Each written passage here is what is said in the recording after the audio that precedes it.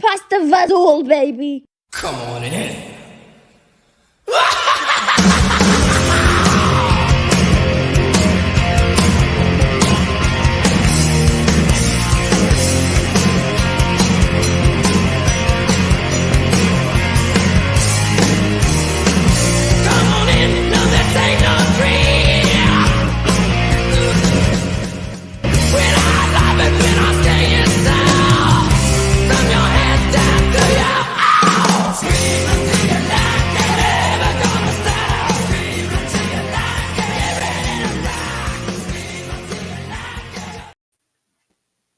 What is up?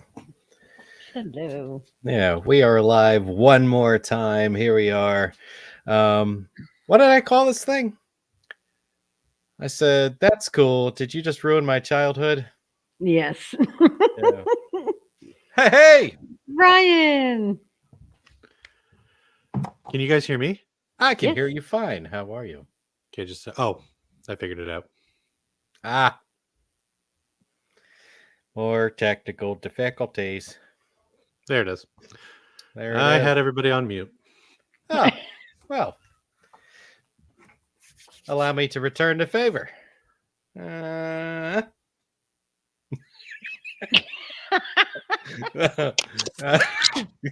kidding. Anyhow. Olin, how's it going? Hi, Olin. Hey, Olin. What do you say, Joe? And Hi, Joe, Joe. hello. Yep. Kyler, look at this. Hi, You know, Kyler. calm down now. I'm here. Don't worry. Gotcha. Yeah. I will. I was frightfully suspicious you wouldn't be here, but here you are. Now I will definitely relax. So anyhow, I entitled this, of course, remakes, better than the original, or stop destroying things that I love. Yeah. And I feel that is usually the take on remakes, or reimaginings, or rebooting, or whatever you want to call that. I mean, I could be wrong. There might be a gray area there, but typically it's usually one extreme or the other. Would you agree, or are your experiences different than that? I would agree. For the most part, it is one extreme or another, but there are a few out there that I had to sit here and go, I don't know which one I like better, so. Okay. Yeah. How about you, Ryan? I'm definitely kind of leaning more towards Clint. I can't think of a lot of remakes that I've sat there and had to think about which one I like better. It's kind of right. I don't know if it's just my personality trait or what, but I if you guys couldn't tell, I get pretty loyal to certain movies. So a lot of times with remakes, it's either going to completely blow my mind and I will swear by the remake, or actually, no, there is one that I don't know which is better or not. Oh, just popped into my head. But yeah, for the most part, I think there's argument to be had that it's very strong one way or the other. There's either a resounding the original is better, or a very strong the remake is the way to go. Okay. Fair enough.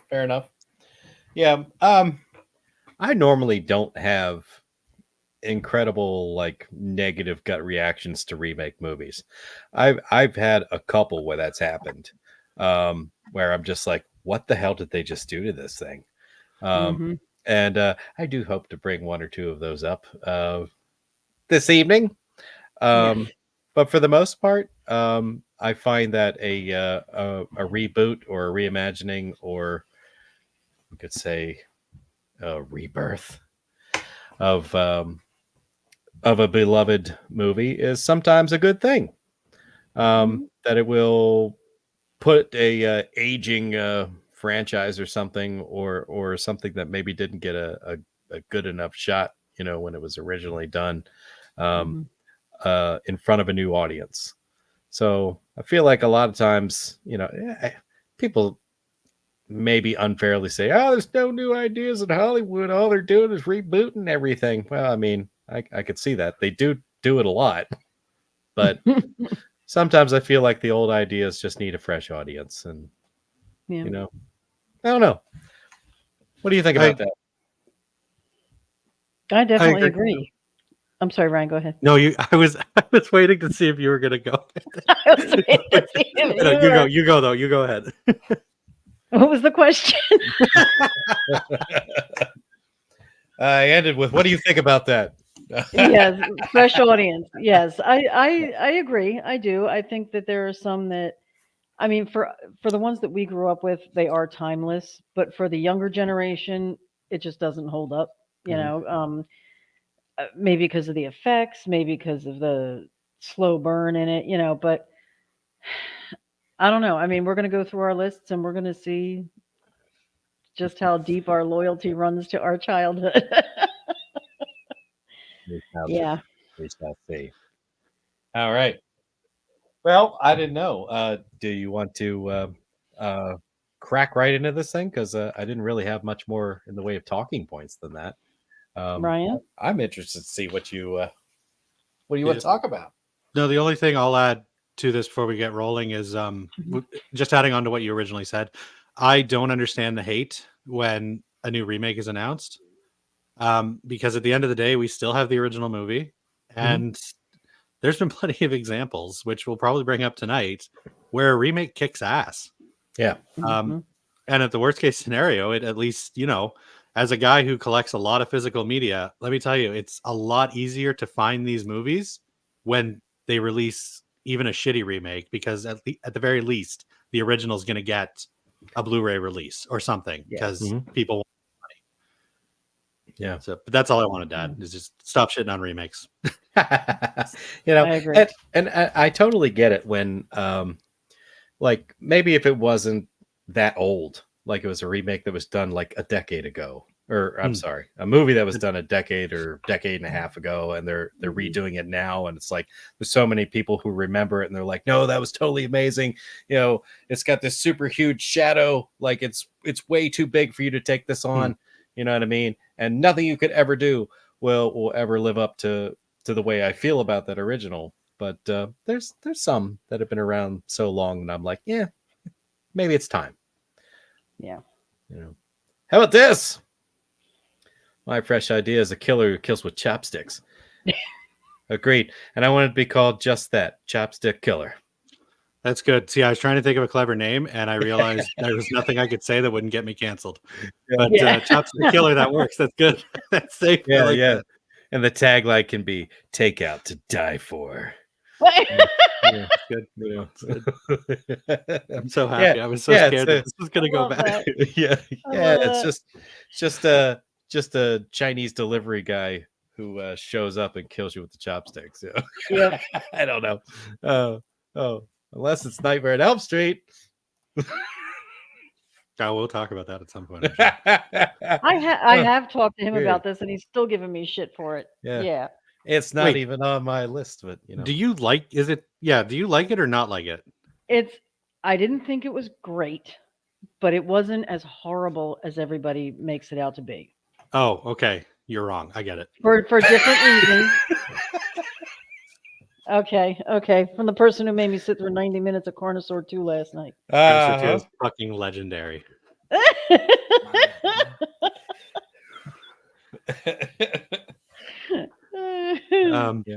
But yeah, no, I'm good to just start rolling. I'm actually really excited about this topic. This is remakes are a huge I love a remake. Just going into one, I'm excited to see, picking apart the differences of the two movies. Even if I wind up hating it, it's still fun to compare to the original. I enjoy going to see a remake.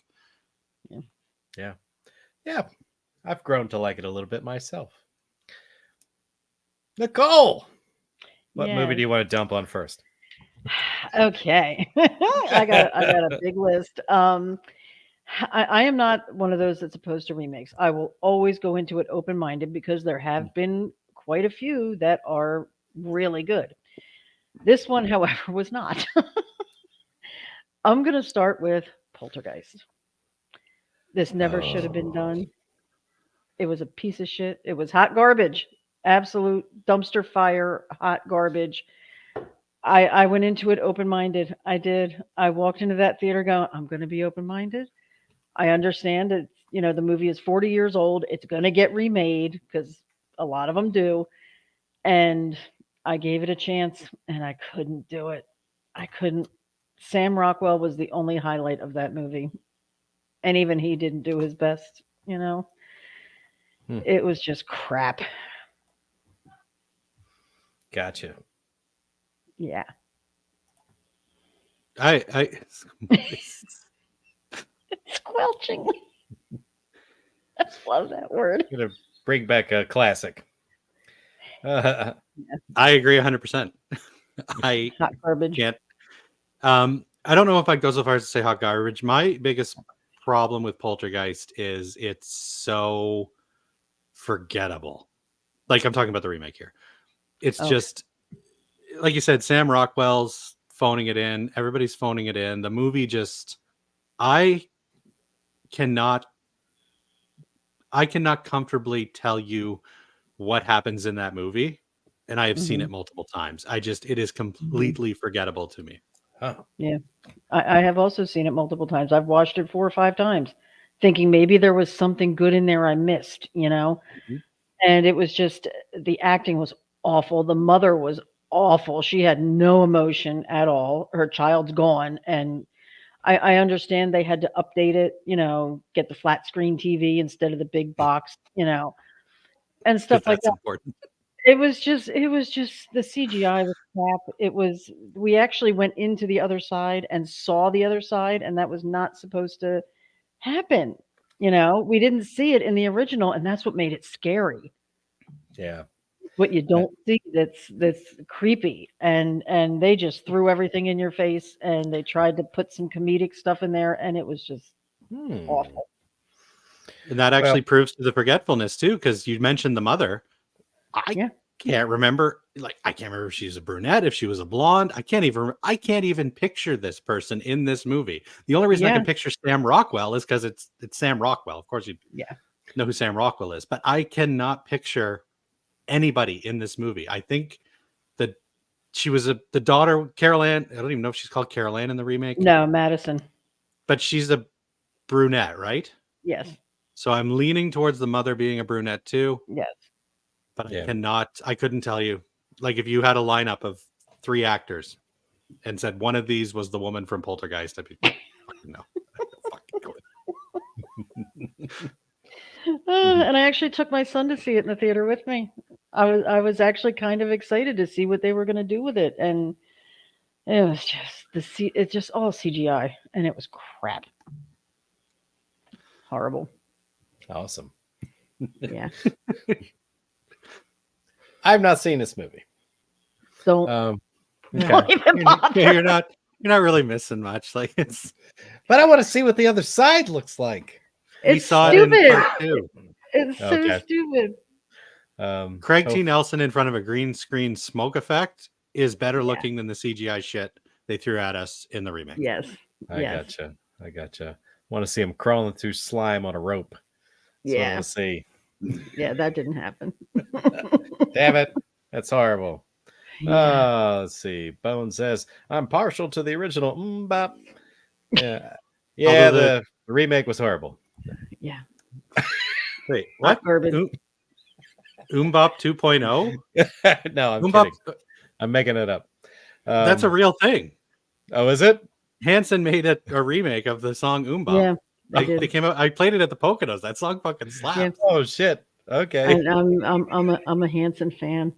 I will fully admit it is not a guilty pleasure. I fully admit I'm a huge. Oh, well, then you got something in common with Bone here, because I can tell you he likes 3 things: Hatfield hot dogs, cryptids, and Hanson. So there you go. I'm telling everybody right now, look it up on whatever music streaming site you use, whatever. Bop 2.0. It's amazing. I actually forgot about that. Like, now that you're saying it's because they did it themselves. Exactly. Yeah. Well, it wasn't. Well, if anybody's going to do it, you know what I mean? It has to be. Probably be them. If anybody can handle the intricacies and nuances of Bop, it has to be Hanson. Worst remake is Child's Play remake. Sorry, Mark Hamill, it was bad. Oh, we disagree there. I have a feeling we'll be speaking about this one. Oh, we will now that Ryan disagrees. Yeah. Good. Tried to dissociate from the originals and watch them as totally different movies, and sometimes it's impossible. Exactly. Agree, yeah. True. It's true.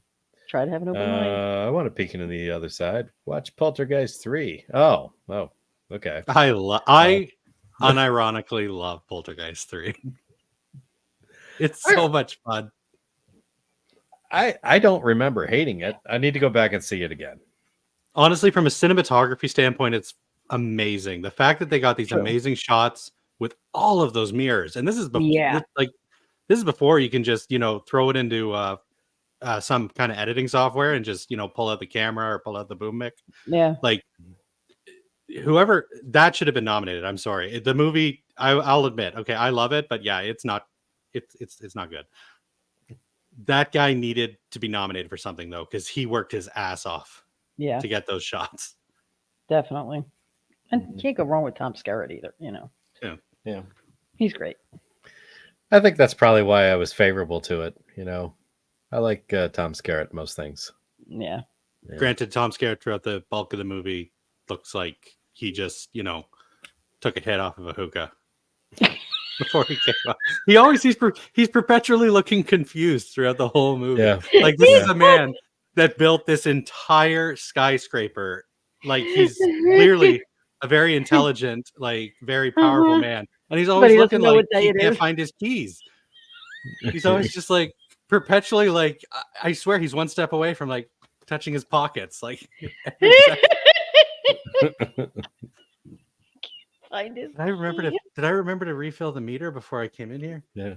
Am I gonna get a ticket when I get like that's Did I turn the stove off at home?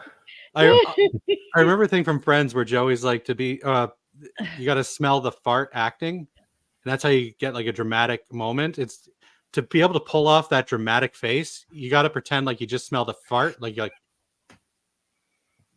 like and that's what Tom Skerritt's doing throughout the whole movie. It's true. Fantastic. That's great advice. Sorry.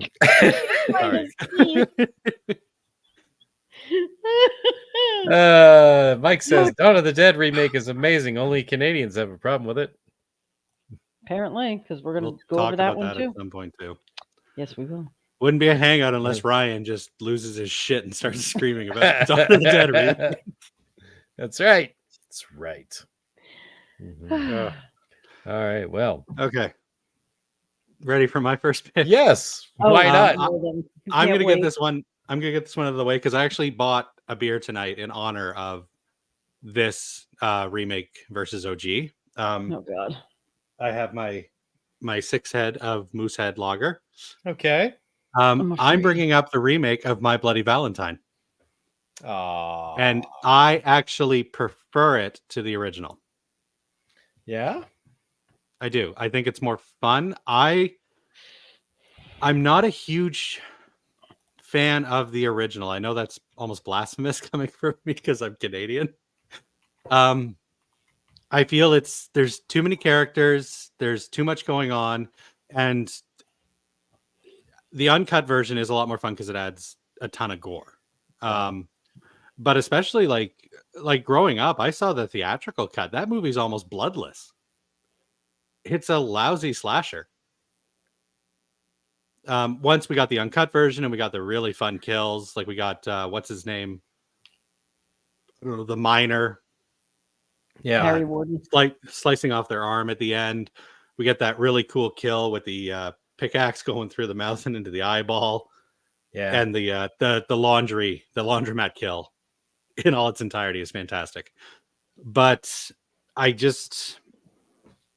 it never hit with me. I don't know why. It was a later watch for me. Like I'd already seen a ton of other slashers. I just found the 3D one to be a little more tongue in cheek. It was having more fun with itself. I did see it in theaters. I got to see it in 3D. And for the 20 or 30 minutes that I was able to handle wearing the glasses. I mean, it was good. It was quality 3D. Yeah. But I just, yeah. Plus it had, what's his name? Tom Atkins. And he's always fun. Hey, there you go. Mike, see? Mike gets it. Yeah, he agrees. But yeah, this is a perfect example, I find. And I wanted to bring this one up first because to me, this is both movies basically take the concept of the story. Like they take the minor, they take the Halloween themed or Halloween, sorry, the Valentine's Day theme and run with it. They are different. You can separate the two from each other. The My Bloody Valentine 3D respects what the original had, but does its own thing. And in this case, I felt it really pulled it off well. I think in a world of, because the mid 2000s had a lot of remakes. And I feel that My Bloody Valentine was one of the better ones. Yeah. I'd probably agree. Either. Oh, okay. You didn't see this one. I'd agree with you there. I'll put it this way. I saw them out of order. I saw the remake first. I actually own the remake. I think I have it in 3D with the glasses and everything. Came in the case with it. So I did have that experience here at home. Thankfully, it does have a 2D version also in the pack. So if I watch it now, that's what I'll watch. I don't. Yep, that's a moose head. But I did go back and I watched the original because I'm like, well, hey, if I'm gonna, watch a remake, I may as well see the original. And I've since gained an appreciation for it. There is a dirtiness to that film. There's just this I don't know, low budget, almost gross quality to it. You know what I mean? That and the effects were pretty good. Even though you say it's relatively bloodless. There's a lot of the theatrical cut is relatively bloodless. Yeah. There's a creep factor to it, and I've seen some of the stuff that's been taken out of it. I mean, and I really wish they hadn't taken it out. But I understand that they had to, satisfy ratings boards, and that was really the reason. Mm-hmm. And having seen that, I also can say that I liked the fan film that was made, that Valentine's Bluffs, because that you could tell the people who made that really loved the original because they kind of went out of their way to like recreate the look of it and the dirty feel of it.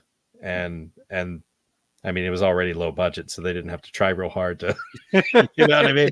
And they got a really kick-ass cosplayer to come in there who like had like a spot on like miner's outfit. I mean, that guy was wearing like vintage stuff. So it's that was really cool. So anyhow, the original was good, but I've gone through all of that to say, yeah, I agree. I like the remake better. Yeah. Good shout out to Valentine Bluffs, though, because that I know a lot of people are hesitant about fan films because they're, I mean, let's not beat around the bush here. A lot of them are pretty fucking shitty. But Valentine Bluffs really takes a step up. Like if I hadn't have known it was a fan film and somebody had just told me this was a sequel, I would have believed it 100%. Yeah. And you even got Lloyd Kaufman in there, with a bit part, which was hilarious. So, I mean, it's a good reason to think that it's a sequel, you know what I mean? Because they're getting, high quality talent and actors like Lloyd Kaufman in there. Although I do really enjoy seeing him pop up and stuff. I haven't seen that. I haven't seen the fan film yet. Oh, you haven't? It's less than an hour, I think. I thought it was feature length. Well, now you got me. I'm going to do check. Nicole, what did you think of My Bloody Valentine? I'll look up this runtime here. Yeah. Well, I realized why it snowed this morning because I agree with you 100%. Oh shit! Hell's frozen over. Frozen over. I saw the original when I was younger, like in high school, and I was never a fan. I thought it was boring. I really did. I was never a fan. I didn't think Harry Warden was that great of a killer, And then the remake came out, and I went to see it in the theater. And I remember the one effect.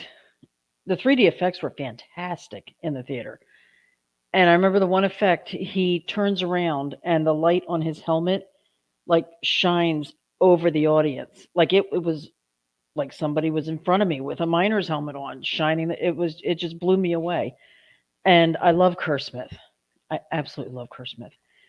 And he did great. And the one who played his wife, whose name I can never remember, I adore her. She's fantastic. She was in Saw 7. But I loved the remake. Loved it. I could watch it over and over again. The original, nope. Can't stand it. So there we go. I think we just had a unanimous. The remake of My Bloody Valentine is better than the original. Is much better, yes. Mm-hmm. And I did look it up. Valentine Bluffs is 1 hour and 30 minutes. Yeah, I just looked it up too. But you didn't trust that I was going to look it up? No. I just I couldn't wait. I had to know. So. And is it on YouTube? It is. It is. Okay. Yeah. That is the other nice thing about fan films. Since they have to be not for profit, you can basically find all of them on YouTube. Yeah. Okay. YouTube's probably the best place to post a movie for free.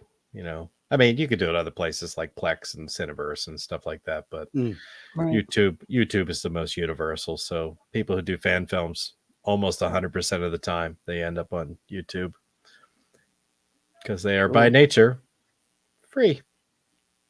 Yeah. So let me see here. Really wanted a sequel to the remake? Yeah, that would have been all right. Yeah, that would have been cool because he did get away at the end. So that's right. We could have had a follow-up story to that.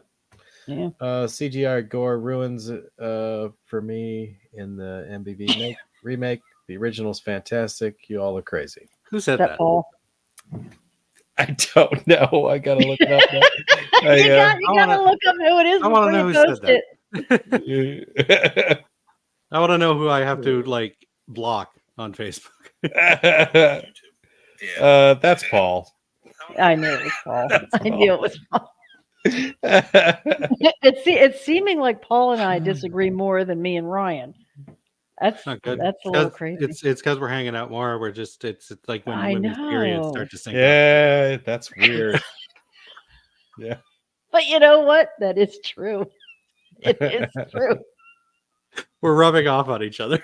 We're rubbing off on each other. Just a couple of besties now. Mm-hmm. No, I'm sure there'll be a couple of hot topics tonight that'll make us realize. I guarantee there will be. You're like, oh, that's right. We're not that close. Right. Mm-hmm. Yeah. This is why I hate you. Yeah. Yeah. 10 things I hate about you. So. What was that? What, this? Oh, this is just an Angry Orchard. Was that like cider? It is a cider, yes. Nice. I am attempting to be. First. Yeah, well, I'm attempting to be gluten-free, so that means right. I basically have to avoid beer almost entirely. I hear there are gluten-free beers out there. I hear they're not very good. So gluten-free beer is like gluten-free bread. You just you're better off to go with the cider. Right. Right. Oh, I was going to say 12 Monkeys makes some amazing hard seltzers. But 12 Monkeys is out of London, Ontario. I don't think you can get that. So sorry. But I can look it up anyway and find out. Don't shy away from the hard seltzers though. Like they're surprisingly good. Yeah. I've tried a couple, but a lot of those tend to go for like a margarita type feel to them.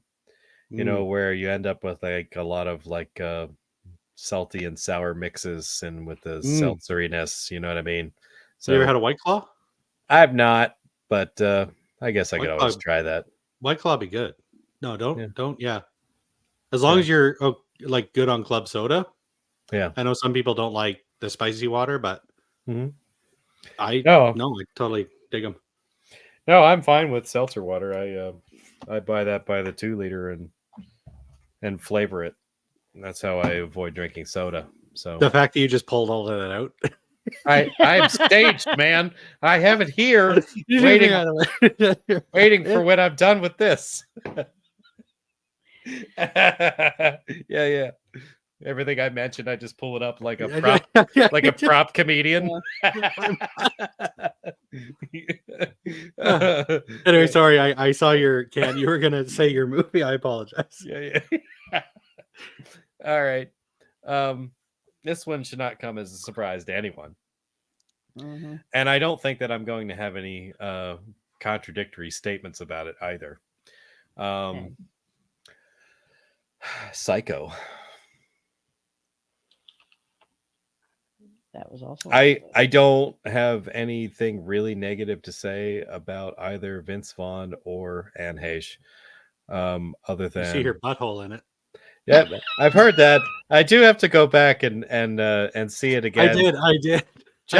Just to remember that. I like that must have like etched an impression in your mind because like I went back when I heard it. I'm like, you see her butthole. I'm like, really? So I went back and I'm like, I'll be damned. There it is. Oh, this is interesting. Recommending White Claw and the My Bloody Valentine remake. What happened to you all? Is it Opposites Day? Oh, I'm sorry. Yeah. We're a bizarro world. Well, if it makes Paul feel any better, I did start with an 11.6 quad IPA, and we will talk about better movies than My Bloody Valentine remake. Yes. Yeah. And think of your calorie intake, Paul. Well, yeah. I'm thinking of mine right now. I guarantee you that quad IPA was like 900 calories. Yeah. I'm sure it was. And I am the Carrot Top with his props. And so All right. Yeah. So Psycho, I love the original movie. That is one of those that it was so compelling when I saw it. There wasn't any way that anyone was going to be able to top it. It didn't matter what they did, you know. And I'm not one of these people that likes to build up Hitchcock all the time. You know what I mean? He fell flat as many times as he hit. You know what I mean? And sometimes more. But like that was as good as it got for me. Like as far as any Hitchcock film that I've ever seen. And it was just so super well done, and it dealt with a topic that wasn't really being shown a lot, and it really focused on the twisted nature of like a single individual, and I love that you got like all this like just behind the scenes look at all the things that he was trying to do to cover up what he was doing, and the fact that he was also trying to cover it up within his own mind. You know, by putting on the persona of his mother and acting completely bewildered, you know, when he's being investigated, like he had no idea why they were looking at him. It's just, I don't know. And it has, you know, probably 15 seconds of one of the coolest looking kills that you've ever seen that has zero blood except for the shower, the drain. You know what I mean? That wasn't even blood. That was like barbecue sauce or something, wasn't it? I think it was chocolate syrup. Yeah. Chocolate syrup. Yeah. And honestly, like there was like no real contact or anything like that. Everything was just like, you know, he would film certain motions, and then when they edited it all together, they made it look that way. So like it really was just pieced together. It wasn't something that they filmed in one shot. Probably not even multiple cameras. They probably have one camera. But anyhow. Is Psycho one of the longest cold opens in history? It's got to be the longest, right? Could be. Like when does spoilers for how old is Psycho now? Like 70 years. Spoilers Yeah. for a 70-year-old God. movie. Janet Yeah. Leigh is not our final girl. It was like the late 60s. Yeah. Yeah. It was- 70-year-old. Well, yeah. okay, sorry. Was it the 60s? Was it 54? I think it was like 54 or 64. Just a point. Now you're gonna make me look that up. Here we go. I'm not that off. It's either 70 or 60 years. It's just the way you said it. 1960. It was 1960. So Yeah. it's 64 years old. 64 years old. Jesus Christ. But yeah, so spoilers for the 64-year-old movie. Janet Leigh dies. But what is it? It's like the 30-minute mark, 40-minute mark? How could you ruin that for me? Yeah. Yeah. That would be the most shocking revelation of my entire time knowing you guys, is if it turned out Nicole had never seen Psycho. Yeah. Of course I've seen Psycho. Yeah. But because everybody talks about cold opens, right? Like I know the Friday the 13th remake gets brought up with its 25-minute cold open. Scream has their 10-minute cold opens. Psycho's cold open is really fucking long. No, I've never seen that. No, I didn't even know it existed. I've not. I meant to Really? click this, but two comments popped up. So that was Paul letting you know 1960. Okay. Kyler's gonna go back and look for the butthole. Speaking of buttholes, so here Doing the Lord's work. Jesus Christ! You hear William Sadler's dog. butthole is on display in 4K Die Hard 2. I haven't revisited to confirm. Maybe Nicole can tell you. We don't actually see his Maniac butthole. Cop follows Atkins for an hour. Okay. Okay, so for the person looking can't. for the butthole, it's when she falls forward in the tub and her legs kind of splay to either side, her crack opens up. And it's right there, right at the bottom. Really? Where you would expect it to be? Not strange placement or anything? No, well, that's the thing, right? Because I was originally looking like by her elbow, but it wasn't there. Oh, And you have kids?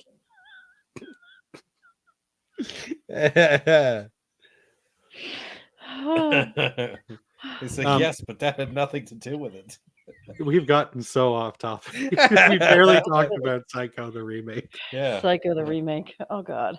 The It's remake not. was- No, go Go ahead. ahead, Ryan. I was just gonna say it's not. Honestly, the biggest offense that the Psycho remake has is that it's like I talked about My Bloody Valentine. They took the core concept of the movie, they took the minor, they took the fact that it's set around Valentine's Day, and they kind of made their own thing with it. Psycho the remake is literally Psycho, except it Yeah, adds it's Van made by Hays's Vaughn. butthole and Vince Vaughn masturbating. Yeah. Like, it's the same fucking movie. Why? If you're gonna remake a movie, make it your own. Don't do the same fucking. How boring is that? Yeah. No, I agree. I definitely didn't need like basically a shot for shot remake of the original. You know, that's pointless to me. I don't know why anyone would do that.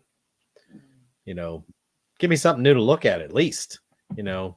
Well, I mean, or some we got a or couple some- things that were new to look some at. new dialogue, you know, or name her Madison or something, you know what I mean? So we got to update the names if nothing else, you know, instead of him being Norman, you know, have him be like Tyler or something. Tyler Bates. Yeah, exactly. Tyler Bates. Yeah. I appreciate Ryan parting the air with his hands to demonstrate the butthole area. You gotta spread the cheeks. The cheeks are together. You're not gonna see the butthole. Nanners! How you doing? Good to see you. He's like, I saw it. They do show the butthole. Okay. Thank you for the confirmation, Kyler. There you go. See, I'm not crazy. Oh, God. And this was a Gore Verbinski film. Like, Yeah. this dude did Pirates of the Caribbean. He did The Ring. Wow. Like, this guy knows how to make a good movie. I don't like Pirates of the Caribbean, but I can admit it's a damn good movie. Mm-hmm. And he chooses to, like, I swear they were just carrying around a Cliff Notes version of Psycho the entire time. Mm-hmm. They might have been. It was probably a really easy paycheck for him. Oh yeah, yeah. He's like, what's just the steal next scene? Just steal the shot list, just steal the cinematographer's notes from 1960 and be like, okay, this is what we're doing today. This is what we're doing today. Mm-hmm. All he had, like I said, all he had to add was like, Vince Vaughn, look through this hole and pretend like you're jacking it. Yeah. Yeah, we got to give the people something they haven't seen before. You know what, though? Vince, despite the jacking it, Vince Vaughn as Norman Bates, not terrible. No, he's all right. He was creepy. Oh, for sure. Vince Look, all I'm saying is I got more Stranger Danger vibes out of Vince Vaughn in the remake than I did from Anthony Perkins in Psycho. Really? Yeah. I don't know if it's because Vince Vaughn has like them puffy eyes like I do, and Vince Vaughn just looks like he hasn't slept in like 3 days. But I legit looking for his all I'm teeth. saying is by the end of the movie, I believed Vince Vaughn was insane more than I believed Anthony Perkins was insane. Okay. That is the only plus I will give to this movie. Okay. And I'm not saying I didn't like Anthony Perkins as Norman Bates. It's fantastic. Anthony Perkins, and especially in the sequels, because I don't think the sequels to Psycho get enough love. I agree. There is not a bad Psycho movie. Nope. They're all fantastic. With the exception of the remake. Right. And it's not even that it's a bad movie. It's just why bother to watch the remake when you have the original? They're the same fucking movie. Right. Exactly. But Psycho 2 is fantastic. And Anthony Perkins, that is peak Norman Bates for me, is Psycho 2. Yeah. Mm-hmm. For sure. The idea of them trying to get somebody to replace Anthony Perkins is absurd. I love Vince Vaughn. I do. I think he's a great comedic actor. Nobody can reproduce Anthony Perkins, and that's what they were trying to do. They were just trying to replicate the original. Mm-hmm. The Psycho remake is not hot garbage. The Psycho remake is a bag full of dirty diapers sitting on a New York City sidewalk during a garbage strike. The garbage strike was what I saw it. I saw it once. Never again. I think it should be just burned out of history. It's fucking god awful. I don't care how many buttholes you see or how many times you see Vince Vaughn. You could jacking it. Fucking shit. Never should have been made. Never should have been made. I do agree. It's an abomination. There's no point to it. Yeah. Right. Here's an interesting thought. I agree that Vaughn was creepier than Perkins, and I think it makes it less effective. You feel for Perkins. You do have... He's not wrong. Exactly. I agree. Exactly. I want to feel for the villain. Right. You know, I want that. Yeah. You almost sympathize a little bit with Norman. You do. And I agree. In the original. I agree. It makes the twist at the end with Perkins better. Because I even said it when the end of the movie comes, you're like, well, of course this dude's fucking crazy with Vaughn, but with Perkins, we know that there's something wrong with Norman, and he's clean. He's doing it like we do think in the original Cycle. It's hard to remember this, but he might be covering up for his mother. Mm-hmm. Right. With Vaughn, you never get that. You kind of feel this dude's insane right from the get-go. Right. With Perkins, it is a surprise that his mother was never even in the equation. It was him the whole time. Yeah. Right. And the final scene when they catch him and he's standing there and he's struggling and the wig comes up, you feel sorry for him. Or at least I did. You know, like you can see he's just completely mentally gone. You know, and then the final scene with him sitting there and that fucking smirk that comes on his face, that's man. So good. It's classic. Yeah. Oh my god, I'm watching Psycho after this. So good. So, and if you need go ahead. if you need a metaphor, The 1960 is the picture of the Big Mac on the menu. The remake is the Big Mac you actually get.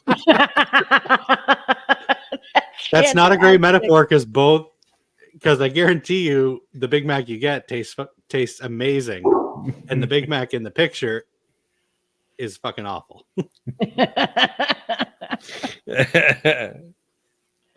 Let's see.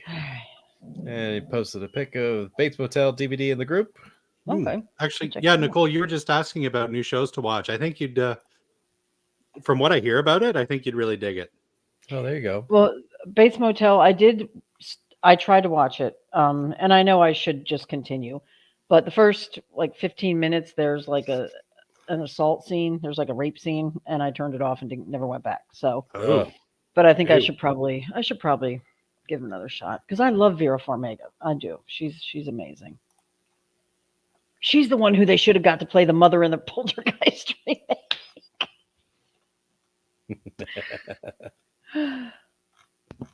That's right. Well. What's right? What? Yes, I was just agreeing with Nicole. Oh, okay. It looked like you were looking at something. No. I was looking for that picture posted, but I don't know. I didn't see it right away. So rather than yeah, that too. Oh, the DVD cover. Okay. Yeah. Yeah, I didn't find it at first glance. So I am back. My attention is back. So yeah, it is. Go ahead, I think I've said enough about Psycho. Go ahead. I think we all have. Yeah. Oh, it's my turn. Okay. All right, fuck it. I'm going to go for it. Nightmare on Elm Street. Ah! Okay. Here's payback, Olin. Yeah. The remake was not great. I will admit that. Nothing can top the original. Nobody can play Freddy Krueger except for Robert Englund. I am 100% on board with that. However, the remake had some good parts to it. It did. I loved the prequel part of it. I mean, I love a prequel no matter what, but when they showed him actually getting burned alive, the cast, Clancy Brown and jackass, Clancy, hear me out. Clancy Brown, Connie Britton, Kyle Gallner, the cast, except for what's her name who played Nancy. I can't stand her, but for the most part, huh? No, it wasn't Numi Rapace. I can't remember her name. The makeup was awful. Half the teenagers looked like they were 30. You know, Jackie Earle Haley tried. Like, I give him credit, and I felt for him for, he got so much shit for taking this role, and because it was a hell of a role to try to replace. But I didn't like the end. I did like the fact that they had you guessing whether he really did it or not. I enjoyed that a lot. So between that and the cast and the prequel part of it, it wasn't horrible. The OG will always be better, always. But the remake had some good stuff in it. And now I'm going to get attacked. Go ahead. Right. What is that? That's the Hear No Evil. Oh my God. Clint, are you good if I jump in here? Because I got a few things to say about this movie. Oh, I'm sure you do. Yeah. If you want me to go first, I will. Either or. Yeah, go ahead. You know what? Yeah, no, you go ahead, Clint. I'll save mine till the end. All right.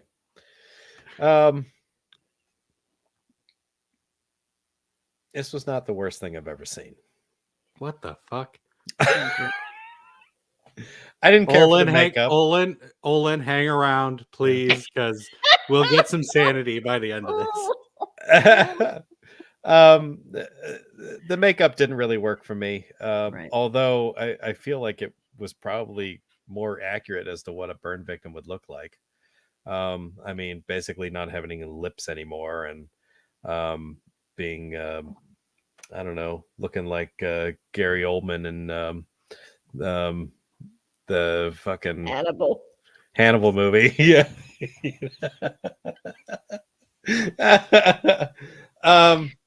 I found myself getting upset watching it, actually, but that was only when I felt that they were creating sympathy for him. I was like, what is this? What the fuck we're doing right now? I mean, we're like showing that like maybe he's not a killer and he was wrongfully accused, and like, are we doing a Candyman thing or what the fuck is this? And then like they're like, oh no, that was just a trick, he really is a child molesting murdering piece of shit. So I was like, I oh, enjoyed that. thank That was God. good. You know? That was a good thing to put in there. Paul, What's he guessing? what's Hello. up, man? Hi, Paul. He's like, Paul's like, I'm here just to crucify Nicole. He's like, My Bloody Valentine was one thing, but this is a bridge too far.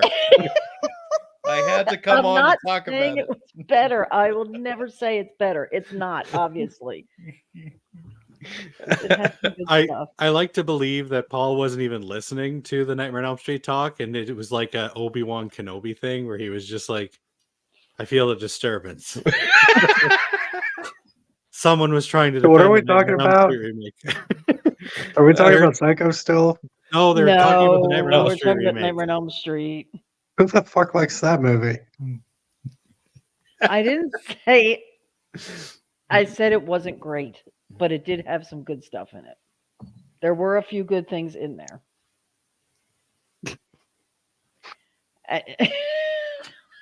I've got a Freddy's Dead poster behind me right now.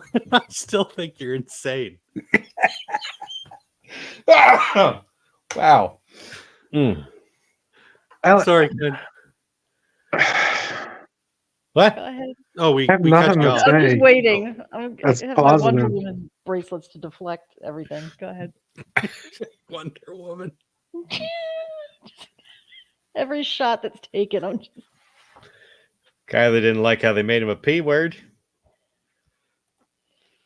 So that was something that was always touched upon even from the original movie, but they kept it in the background, especially once Freddy became cool. Like once you get like your Nightmare 3s and 4s, Freddy was like a popular villain. It was cool to like Freddy.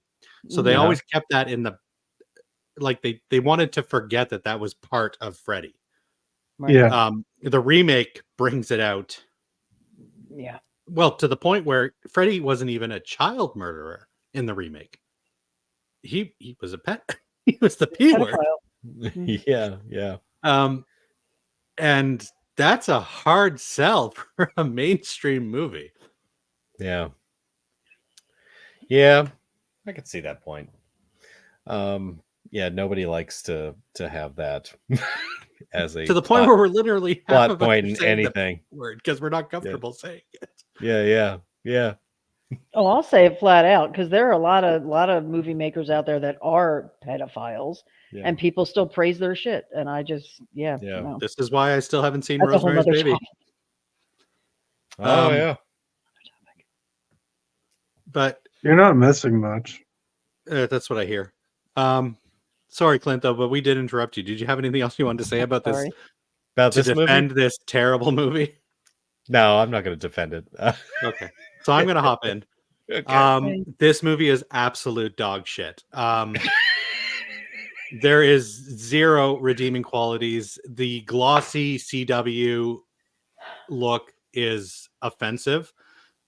The only positive I will give to this movie is one, I did like the idea of the micro naps and Freddy being able to sneak in really quick. That's cool. I wish we'd seen that in some other movie, but this killed the franchise. So of course we have it in a Nightmare film in almost 20 years now. And two, I do think Jackie Earle Haley did a good job with what he was given. Yes, he did. It's unfortunate that, sorry, I got a bubble in my nose. It's unfortunate that Jackie Earle has not been given the opportunity, because let's face it, guys, Robert Englund is like pushing late 70s now. We're not getting Robert Englund back as Freddy. No. I think Jackie would have been a great starting point for a new generation of nightmare films. Mhm. But this movie is so cliched. This movie is trying to basically cover all the bases to be a early 2000s horror film. And the fact that nothing works in this. You have these, you mentioned, like, we've got Clancy Brown. We've got great actors, and the writing in this movie is atrocious. Nothing works. You don't care about any of the characters. By the time we get to the finale, we don't even, they pulled the switcheroo. They're like, is Freddy maybe a sympathetic character? But then they still throw at the end, no, he's still a fucking pedophile who murders children. You know what? Give us that Freddy was innocent. Give us that this is a vengeful demon. I would have given them more kudos for that. I agree with that. They could have done There's nothing good about this movie. Fuck. It's fucking tsunami I tomorrow. have one good thing to say about it. it. Okay. It was great that they chose to make this after Wes Craven died, so he wouldn't have to see what they did to his signature fucking movie. Was Wes Craven already dead at that point? Yes. Wow. Thank fucking Christ. Like, what works in this? Like, this was the end of Platinum Dunes for their horror remakes. Like, say what you want about Texas Chainsaw, which we'll get into, I'm sure. Texas Chainsaw, Friday the 13th, The Hitcher. You can argue back and forth about this movie. There is nothing redeeming about the Nightmare on Elm Street remake. It took a character that is beloved by so many horror fans, and they managed to nail such a phenomenal character actor, Jackie Earle Haley. To, like, everything was lining up. I was excited for this movie.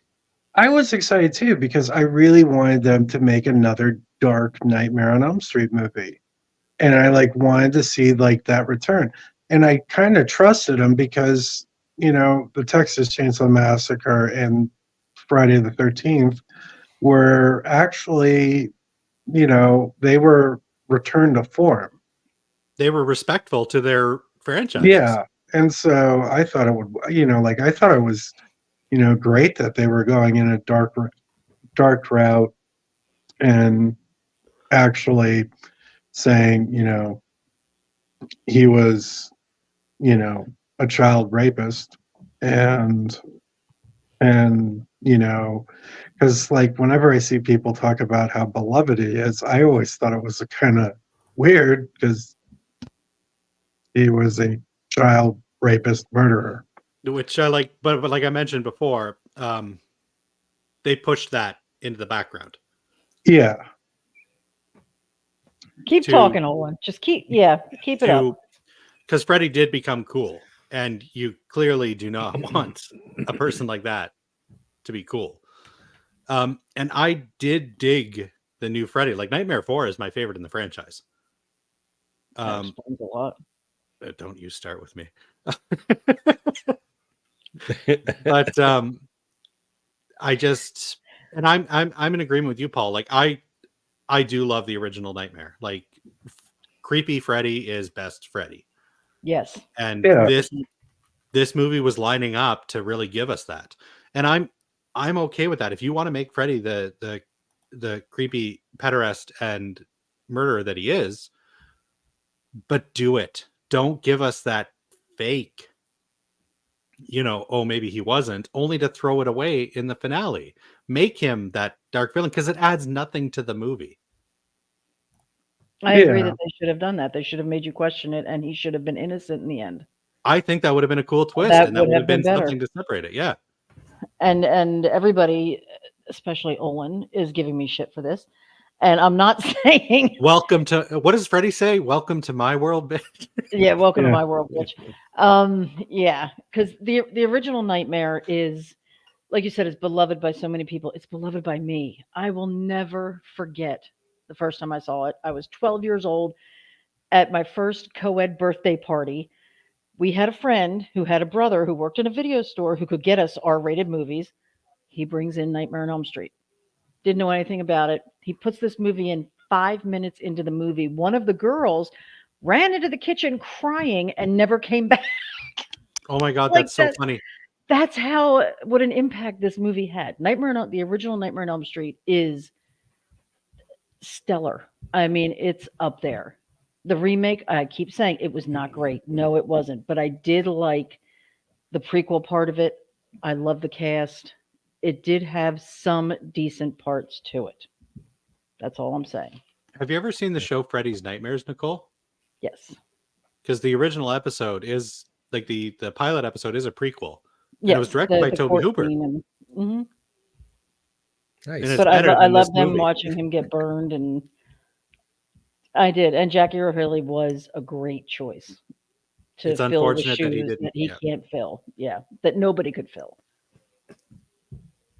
That's all I'm saying. Who's the dude from? He was in like 31, and he's in like a bunch of Rob Zombie flicks. Oh my god, what's his name? Oh, he's gonna be at Horror Realm Yeah. in 2 weeks. I can't think of it. It's like Oh my god. it's like Robert Baker Booth or something like that. It sounds like somebody that's like killed a president. Is his name? He's got three. Yeah, because he got three first Yeah. names. Yeah. Like he's I'm got gonna one of those assassin names. Yeah. And we all should have seen this coming. Nightmare on Elm Street stank something bad, but it was still better than E.T. or The Exorcist. Mike, go finish your cooking. All right, Richard Brake. That was it. Richard Brake. Richard Brake. If there was anybody that should step into Freddy Krueger's glove, it is Richard Brake. Mm, You know, like only thinking for physical stature. Richard Brake is a tall dude. He's a big dude. Freddie was not a big guy. But I still think it works, though. I mean, I But he's don't know. lanky and Yeah. say what you want about Rob Zombie's 31. I do happen to like it, but he's creepy as shit in that movie. And that's when I watched Rob Zombie's 31, that was the first thing that popped in my head. I was like, this dude could pull off Freddy Krueger. But yeah, no, remake sucks. I'm sorry. I own it, and I own it. I own it physically. I own it on Blu-ray. And I do too. Yep. did you get it as part of a set or did you buy it individually? nope, I own it individually. It's like Adam owns it, but because it came with like Texas Chainsaw 2003 and Friday the 13th, Yeah. and A so remake it's box. reasonable for him to have it in his collection. That's reasonable for me. I'm a completionist. That would never waste the money. There's yeah. nothing reasonable about being a completionist. Yeah. Ryan heard there was a butthole in it somewhere, so he had to go get it. Yeah, he had to get it. Or a giant rubber dinosaur. it. I don't know. I mean, Drunk Ryan goes Blu-ray shopping. The last time Drunk Ryan went, oh my god. Side note, the last time like really Drunk Ryan went this was DVD shopping. This was back in my college days, because I would get right shit-faced at our college bar, and across the street was like this independent DVD store. Oh, geez. And I got so drunk, I walked across the street and convinced myself that like buying $120 DVD copy of Akira was worth it. Wow. So Drunk Ryan Goes Blu-ray shopping is not something you want to see. It's honestly quite depressing. Do you still have it? No, I traded it in and got the $10 Blu-ray that is far superior. Okay. But anyway, sorry. Sounds like you lost money on that. Oh yeah. That's why I'm in debt. Oh, I make bad financial decisions. yeah. Yeah. How's that moose head? Terrible. Absolutely terrible. Like, you guys have heard of a beer going skunky, right? Yeah. Yeah. Well, Moosehead does the brave thing of just making it skunky right out of the can. Okay. We lost Paul. We lost Yeah, I know what happened to Paul. He just it came on 'cause- for the Nightmare on Elm Street one, and then Was it said, 'cause I "That's shit it, on I'm outta here, Moosehead?" fuck it." Maybe that reminded him he had to go get an Iron City beer. I don't know. Mm. But yeah, you know what? If you like the Nightmare on Elm Street remake, I guess sure. Owen! I'd buy it out of the dollar bin. God. It's not good. It's depressing. It's That's what I like. gross to about look at. Like the movie's like brown and blue. Although there is that, I do love that one line that Jackie Earl Haley gives after he kills the guy in the prison. Mm-hmm. And you cut back and the guy's still in the dream. And Jackie Earl Haley says, what is it? Like the brain stays alive like 6 minutes after the body dies. We've got 5 more minutes of playtime. Like, that's cool.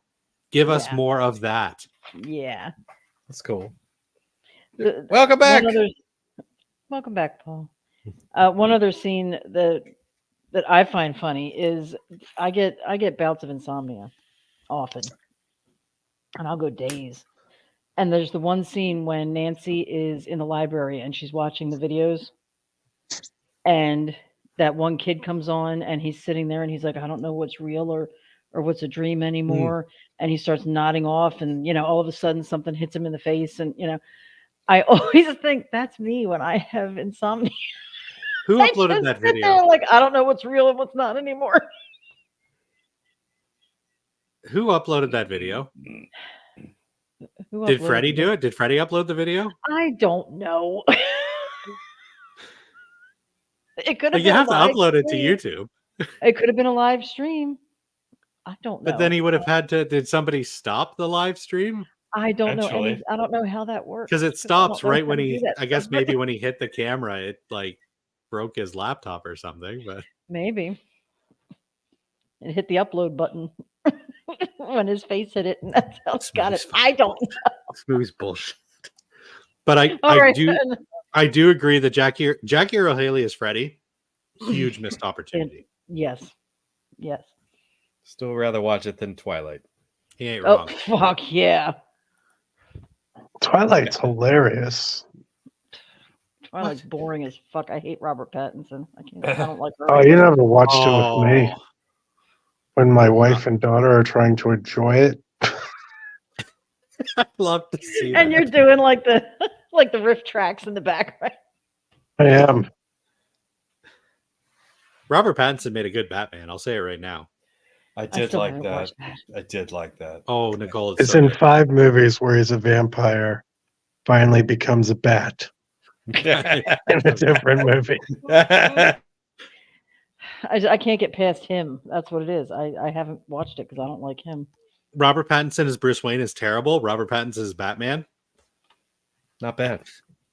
Like I said, as I keep saying, as a 99% straight dude, whew. Oh, he's great. Robert Pattinson's actually a really good actor. It's just he is. The Twilight movies were written so poorly that you don't see it. But like he was in that Cronenberg movie, Cosmopolis, and he was fantastic in that. He was good in The Lighthouse. He's a really good actor with a lot of range. The thing is that he found his character, and there's interviews of him saying, he's like, well, I tried to play it as a manic depressive and as somebody who would be impressed with this girl. Jesus Christ. Well, I'm not going to lie. He kind of nailed it. Yeah. And, I actually think he's got like some artistry in him, and I think he has like the potential to be like a DiCaprio that outgrew the famous heartthrob role and becomes like a really good actor. I have nothing but high hopes for his career. I agree. Let me know when that happens. Watch The Batman. I know I have. The Batman, The Lighthouse. I mean, yeah. You're fond of me, lobster, ain't you?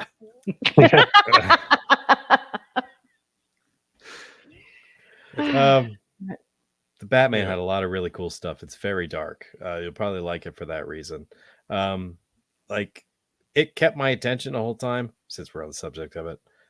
But I'll say that like they could have easily chopped like a half an hour off that movie, and Yeah. I'd have been happier. At the same time, it that's is a like one of 3-hour my movie. big gripes is movies that go over 2 hours. Yeah. This one's 3.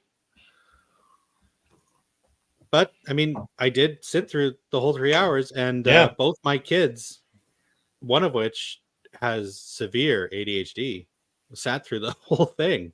So it's got something that works. Yeah, it's clearly captivating. So I mean, whether it's the visuals or the actual like things that are happening on screen, just the way the story develops. I mean, it kept my attention. It's good. So, you and I like that. Like his whole thing is like, it's Batman from Detective Comics Batman versus like Batman from Ben Affleck Batman. Yeah, it's not like an action movie. No, it's very much, it brings back that detective vibe that Batman is a detective. Yeah. The first rule about Ben Affleck Batman, we don't talk about Ben Affleck Batman. I didn't hate him. Me neither. I did. I can't now. I can tell you I hate him in other movies, but I did not hate him in Batman. But not Reindeer Games, because that movie's fucking rocks. I love Reindeer Games. So good. Love so it. fucking Affleck good. was the bomb in Phantom Show.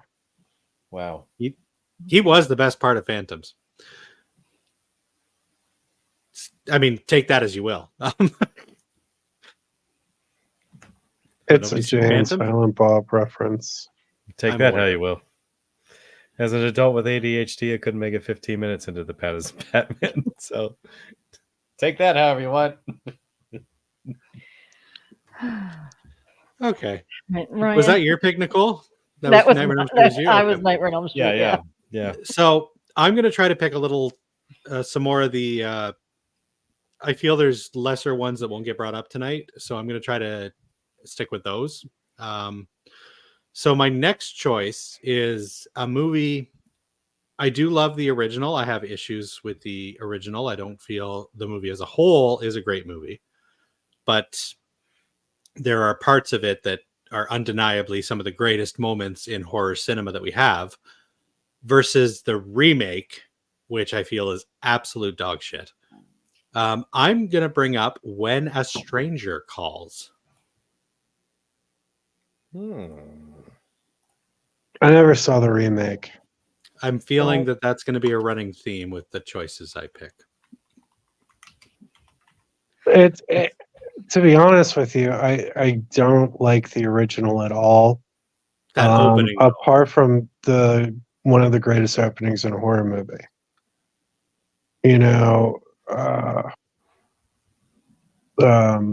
The opening of When a Stranger Calls is fantastic and would be an awesome like anthology film segment.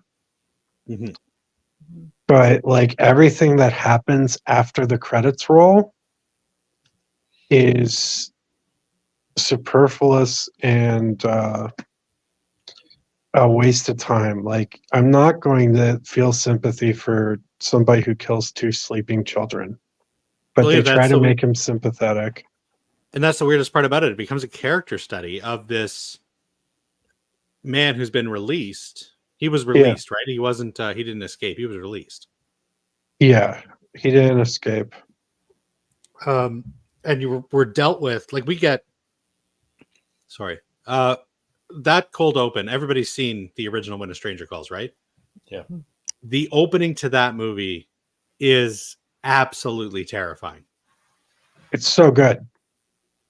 To the point where I actually used it in a college presentation about how fears, how do I put this? We were looking at modern urban myths and how real life fears can project themselves into how we act. I don't know. It was college bullshit. It was just it was an excuse for me to show the opening to When a Stranger Calls in class.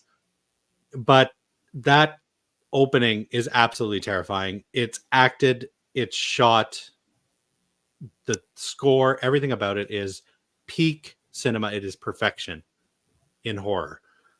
The following 80 minutes after that is complete dog shit.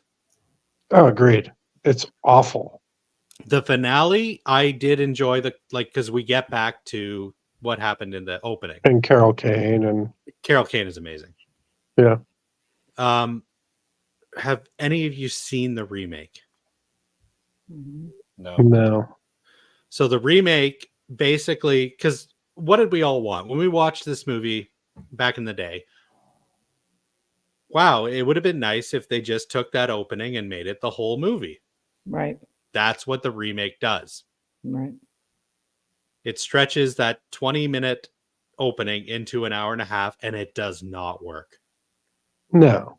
It's an anthology film segment. You know, that's the best way to use that story. It has a very good beginning, a very good end, you know, and that's all you need from that story. And The only good stop thing about those, Psycho. They're allowed to be out there.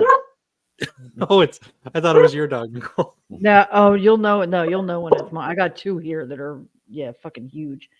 The remake. The only good thing. I shouldn't say the only good thing. The only thing I liked about the remake.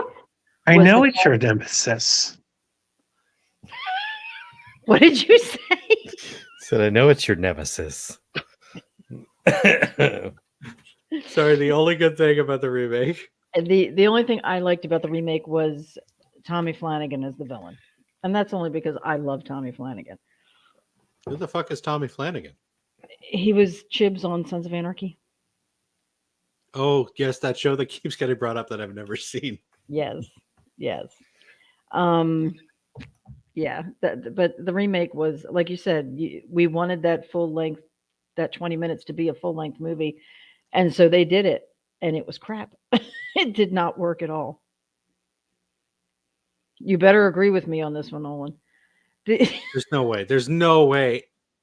no way put anybody money. could like the remake. I will stick money on the table right now. There is no way that someone would say that the remake to When a Stranger Calls is superior to the original. Right. There's no way, because the original, especially my generation, because the newer generation probably wouldn't love it as much as we did, because it doesn't, what's the word I'm looking for? It doesn't, I almost said it doesn't travel well. The technology doesn't hold make up. sense. Exactly, because they don't know about landlines and Mhm. having two separate phone lines in your Yeah. house. And, but when this movie came out and I first saw it, I was probably about 12 or 13, and I was babysitting as a job, and this movie changed the way I babysat. I had every curtain in the house closed, which is why I'm freaking out here. Like, it was, if the phone rang, I was terrified. Thank you. Finally. Yeah, the original, the first 20 minutes of the original was amazing. Carol Kane was amazing. Brian Dennehy. I'm a huge fan of Brian Dennehy. And I agree with you guys. The first 20 minutes was fucking terrifying. After that, no, it was crap. Big drop off. Yeah, huge. They took us to the edge of the cliff and then just pushed us over. Yeah. Yeah. Mm-hmm. Mm-hmm. Fantastic. And I can't get past the girl's eyebrows in the remake. They're awful. I want to slap her stylist. Like, they're awful. They're like really thin, or No, they're really thick. Like, she's got like oh, fucking Mondo eyebrows. Selma on. Blair or Carol Kane? No, whoever in the remake, the girl in the remake. That wasn't Selma Blair, was it? Yeah. No, it wasn't. Hang on. I can't remember.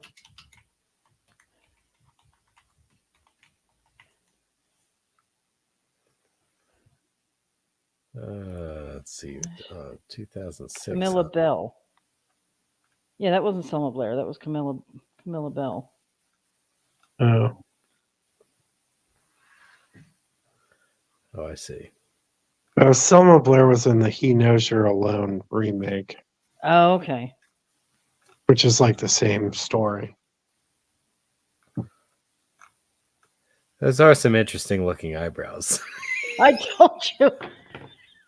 Awful. They're awful. They're so bad. They almost look Yeah. like they're photoshopped in. That's weird. It does. Or like they're tattooed. Yeah. Interesting. Well, all right. Yep. All right. Love cocaine. Yes. Remake was awesome. Screw you, hosers. Mike, Yeah. go eat your pasta fazool. Or get your ass on here and defend yourself. Yeah. Let's hear your take on these movies. Yeah. Yeah. Why is one eyebrow slightly higher than the other? Maybe she's related to The Rock. I don't know.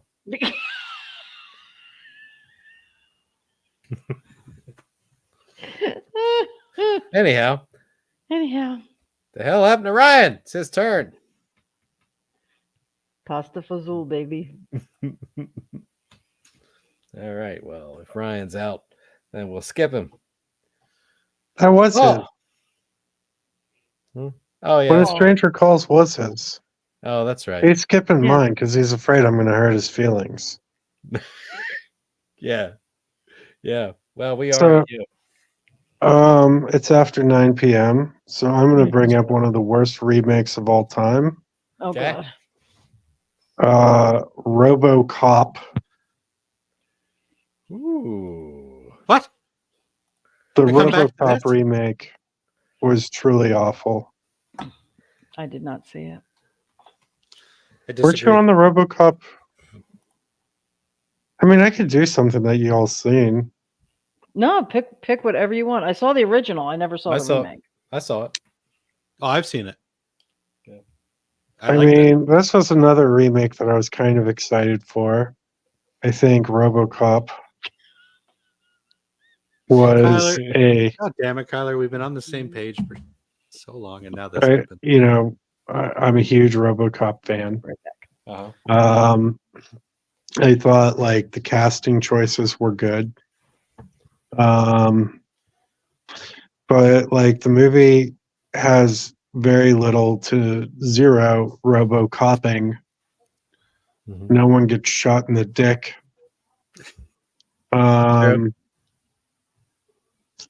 And they like kind of ignored the satirical aspects of Paul Verhoeven's classic, Uh-huh. and it was just such a terrible movie. I Okay. disagree. Clint, what do you got to say? I'll say that it did not stay super true to the RoboCop original idea, and I agree with much of what you say, Paul. Despite that, I did enjoy it a fair amount. I would have liked it if they called it something other than RoboCop, and it was Cybercop. yeah, something it like made it its own story. Like it didn't feel like a reboot of the RoboCop franchise to me. There was some cool tech stuff in it, which I really enjoyed, and I liked the how they kept a lot of the emotional element of his character until they basically tried to program it out of him. And they just took a different approach to it. You know what I mean?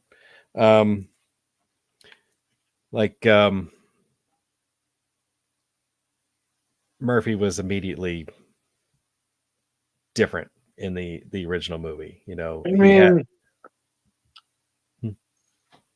like one of my nightmares is that like I'm gonna live long enough that when I die, my job will take my body and make me keep working. yeah. But that's And- RoboCop.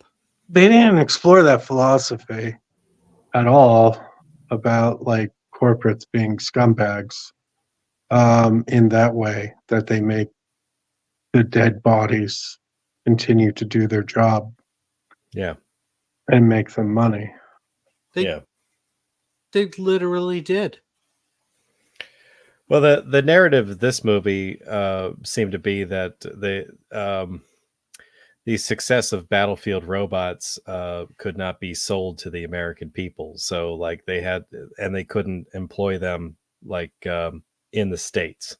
So, like, Yeah. they felt the need to create something new in order to market it better to the American people, in order to install them in police departments, which is how we got this abomination, that was RoboCop, but so to me Like, I it was wouldn't even buy that movie for $1.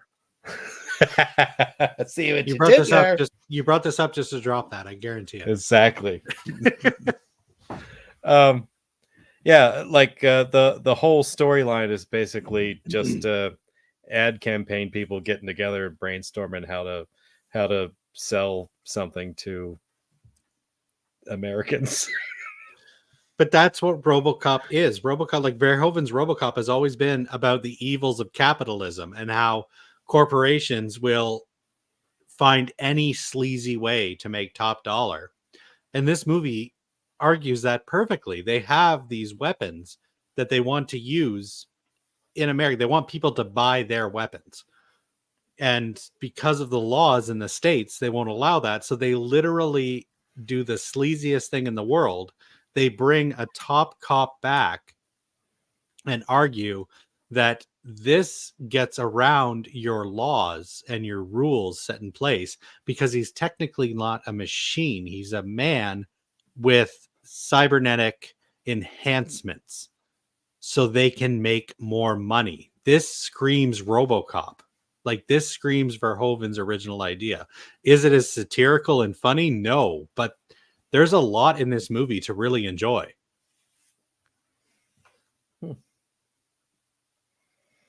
But penis shots. The penis shots. Look, just watch the R RoboCop. Like, just watch 45 minutes of the RoboCop remake, and then just watch that R RoboCop remake scene where he shoots like 50 guys in the dick, and then go back to the movie. You'll be fine. That is a good short. So fucking funny. I am an unapologetic defender of the RoboCop remake. I do feel there's a lot that captures what Verhoeven was doing with the original. I do dislike the fact that it was watered down into a PG-13 film. Because I do feel the ultra violence. I mean, Verhoeven's known for going the extreme, like be it Showgirls, Starship Troopers, or RoboCop, Total Recall. The dude loves to push the envelope, and that was sorely missing from the RoboCop remake. But I do feel everything else in it makes for a solid watch. It's a good time.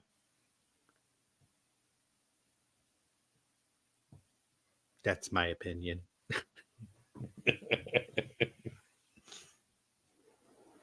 Okay, you can have your opinion. Someone who thinks that the remake of My Bloody Valentine is better can have the opinion that the RoboCop remake is fine. Yeah, see, We'll always be friends and enemies. I was gonna say it makes sense that he's missing the dick shots from the remake because he's throwing the dick shots right now. I'm just saying that was basically the verbal version of Paul kicking me in the dick. Oh, it's perfect. It's perfect. Yep. I don't know. I didn't mind the RoboCop remake. I'd watch it again. I own it. I own it on Blu-ray, and I'm not, unlike Nightmare, I don't mind the fact that I own this. Yeah, but in all seriousness, it felt unnecessary, and I'd love it if it was its own movie and not something that was polished up to be a remake of something that clearly a ton of people love. It's just like, I don't know. It's like one of those things. It's like, why bother? Yeah. Would you And rather more RoboCop 3s? with the homeless, you know how I feel about that. That's right. As soon as you started talking, I was like, "Oh, that's right." I also unapologetically Get like no RoboCop. support here. It was not a bad RoboCop. It was a Yes, thank you, great Kyler. RoboCop. It's a terrible fucking movie. It's boring. It's like the one thing you can't do when your movie is called RoboCop. Be fucking boring. Y'all are just scared of change.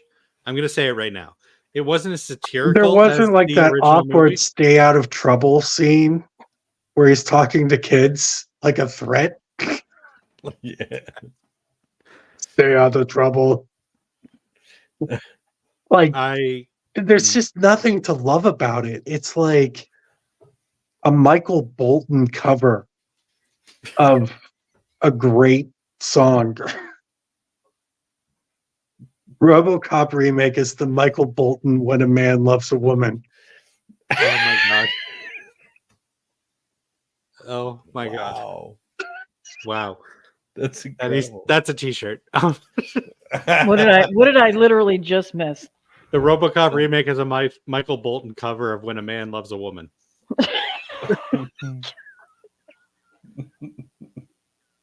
It's just awful. I disagree. And I feel embarrassed for everyone involved. Samuel L. Jackson didn't even say motherfucker. PG-13. Oh, well, then it's not a you can't do movie. it. Yeah. There was like nothing. I think it was a solid attempt at modernizing the themes of the original. Again, the PG-13 hurts it. That is a detriment to the film, but otherwise, I do feel it was a perfectly solid remake. Like, you didn't even have like the scenes where like the cops are like, where like Murphy takes the locker of the guy who just got killed. I mean, like, you don't have those scenes in there or anything that has like emotional impact or develops the characters at all. It's just like bland corporate crap. Well, I do feel those scenes are in the movie. No, we don't get the Murphy taking over, the cop that he just replaced. But we do get those moments where, Gary Oldman is removing everything from Murphy, and Murphy realizes the only part of humanity that's left in him is basically his lungs and his brain and his right hand for some reason. And him saying, like, I never want to see this again. Like, these are very much RoboCop moments. This is Murphy struggling with how much of him is left and how much of him is a machine.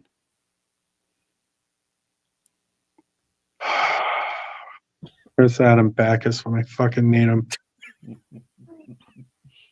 Getting drunk at a casino. Getting drunk at a casino. You know what? I understand that I'm in the minority for this one. He can still crank it. That's why he's still got the right hand. But he doesn't got no dick. I know. No, he's what did you call it, Ryan? Jacking it? He's jacking it.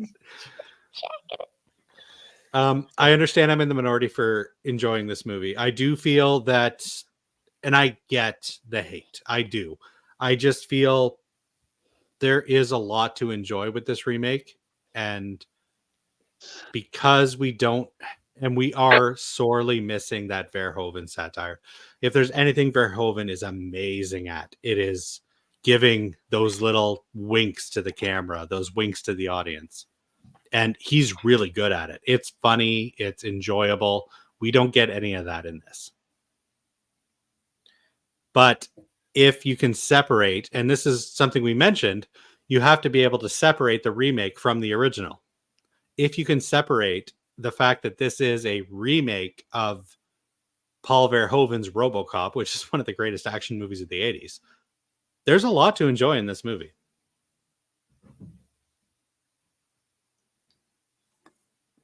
And that's all I'm going to say about RoboCop. Okay. I suppose when it comes down to it, if you had this movie in one hand and you had the original in the other. You're Jacking it. deciding which one to watch. I'll probably watch the original. Oh, I'm not going to deny that. Of course, I'll watch the original. So, is it really good then? Yeah. All right. Clint, it's you. Is it me? It's me. Okay. Again, I don't think this one is very controversial. But I was picking out movies that kind of gave me like just a specific reaction when I saw them at first. I'm going to go with the remake of Wrong Turn. Ooh. Gotta hate that movie. I don't know. I mean, the Wrong Turn movie wasn't super original to begin with. Instead of inbred cannibal hillbillies in Texas with chainsaws, they made them inbred cannibal hillbillies in West Virginia without chainsaws. So it was it wasn't a super original idea, but I did really enjoy the first movie, and the second movie was all right. And it really dropped off from there. So it maybe is a movie that could be rebooted, but I really didn't like the storyline that they chose with redoing this.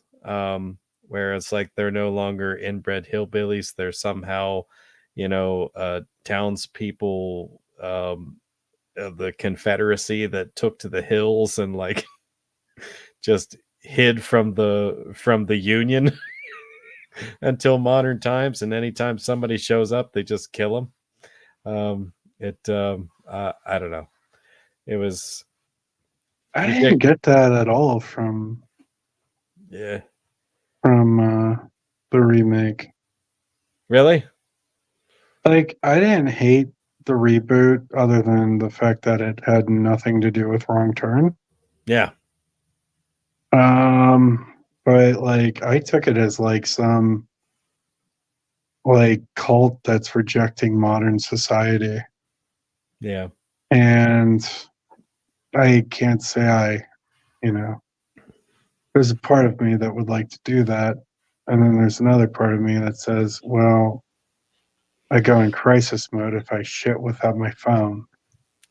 Yeah. So What the fuck did I just miss? like I'm like, oh, what am I gonna do? Yeah. You know? That's right.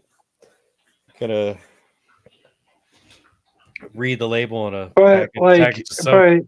but they were leaving them alone until they saw them and they assumed something happened to their friend.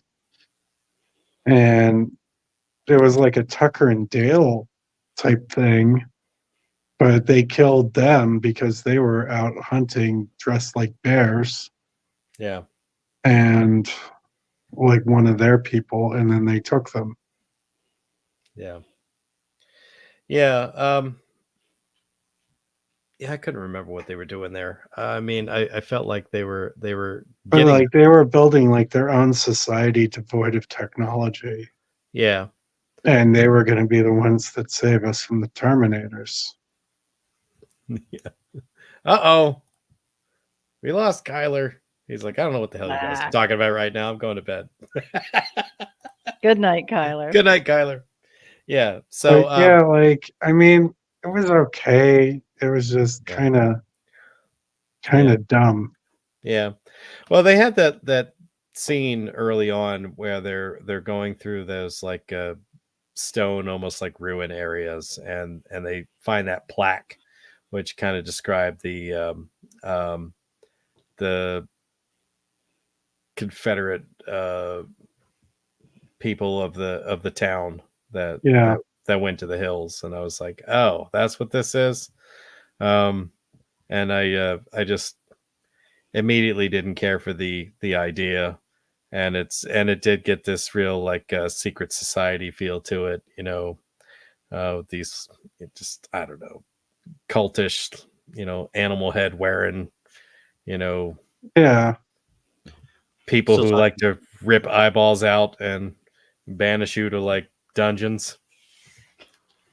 It was just like, I mean, it was like a bunch of like half-cooked ideas. Right. And like, I think, and then they were just like, what are we going to call this? And I'm like, Mhm. oh shit, let's call it Wrong Turn. Yeah. Yeah. Right. I Did mean, anybody make a wrong turn in the remake? I don't think so. No, they were just on a camping trip. Yeah. Bullshit. I mean, they may as well just called it "You Fucked Up." Fuck and- around and find out the movie. Yeah, that's right. Bafo. And that would have been a bit more accurate. So yeah, and I'm like, this is too complicated of an idea for a movie of this name. Yeah, and then it's like, Yeah, I'm going to give you a baby. And she has the baby and she takes off. yeah, right. It was really, I mean, it was just a really bizarre ass movie. Agreed. But it was so weird. And Yeah. like, I kind of liked ideas in it and some of the things. Like, I thought it was fucked up to send people in the caves without their eyes. Yeah, exactly. But I don't know. It was just so half cooked. It reminds me of the first Purge, like where they were not smart enough to tell that story, Yeah, you know? And I'm like, are they smart enough to pull this off? And no, they're not. yeah. I watched this movie. It was the first time ever in my life where I said, "Give me back my Cannibal Hillbillies." I'm going to put it out there. The entire franchise as a whole is forgettable. There's Got it. nothing forgettable about Eliza Dushku in that white tank top. Look, Exactly. if I'm going to watch Eliza Dushku in a movie, I'm going to watch When Jay and Silent Bob Strike Back. I'm not going to watch Wrong Turn. Okay. You're gonna watch The New Guy, where she rides a mechanical bull and nothing but a Oh my handkerchief for a god, top. I fucking love The New Guy. I do too. It's fucking hysterical. It's so funny. Just roll around, you'll be all right.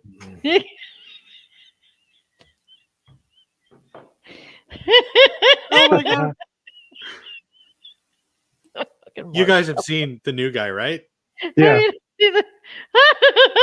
No. Oh, Clint, you need to watch it. It's amazing. You gotta watch The Did you New Guy. guys ever watch that show she was in where she was like the sex robot? Dollhouse? I No. don't think so. Oh god, that show was fucked up. It was great. Anyway, I take back what I originally say. Nicole is absolutely right. If I'm going to watch Eliza Dushku, it's going to be in The New Guy. Watch The New Guy. Yeah, she's literally on top of a mechanical bull with a what do you call it? Bandana as a shirt. Yeah, and it is a slow-mo scene. It's a slow mo. Oh my god, that movie is hilarious. I love that movie. Yeah, Nothing else thank the you, whole thing Owen. so I appreciate that. Dollhouse was a really fucked up show. It was great. Like it was about like these sex. Like, they're not really robots. They were people who they kidnapped and then they erased their minds after they complete a job. So they were used for espionage, sex, whatever. They were sold out for this thing. It was a really good fucking show. So based on what Paul just said, The New Guy is a lot more fun Mike! than Dollhouse. Yes, The New Guy is Yeah, crazy eyes. like he has to bang. She has to bang Patton Oswald. It was really fucked up. Oh wow. Like Just a Patton Patton Oswald is playing like some Jeff Bezos type dude. She has to bang Patton Oswald. Mike, are you out on parole? I was just gonna say, dude, like, did you just? You look like you just escaped from prison. I've There's never literally a number. Actually, I'm not. Yeah. I just saw Adam wrote in the group chat drunk. I guess he was trying to write drunk as fuck, but he wrote drunk as funked. FUNCH. I said, well, this is going to be great if he goes on, so I'm going. Yeah. Gonna be here for this. Yeah.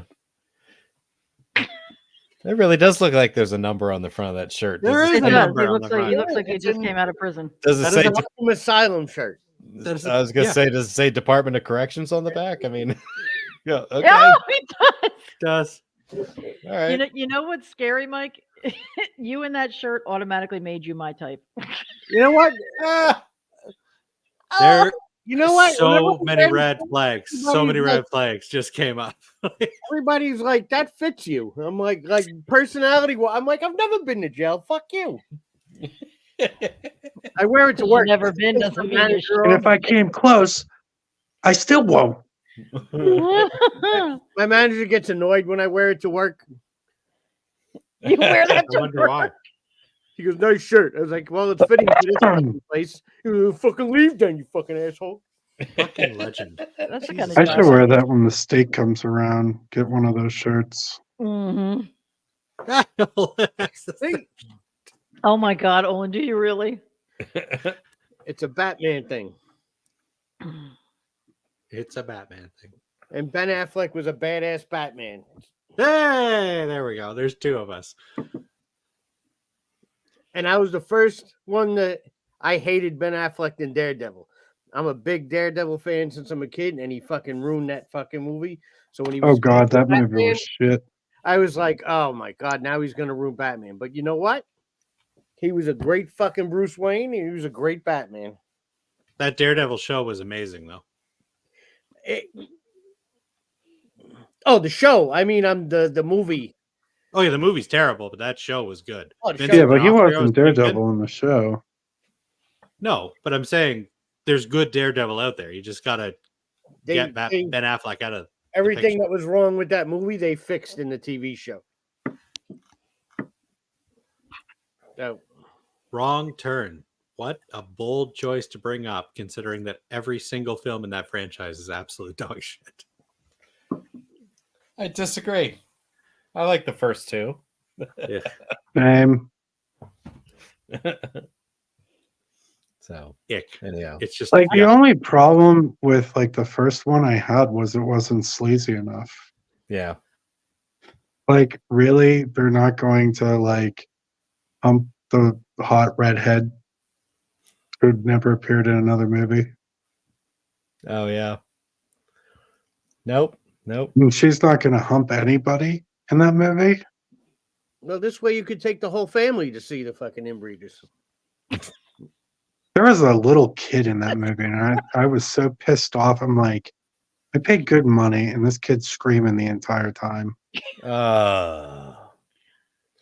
That's the worst. I'm like, they're like, well, we bought them a ticket too, and I'm like, yeah, but it was half off, and it shouldn't have been fucking sold. This isn't a movie for kids. Yeah. It's true. actually, yeah. PSA: if you bring your small child to a horror movie in a theater, fuck you. Yeah, Well, I'm going to take that personally, Ryan, because I took my son to see Saw. What was it? I think it was 5. Wait, no. How old was he though? 7. Yeah, that's no. I'm talking like 2 or 3. We had to sneak him in. No, I'm talking Wow. like if you bring a 2-year-old or a 3-year-ld. Like my daughter No, was I would 8 and never. we're bringing her to see horror No. movies. Like sorry, no. but and I love you, Nicole, but I would have been pissed off at you if you would have pulled that shit in the theater with me, unless it was Saw 5, because I mean, who gives a shit at that point? That's fair. Saw 5 is pretty bad. But if it was like a movie I really movie. wanted to see, I But don't he see had any problem with seen 7. all of them. He wouldn't have been screaming. He enjoyed them. You know. Yeah. No, 7's absolutely fine. I'm talking about those people that like bring like they roll up. Once I see someone bring like a baby carriage into the movie theater, I'm like, this is No. gonna be a fucked up night. No. Oh yeah. Restaurants and movie theaters are two places that infants should never fucking be. I mean, I took him when he was a baby. I took him to a restaurant, but he was always good. Like he never No. screamed, and if he did start anything like that, I would take him outside immediately. Which is I perfect. wouldn't sit Exactly. there with him, you know. It all depends on how your kid is. I Yeah. always took my daughter to restaurants. My daughter was always quiet. You gave threw her shit, her toys, her crayons. Exactly. In her own fucking Yeah. world and fucking. Yep. See, that's There- fine. My kid was like that too. Mhm. But at the same time, you know, there are people that take nightmare children to restaurants, If you know your kids, Oh, are no, but senior and that's- stuff like that. yeah. and there are people that like breastfeed in restaurants, and I'm like, Yeah. Who gives a if you shit about got to that? do that stuff, Oh, don't go Yeah. to a fucking public restaurant. Okay, that's Yeah. a whole nother that's a whole conversation nother for topic another that we're night. not going to get Well, into. Yeah, we're right not now. going to touch Okay. on that one. We're not going to touch on that one, buddy. I had a mother yell Yeah. at me in Dinosaur Barbecue because their kid was running around the place and tripped over my foot and fell. Like I didn't mean it. My foot was sticking out. But the Oh, kid was yeah. running, Sure. Oh, those are I the didn't worst. mean it. Yeah. Accident. but I thought it was hysterical. And what you think that's funny? I'm like, I actually do.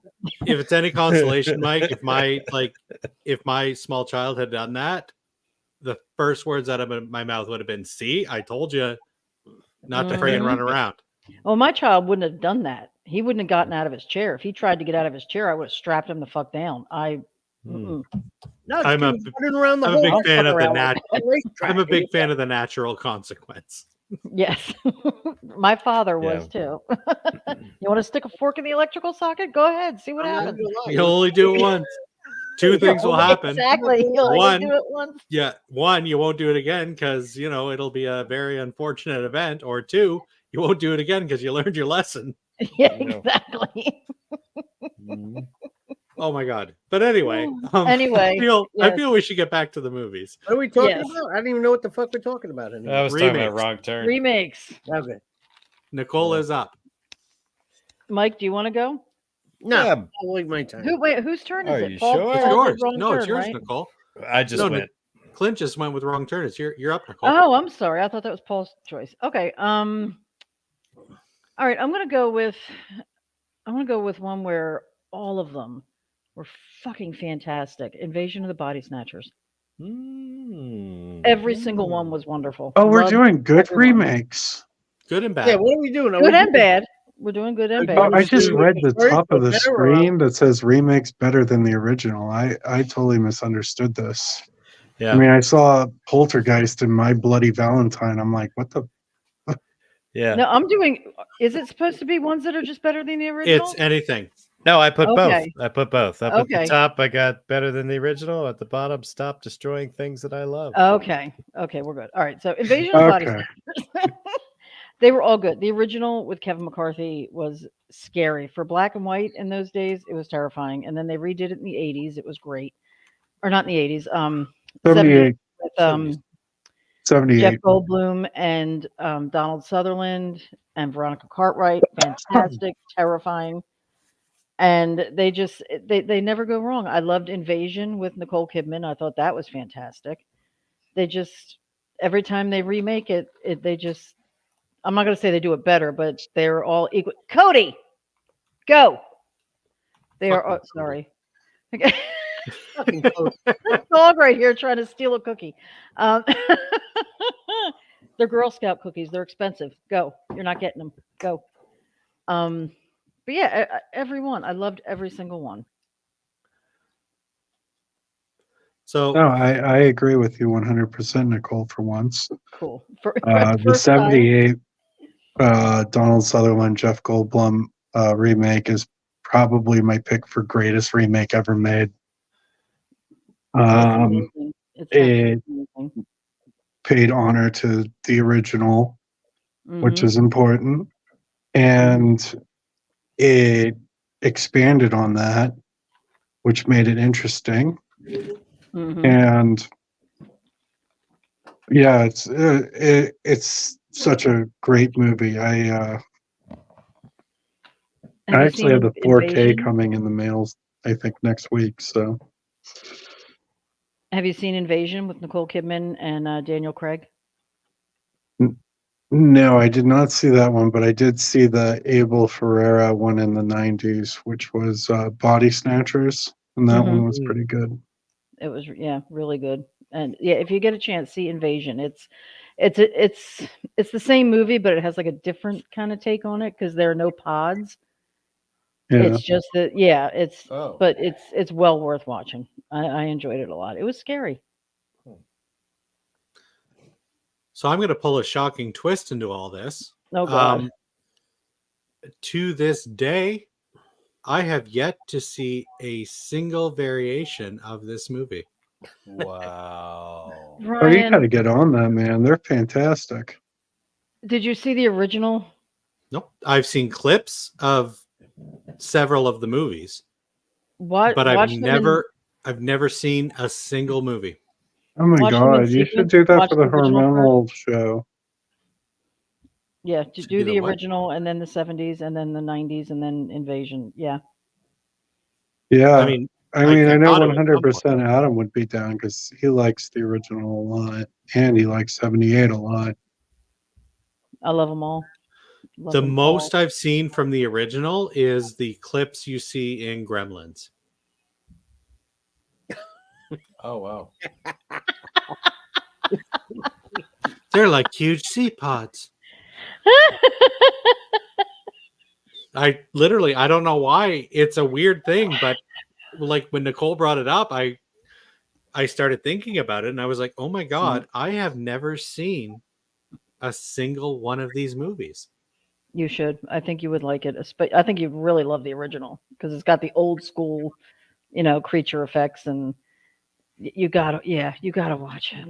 Make it a movie night. Make it one of the hormonal werewolves watch alongs. I'm surprised it hasn't got because like obviously like at any other YouTube show, we have a list of movies that for future episodes it has not ever come up. Interesting. That's Oh probably my changed god, you'll now. never look at capers the same way. Capers. I don't know what capers are. What are capers? Little pickles. Oh, right. Okay, I'll take your word for it. I don't know what's happening. Yeah. It's a caper. Yeah, Like- that is literally my only input on this part of the conversation because I have not seen any of these movies, so I cannot put my 2 cents in.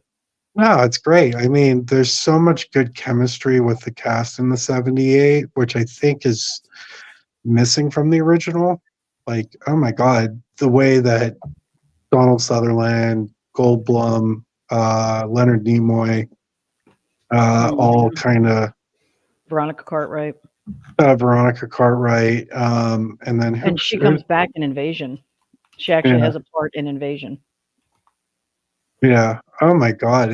I mean, like it's just an excellent movie. I'm 100% agreeing with you. Thank you for reminding me that every now and again you like something that I enjoy. It's not often, but it does happen.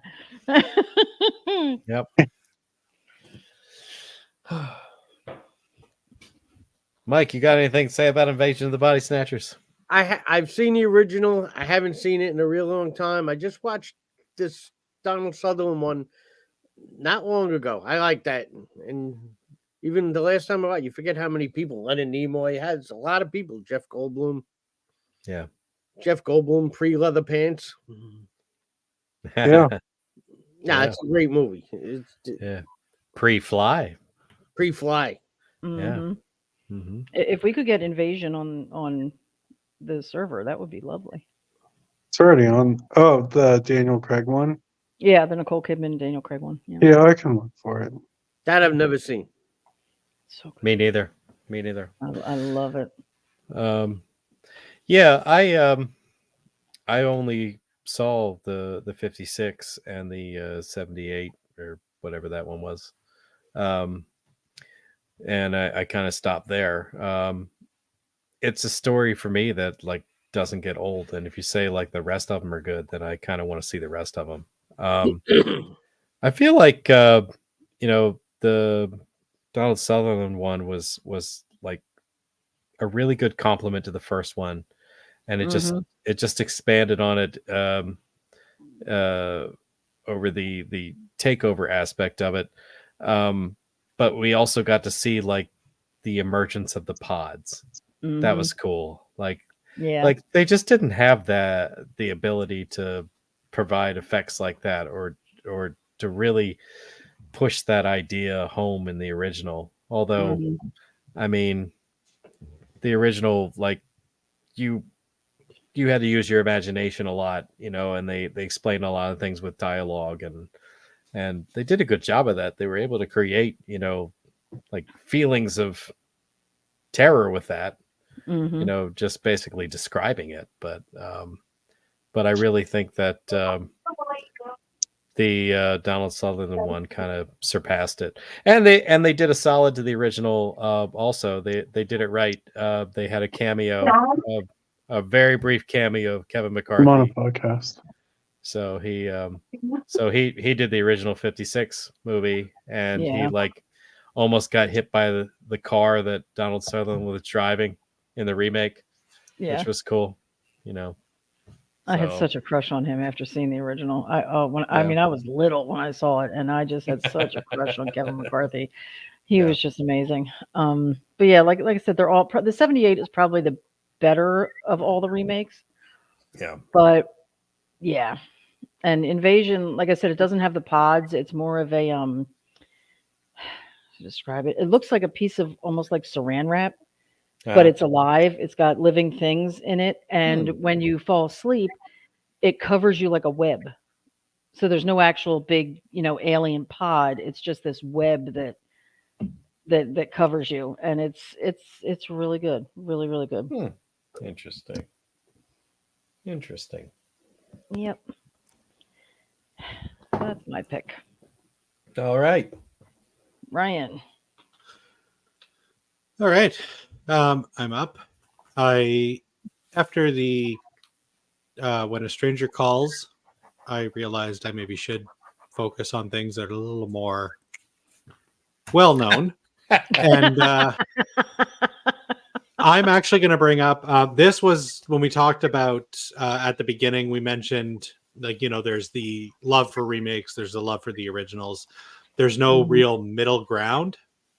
I'm going to bring up a movie that I do feel the remake, I enjoy the remake more, but there is definitely argument about which is the better movie, and I understand both sides of it. I'm going to bring up the Texas Chainsaw Massacre. Oh, from 2003. I fucking love this remake. I think it did take the grittiness and the implied violence of the original, because the original is, again, another movie where I will mention it is relatively blood free. But the original manages to, it's so weird. It's one of those movies where if you're talking about it as a non-hardcore horror fan, you always talk about the Texas Chainsaw Massacre as being this like really brutal, violent film. But the original is so good at implying the violence that it lets your brain fill in what it doesn't show. Yeah. The remake, on the other hand, it goes for the gusto. There are limbs flying off. There is salt being put on wounds. Oh god, that was so awful. You felt that too. Oh my god, it was so painful. It was horrible. Arlie Ermy is easily one of the most despicable villains ever put onto film in this movie. And he sells it. He sells it so well.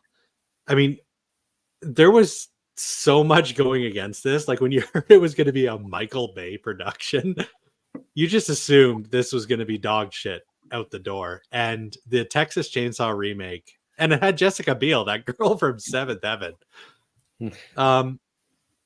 This movie is way better than it has any right to be. And to me, this is the movie I keep going back to when I want to enjoy Texas Chainsaw.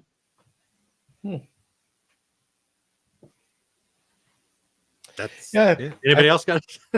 Oh, I- the original. I'm sorry. Go ahead. No, go ahead. The original is, and this goes right with the tagline for this hangout. The original is my childhood. I was probably early teens when I saw the original, and it was just so amazing. And then the remake came out, and I was hesitant because I thought, like there's no way they can top Gunnar Hansen as Leatherface. There's no fucking way. They did a hell of a good job. I'm not saying it was better than the original. It wasn't, but it's a very reputable remake, and I think it's because of Arlie Ermy. You really hated his character. I mean, and I love the villains. I usually root for the bad guy. I was not rooting for him, man. I hated he was so horrible. I mean, one of the, people talk about like the Devil's Rejects and how horrible those characters were. Arlie Ermy tops them easily. He, like you said, despicable, just pure evil You in love to human hate him. form. I just hate it. Like Now- he was terrifying. And how easily that shit comes to him. It because he always That plays shit a on villain. He always plays a villain. Like, I'll be honest, I was at a Monster Mania one time in a Q&A with him, and some guy raised their hand, and he goes, "You got a question?" He's like, "Can you degrade me?" And he goes, "What?" He goes, "I want you to degrade." And he just went off like that on this guy. Mhm. And everybody started cheering, but like he just chewed this guy to bits. And Yep. like, it just comes really natural to him. It does. I met him at the NRA show. He and he was a really nice guy too. But he caught me taking a picture of him, and he saw me, and he went like this, like he went to draw his gun, like he was joking with me. He was like he could clown around, but he there's definitely was something up there. I was lucky enough to meet him at a Monster Mania, and I waited 4 hours for him because he Wow. was only there one day. He was only there on Sunday, and I waited 4 hours to meet him, and I was finally my turn. I was terrified to meet him. I was shaking because of his characters, and I knew he was a real drill sergeant in real life. He was in the military, and I walked, and I had this picture, and I was shaking. And he looks at me, and I apologized. I'm like, "I'm so sorry, but you're scary as shit. Like, I'm terrified of you." And he just smiled and gave me a big hug, and he was a giant fucking teddy bear. And that shocked me more than anything because like, how are you so nice, and how can you play someone so evil and be so nice, you know? He was great. I was very, very lucky to meet him when I did. But yeah, he made the Texas Chainsaw Massacre remake and the one after it. He definitely He when he's walking around with the socks with the little straps on them. Yeah, It's hysterical. Mama, I think she likes me. Yeah. Like, and he is a huge selling point to the remake. But again, and that's what I feel some of the later sequels have forgotten about. It's not just about Leatherface; it's about the family. Mhm. Yeah. And Yeah. Arlie Ermy is such a great. Even if you don't like the remake, we can't argue the fact that Arlie Ermy is such a great addition to the family that is Yes. Texas Chainsaw. And can we also talk about a great subtraction in the remake? And this is why it's my second favorite in the series after part 2. Is there's no Franklin. I feel Franklin got done dirty. I got no problem with Franklin. But Franklin was annoying as shit. Yeah, he was. Was he? Yeah. And, you know, I mean, I feel bad for him. I mean, I'm not like a monster or whatever, but like that character and like my dream or my nightmare movie would be like the kid from the Babadook and Franklin in like the same movie. 'Cause I would like lose my shit. I'm just sorry. The other thing I want to say about the remake is that if I could give an Oscar to a pair of jeans, I would give him to Jessica Biel's jeans Oh my god. in the 2003 Texas Chainsaw Massacre remake. If I could, I would 100%. Those jeans were amazing. Yeah. Sorry to sound like a skeezy dude that, you know, at the end of the day, like Everyone is. if you're a All straight dudes dude are. or a lesbian, you are definitely checking out that ass in those jeans. Yeah. I am neither, Hell. but I was checking out that ass. I was just gonna say, hell, if you're a straight woman, you're probably still checking. I was. I almost turned because of that shit.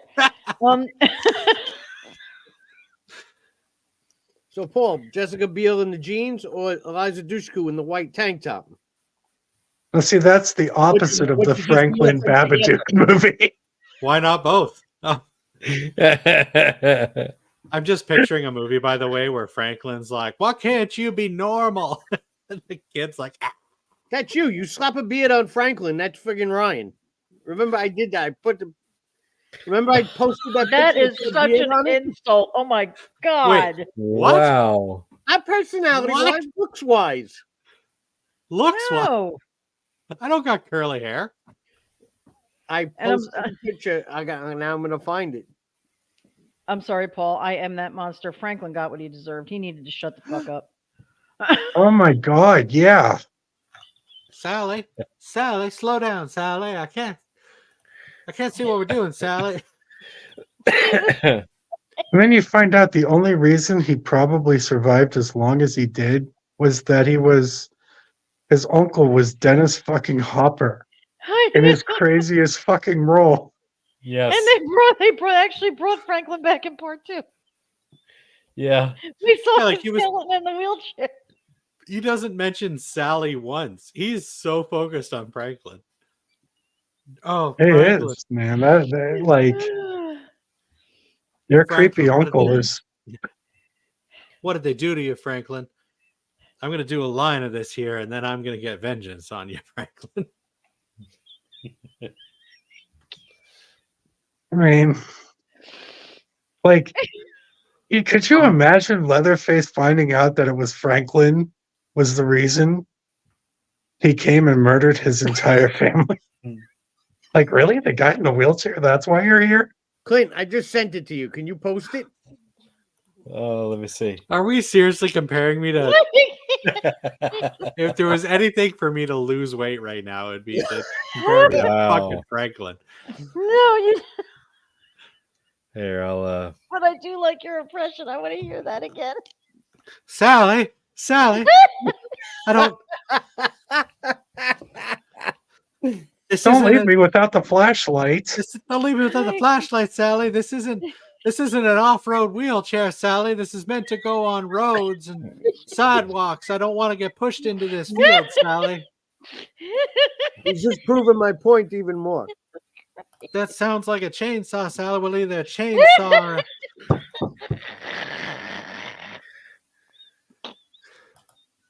It might be a chainsaw or it might be someone that's just, you know, running a Jenny. I'm not sure. Oh my god, I'm gonna pee. Then proceeds to give raspberries for like 8 Oh minutes. my god. Look, God damn it. That is not Ryan. That's not fair. You can't just draw a beard on someone and say they look like me. I remember that day because I saw the picture and I was like, wait a second. And I just scribbled a beard on. It's like, look, it's Ryan. Do you have a wheelchair in your van? Fuck Can you. we compare? Damn. I can get one to bring. You do photo ops. Oh my god. But anyway, Texas Chainsaw the remake. And this was the first Platinum Dunes remake as well. So like this is what led us into the Friday the 13th, the Hitcher, all that stuff. This movie has this movie made me realize, because I'd mentioned at the beginning of this, I look forward to remakes. I look forward to seeing what people are going to do with whatever the franchise is. Texas Chainsaw is my, because I was like 18, I think, when it came out.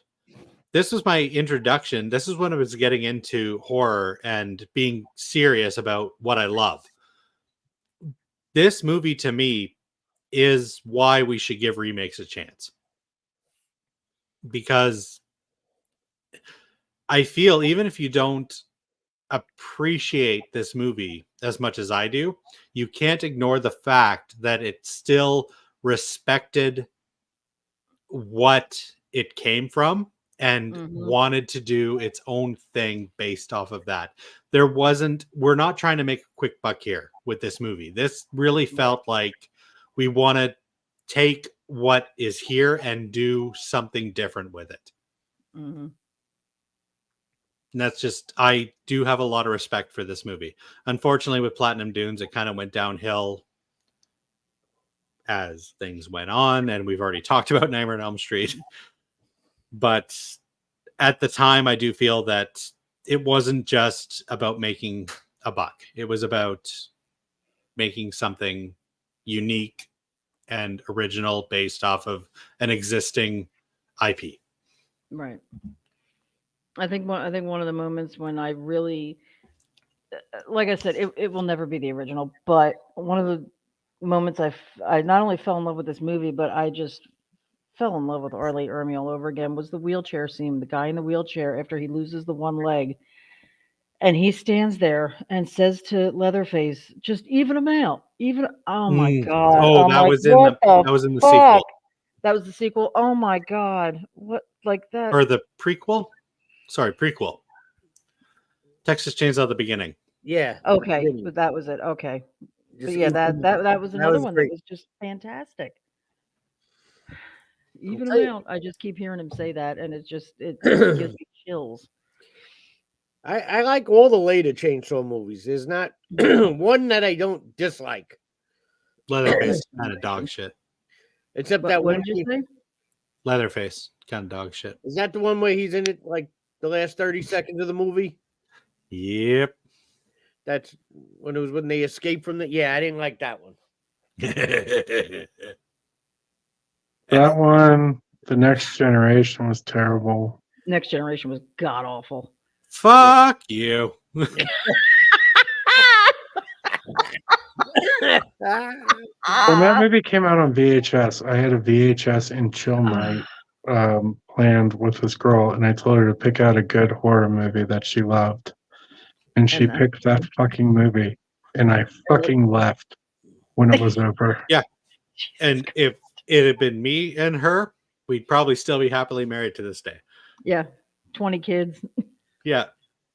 I think she does have. Matthew McConaughey gave it his all. He was great. That's the only good thing about that movie. The rest of it was shit. Bill Murray, me. Fantastic. Fucking remote 10 out of control 10. mechanical leg. Good God, give me a break. The fuck was that?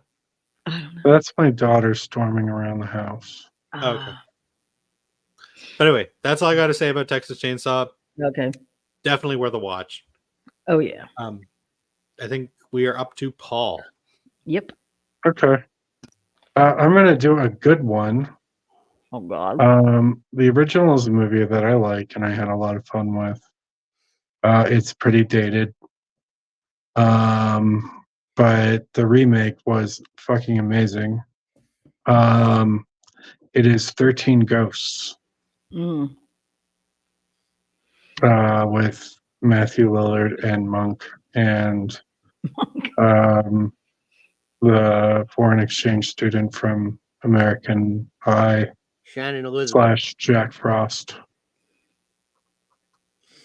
Yep. And Tony Shalhoub. I never saw the original, so I can't compare. But the remake was phenomenal.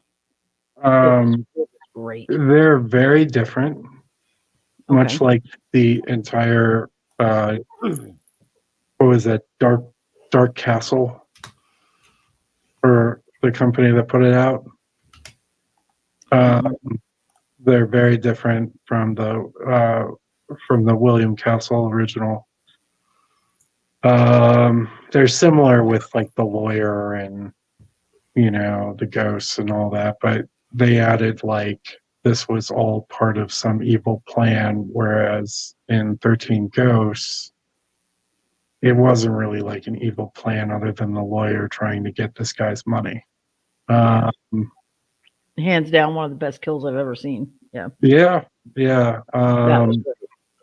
but it's a down on their luck family gets this weird inheritance of a awesome house, and the family is the weird uncle was a collector of ghosts, and the original, there was like it was kind of like 3D glasses, but Mhm. if you put the red view on, you couldn't see the ghosts, and if you put the blue on, you could see the ghosts. Oh, okay. And so it was like a gimmick that he had, and it was just, I mean, I love William Castle movies, and that one isn't one of his particular best, but it's still a pretty fun, late 50s, early 60s ghost story. That wasn't in color. The remake is fantastic. It's just such a good little haunted house movie. Mhm. I enjoy watching it, and it just puts you in a good mood. I also like the House on Haunted Hill remake that they made. Um, I like the Vincent Price version better in that case, but just because him and his wife have like such a great spiteful relationship that's so realistic, that it works. But I like that remake as well. But I mean, my pick was 13 Ghosts, so we can discuss that. I definitely love. I mean, like I said, I didn't. Was the original in color or was it in black and white? It's in black and white, but they have sequences that are blue or red so that you can see the ghosts. Okay, that's what I was wondering. You said that they changed from red to blue, so I didn't know if it was in black and white or if it was in color. Yeah, Yeah. it was black and white. Oh, okay. But if you wore But the it- glasses, you could see the ghosts. Yeah. Wait, the audience, you mean? Yeah. Yeah. It was like a. Oh, that's fun. Yeah, it's like a film trick. It was, William That's Castle was big on cool. those. Like you look at the Tingler and the seats Tingler that and- would, yeah. That would have let. Yeah. Yeah. Like the whole This was- reason for the popcorn. yeah. Like the So like whole you could leading up either to choose to Exactly. Yeah. watch it with Television the and- ghosts or without. And my DVD came with a set of glasses so that you could pick. Yep. Um, so cool. Oh my but god. it's a different experience, watching it each way. And Castle was a genius like that. Like, Mm. just absolutely love that dude. Yeah. Well, with I know William the Castle. Go ahead. Go ahead, Ryan. I was gonna say with the William Castle picture, like it wasn't just a movie with William Castle. You were getting a show. Yeah. Yeah. There would be more to it. It's just like when you go see Phantom of the Opera on Broadway. The chandelier that's hanging back behind you is going to eventually slide through the audience and crash onto the stage. You were getting the same with a William Castle production. It wasn't just what you were seeing on the screen. There was going to be more to it on top of I that. love that stuff. I love Yeah, it. he was the first person to like have insurance policies for people dying of fright. And I mean, I miss that level of showmanship.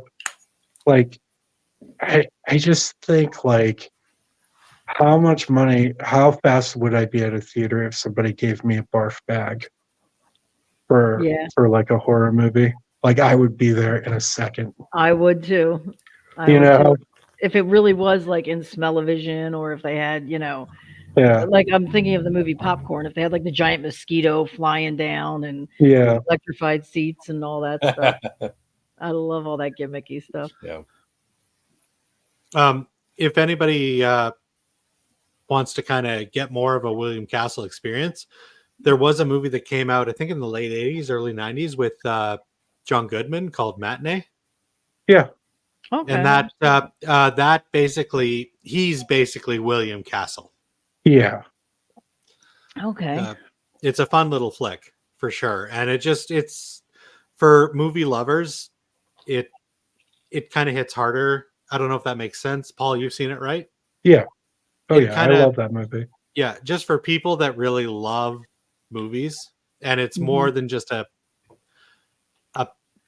let's face it, guys, it's a little bit of an obsession with all of us. The movie does hit harder with us, and I thoroughly enjoyed it. Okay. Yeah, John Goodman was awesome in that, and it was. I mean, don't go in expecting a horror movie. It's a melodrama about the Cuban Missile Crisis. Okay. But yeah, it's a great movie.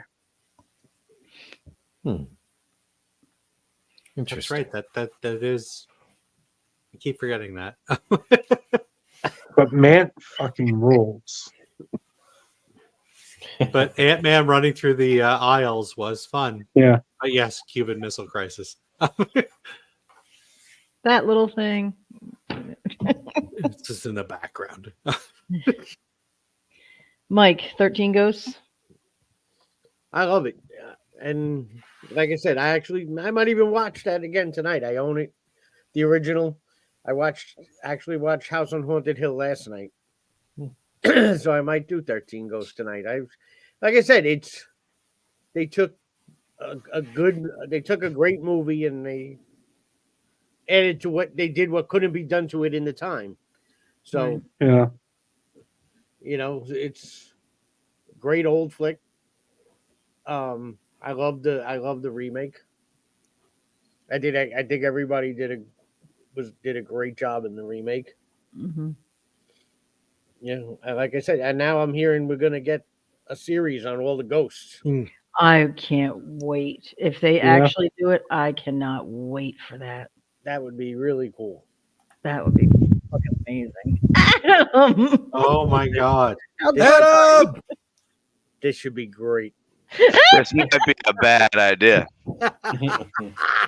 It's either going to be great or it's going to be a shit show. One or On the a other. scale from 1 to 10, how drunk are you? Like a 16. 14. Man, Wow. fucking Great. task. Did you bring your powdered donuts? He doesn't Take even that know as a where he no. is. Look at You him. know what a donut is? The round things? Yeah. Jesus Christ. He's already confused. He doesn't- yeah. He can't find his keys. What do you want?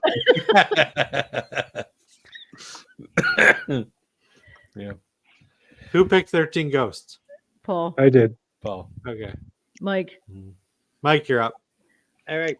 I'll do one that I. 13 Ghosts was better than the original? That was. It No, doesn't we're have just to be better than the comparing. original. I do think the remake of 13 Ghosts is better than the original, but it doesn't have to be better. It could be just any remake in general. Yeah, I was Okay. confused the first two. Well, I just see up top it says that was better than the original. So Yeah, I but just, look Yeah, at the that's what bottom. threw Look me at And then the the off. bottom. bottom, it stopped destroying things that I love. I don't see past Mike's face. It's literally right there. happens. Yeah. Oh my god. Yeah, you could take either position. You could say it's better. You could say this was a complete fucking waste of time.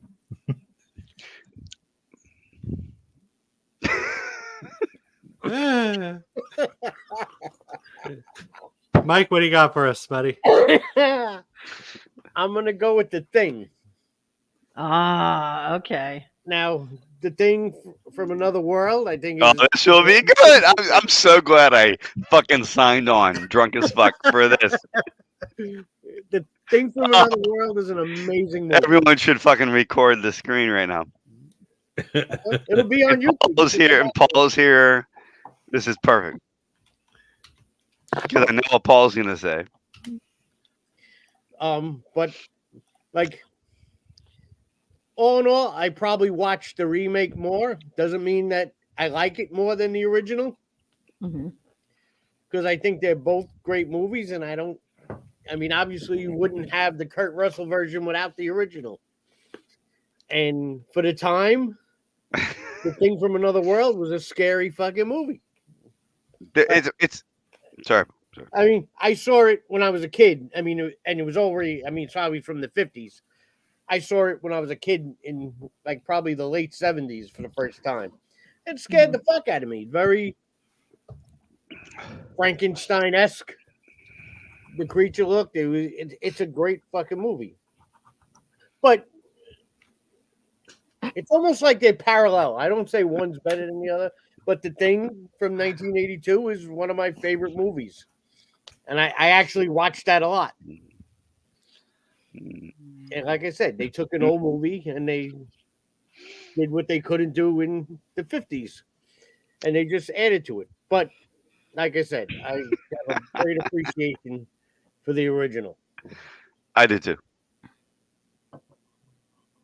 It's actually my dad's favorite movie of all time. The original, The Thing from Another World. Yeah. He used to tell me how him and his brothers. And my dad, he comes from one of those super big Pittsburgh families. None of them talk to each other, but he has like 8 brothers, and they all used to just sit in front of the tube and watch The Thing from Another World. And he would be like, "It's the scariest thing I ever saw." And I bought it for him years later. I thought it would be like a cool thing to give your dad for like Father's Day or whatever. Yeah. And he threw it on, and we watched it together. And he was like, "Yeah, that wasn't nearly as good as I remembered it to be." That was like, and I was like, "Oh, thanks, Dad." Yeah, another heartwarming moment. That was probably one of the first 50s like creature feature sci-fi flicks that I probably ever saw. That's probably what sparked my appreciation of them. It's one of the best ones. It is. It's a great fucking movie. You know what? I might put that on tonight. Fuck 13 Yeah. Ghosts. Yeah. Fuck 13 Ghosts. That's a different movie.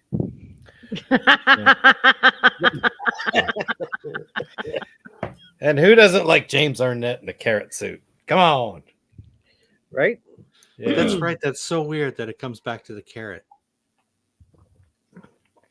He doesn't actually look like a carrot, though. I know. I never got that. Like I was late to the party with The Thing from Another World, and I always heard like the carrot. I don't Yeah. get that.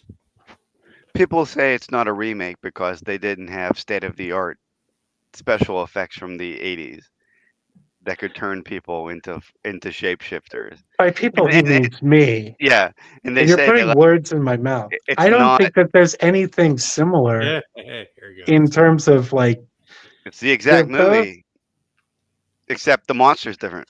It's the exact same movie. the monster's different. The entire tone of the movie is different. No, it's I not. don't think it's at all You have the similar. Clarion. It's like the 2 Wrong Turn movies that we talked about. I've never talked about Wrong Turn in my life. I'm not never talking about you. I'm talking about being earlier. And I never. Don't get me fired up, Bacchus. I'm so glad I brought this up.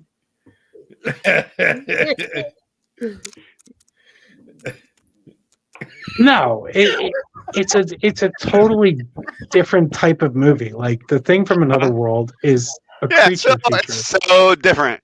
Let's go down the differences. It's about an alien that invades the Arctic of the Earth, and Well, it's the scientists Antarctica and in military have the Kurt Russell version, and it's the Arctic in the original. It's so different. It is fucking So different. It's different. literally the opposite end of the earth. I'm agreeing with you. It's like Cheers and fucking The Simpsons. It's different. It's fuck. Yes, It's so Nothing- different. It's It so is. different. There's nothing even remotely similar between the two properties at all.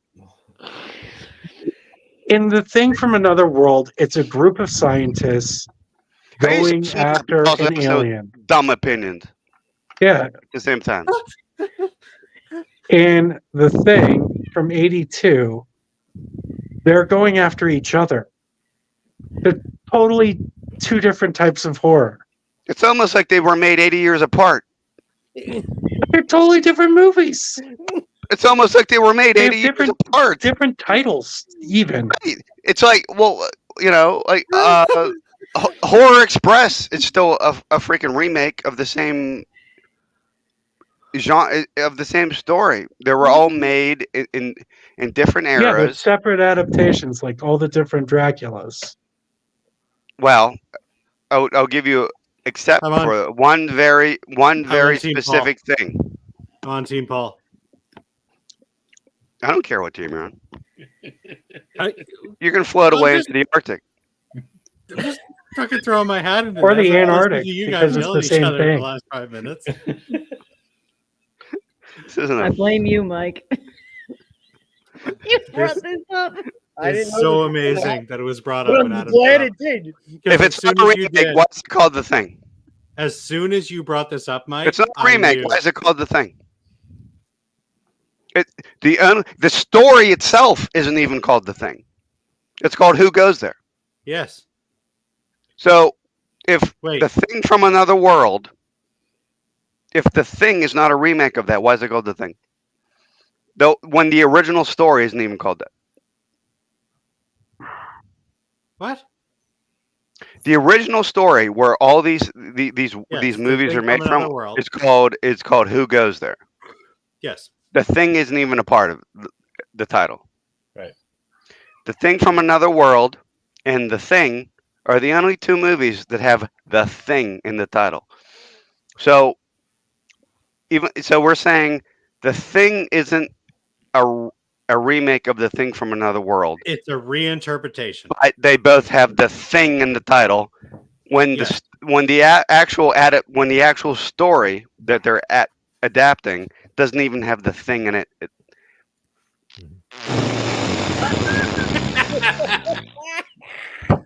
Fucking Yeah.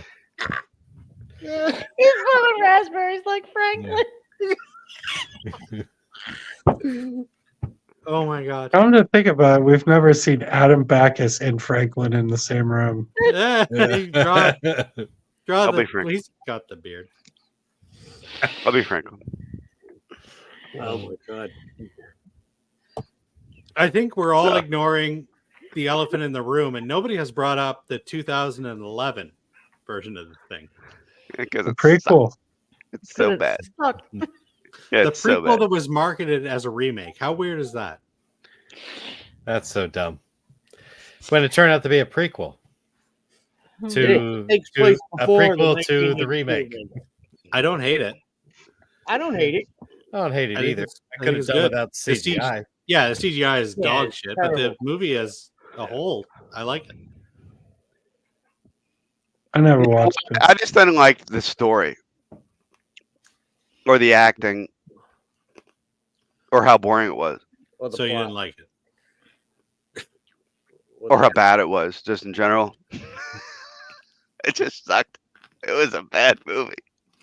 I mean, it was cool. Like the only reason to watch that movie is to be like, if you're the Thing purist, and you want to like be like, oh, okay, so that's where the alien got merged with the Thing, and that's where if you're going back and watching the first movie and trying to see how it matches up, that's kind of So by fun.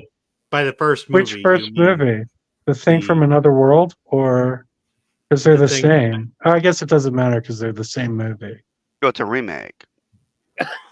It's a reinterpretation. It's a remake. So it's the sequel to the remake. Look, all I'm Easy. saying is, look, if we got Muppets in The Wizard of Oz, are we supposed to assume that that's a remake of The Wizard of Oz? He's gone. I broke him. I'm just saying it's not a remake. It's a reinterpretation of a novella. Yeah, it's a separate The Wizard of adaptation. Oz. Yeah, The Wizard of Oz was originally a story. So you've got your Wizard of Oz from what, like 1945, and you've got your Muppets Wizard of Oz. Am I supposed to believe that the Muppets Wizard of Oz is a remake? Yes. No, it's a According to Adam, you are. it's a reinterpretation They both take place of in the Oz. story. He's gone. They both have a wizard. You know why he's gone? Because he couldn't argue with the Muppet. That's Yeah. Yeah.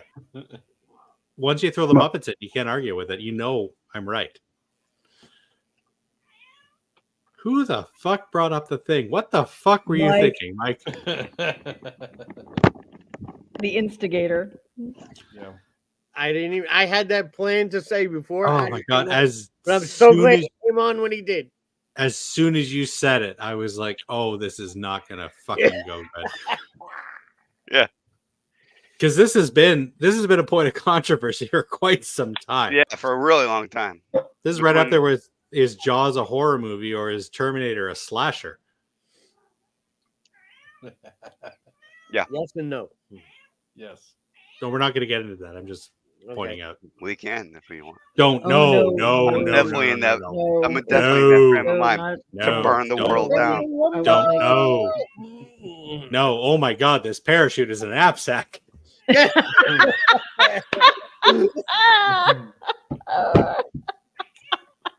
Oh, I feel we've.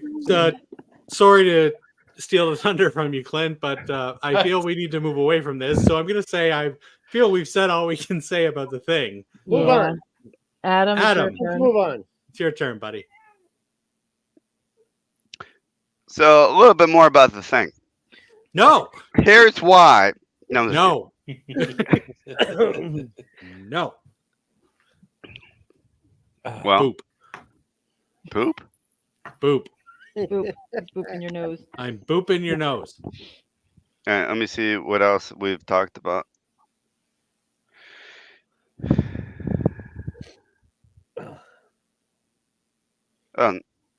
Wow. I'm actually shocked at some of the things that have not been brought up We're trying to avoid. for a change. I'm avoiding a few of them. Yeah, Why? because I know it'll take over the conversation, and we'll be here until 2:00 in the morning. So I'm not even going to bring them up. Do it. Well, I still want to talk about Night of the Living Dead Do it. Do it Oh, now. that's a Okay. good one. That's a good one. It's on my list. Go for it. because it's great. The remake or Um, the Which original? one? Both. I mean, does one have to be better than the original for this to be part of the No, that's conversation? what I No, said. no. Sometimes they could be just OG like remake. parallel. I mean, I have a preference, but it's very close. What's your preference? The original, That's only because you have that jar of dirt, isn't it? but like, did I use it now? As, condiment. It's the same cemetery, Nicole. I just sprinkle it on my potato. It's like pepper. It's in my pepper. I just sprinkle it on my. Agree with Adam on Night of the Living Dead.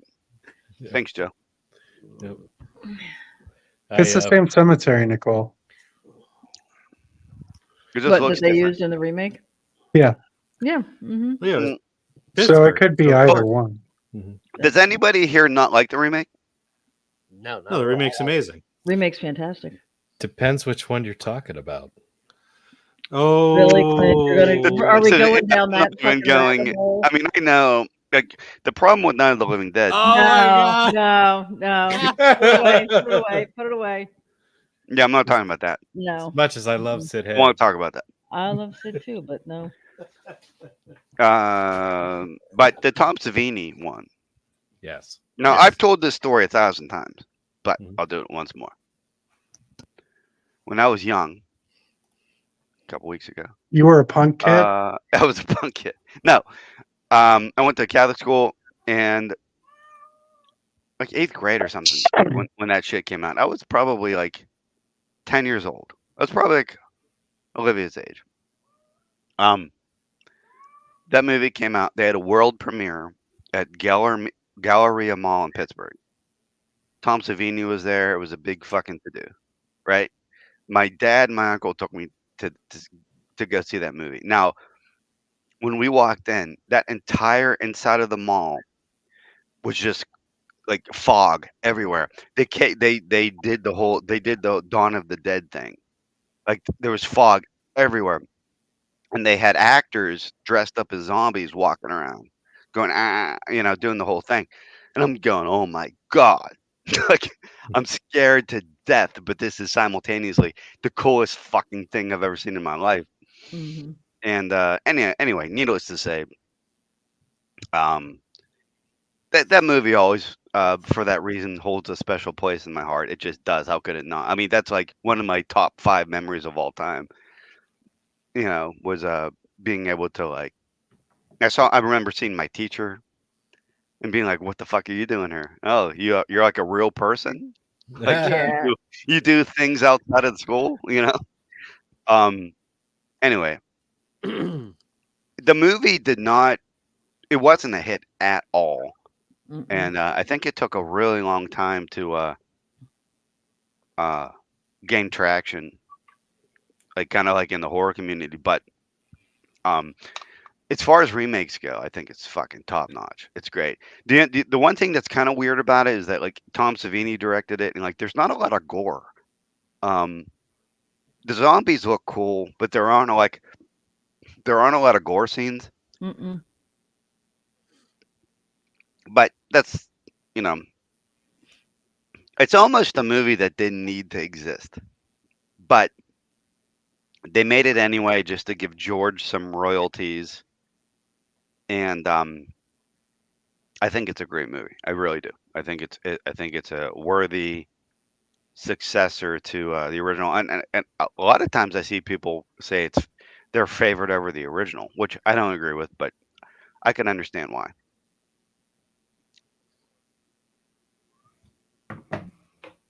That's all I got to say about that. The remake was phenomenal. I mean, for me, it was. I mean, Tony Todd had a lot to do with it. It was- Um, and I've had a crush on him fucking forever. Uh, but I also love. Now, I before anybody thinks everybody already hates my opinions on a lot of things, but I've been taking shit all night. I I love the original. The original is better than the remake. I will, if I had to choose, I would take the original. yeah. Um, because Bill Hinsman scared the shit out of me when I was a kid.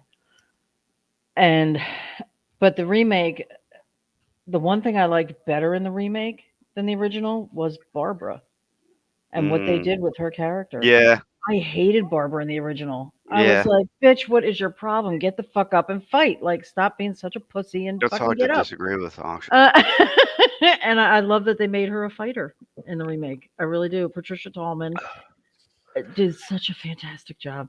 She's so good. I mean, she's good in everything, but yeah. So that's my thoughts. Original will always be better, but it is probably See, top 3 better remakes of all time. I mean, I love both versions of it. The Barbara thing is really the determining factor. Hmm. I don't know if I like Barbara becoming Ash Williams more than I like Barbara, just overwhelmed by the situation and giving me a human that I would probably relate to. Because, like, if you're surrounded by a bunch of dead people trying to eat you, I, I don't know how my brain would process it, but I would probably just go to sleep, you know? I just go to sleep. And just like hope I wake up dead. Like, it's Sunday night, going to bed, eat a bunch of cheese, hope my heart explodes so I don't have to go to work on Monday. But Wow. yeah, it's such, That got dark. That's every Sunday of my life. yeah, Really. I'm only half kidding. So, I mean, depends on the half, but like I've seen enough. But like I think that Barbara's character in 68 is realistic in terms of how people handle trauma. I don't think that like I think that most people, when they experience a real trauma like she did, is going to choose to be a badass. I think that it's more natural, especially moments afterwards, to just go into shell shock and become catatonic. Right. Yeah, especially when you just And watch your brother die. yeah, Yeah. and you know, you were goofing around, you were having kind of fun, and the next moment, that person's dead. And, I think that movie processes grief is a little bit more realistic than, you know, Barbara scared of her brother to Barbara, you know, with a machine gun. But One what more for the really, fire. Yeah, with but what Barbara makes the for the remake, I'm go sorry. ahead, Nicole. No, go ahead. I'm sorry. Real quick, with Barbara in the remake, one of the things I loved about it was she started off like the original Barbara. She was scared, she couldn't speak, she was shaking, like it took her a little bit of time to, realize like, okay, this is the situation. Here's I'm going to fight.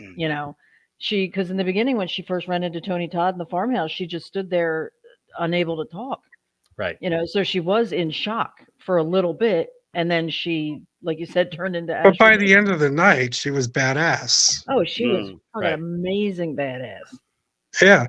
And I mean, I like the movie. I think it's good as a movie. It's entertaining and all that. Plus, like Night of the Living Dead for me, I think is the beginning of the contemporary horror film. Hmm. I think that movie Yeah. really I say, changed cinema I say this all the forever. time. Like people used to see that at the drive-ins with their family, and like the first movie was probably, you know, some giant bug movie or something. Like some giant bug. Something very innocent, Hmm. and then it turned into that. At the end of Hmm. just people getting their fucking insides ripped out and devoured, and like Yeah. people were not prepared for that. Mm-mm. You went And they from showed it. They showed the Mothra zombies to eating the this. Yeah. and back then that was massive. I mean, it's I still do. scary. It holds out. It I'm is. sorry. Bill Sorry. Hinsman is still scary. He's still fucking scary. If I see a giant backyard or an open space, all I can see is him stumbling through it, like ready to attack me. Yeah. Yeah. I do feel that remake Barbara actually, and Not this brings everyone up was fighting. Not That's fair. everyone. That's fair. this That does fucking bring up what I asshole. was about to say though. Excuse me. I do feel remake Barbara gets a lot of flack for becoming like basically Sigourney Weaver. Hmm. Eh.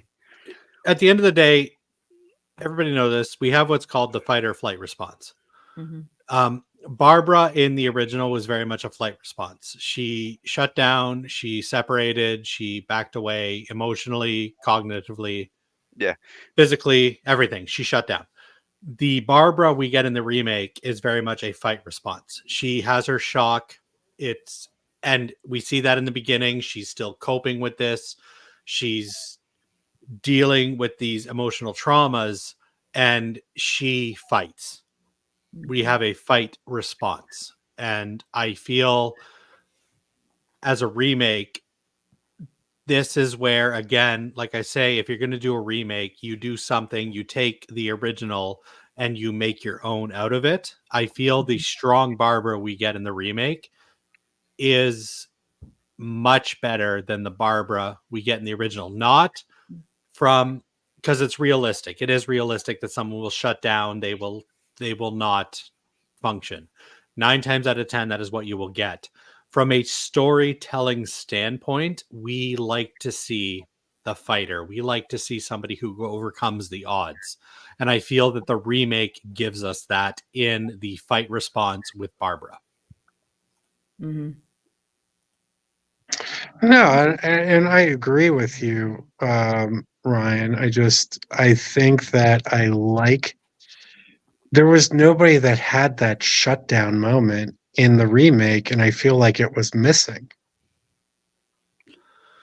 I feel we got that with I can't remember the name of the asshole Well, parents who Barbara have the does daughter. act like that initially, and then changes her tune. No, she gets that fight response. Yeah, but what I'm saying is that initially that character is her. She follows the same beats as the Barbara of the original film, but then walks a different path. Yeah. Yeah, and that's what I like about the remake. We I get don't this think we new need. version of Barbara. I mean, I don't think we need a character that just completely shuts down. I think the reason that they did that is because most people have the instinct to survive, regardless of the circumstances that you're put in. You know, like I don't think it's But we natural to just shut down but we the do way that get she that. did in the first movie. We do get that in the remake, not with Barbara, but with the wife of the asshole. I can't remember the names. Cooper. Cooper. Cooper's wife. Cooper's wife is the Barbara of the remake. Yeah. To the point where she realizes her daughter is a threat and just can't cope with that. She shuts down. She can't cope with it anymore, and she meets her fate through that. We still get that in the remake. It's just not through our protagonist, which in this remake version is Barbara.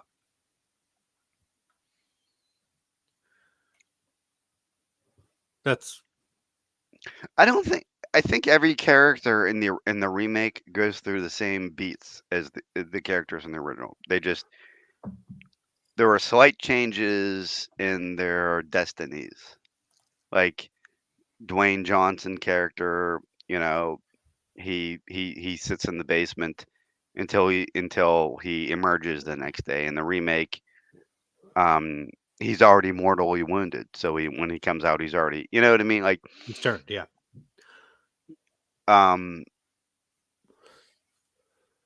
and I think that was a conscious choice to like keep them kind of similar, but just to have like different things happen to them to.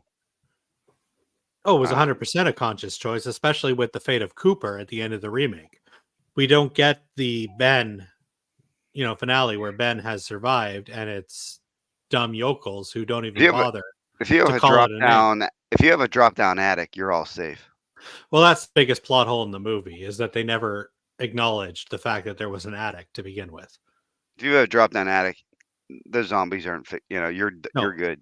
The fact that they never Put looked everything up into that attic. there, and yeah, you got that window. You can look out. No, the fact that they never looked into the attic was the biggest plot hole in the remake, because that would have solved everybody's problem right there.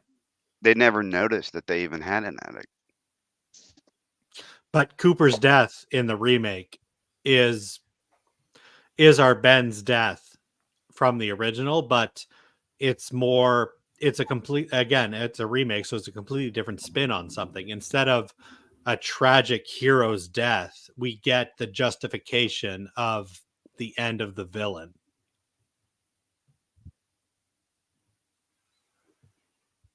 Yeah, that worked for me. I don't know. I do find that the Night of the Living Dead remake is probably the most interesting remake we will bring up tonight. Yeah, probably. Because it takes a lot of twists, but every twist feels intentional. Yeah. And it's not like they had to take huge departures from the original because the original is a classic. They only took those departures because the story is so well known. They literally just took them just. It's okay. I mean, at the end of the day, the remake only exists because George Romero wanted to get some money from the Night of the Living Dead. Yeah, but it could have been bad. It could have been a piece of shit, and it's not. It's a great movie, and it could be the Day of the Dead remake. The twists that they make in the movie, I have fun with that one. They really pay off if you're a big fan of the first movie, because you're waiting for certain scenes to happen, and then they don't play out the way you expect them to. Which is what a good remake should do. Yeah, right. Because it's a very simplistic story to begin with. But anyway, good movie. Clint, you're up. I am. What do I want to do with that? Just Nicole, just let him bark. We don't. We've heard Yeah. Catalina sing so many a tune. Oh, right. I'd rather hear not. Catalina. Yeah, we're not upset about hearing. Oh a dog. no! I'd rather hear Catalina too. Yeah. Strangely enough, I think she's asleep, which is really Wake strange. her up. Yeah. I'll go get her in a little bit. Yeah.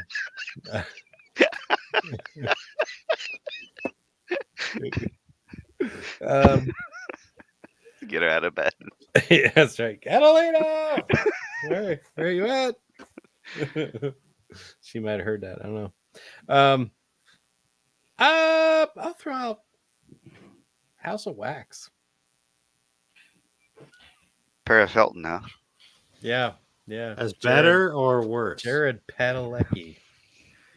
See, that's where I don't know. I'll probably side with the Vincent Price movie. Right. But it's been a while since I saw it. But I don't know. I didn't really care much for the remake, the House of Wax thing. I don't even think they're the same damn movie. You know what I mean? They're just similar in title, really alone, and because the storylines are very different. I mean, you had like one guy, some deformed dude who had a waxworks and so forth, and he walked around with a wax mask on. Didn't find out to the end of the movie in the original, and in the remake you get some like I don't even remember what, abused kids or something like that. And he made like the greatest wax museum of all time, like hyper realistic. Right. And no one knew about this? Like, really? Well, wasn't like the whole town desolate because he was killing the people to make the wax people? It's been a while. Yeah. No, you got it. Yeah. Yeah, something like that. His brother is the mechanic, and you find out later in the movie that it's actually his brother and protecting him. Yeah. This remake. You get to see Paris Hilton get piped in the fucking head. So, I mean. You know what? I'm going to throw it out there right now. Paris Hilton, I don't hate her as an actress. I don't hate her at all. Yeah. But I just thought that scene was pretty fun. She was fine in this. I absolutely loved her in Repo, the genetic opera.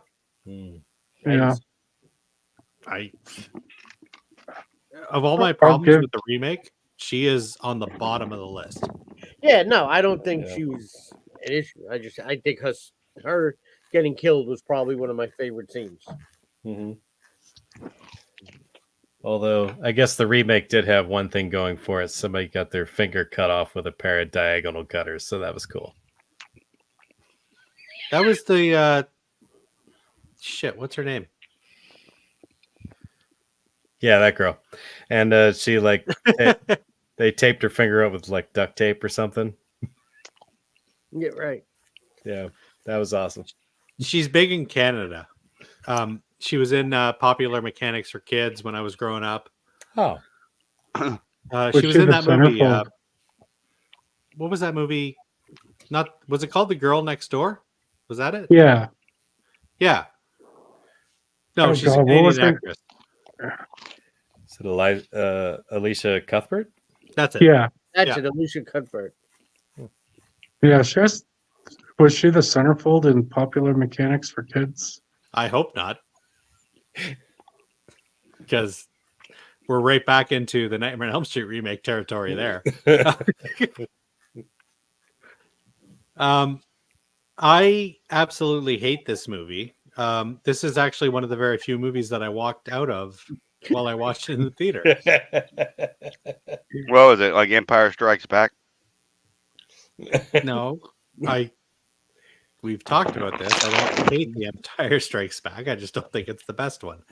But no, to me, there's the House of Wax remake is peak generic early 2000s horror garbage. Yeah. I don't find there's a lot of positives with this movie. I don't know. Yeah. Maybe I'm wrong, but I mean, the white tank top does work. But there's so many better movies with white tank tops. Yeah.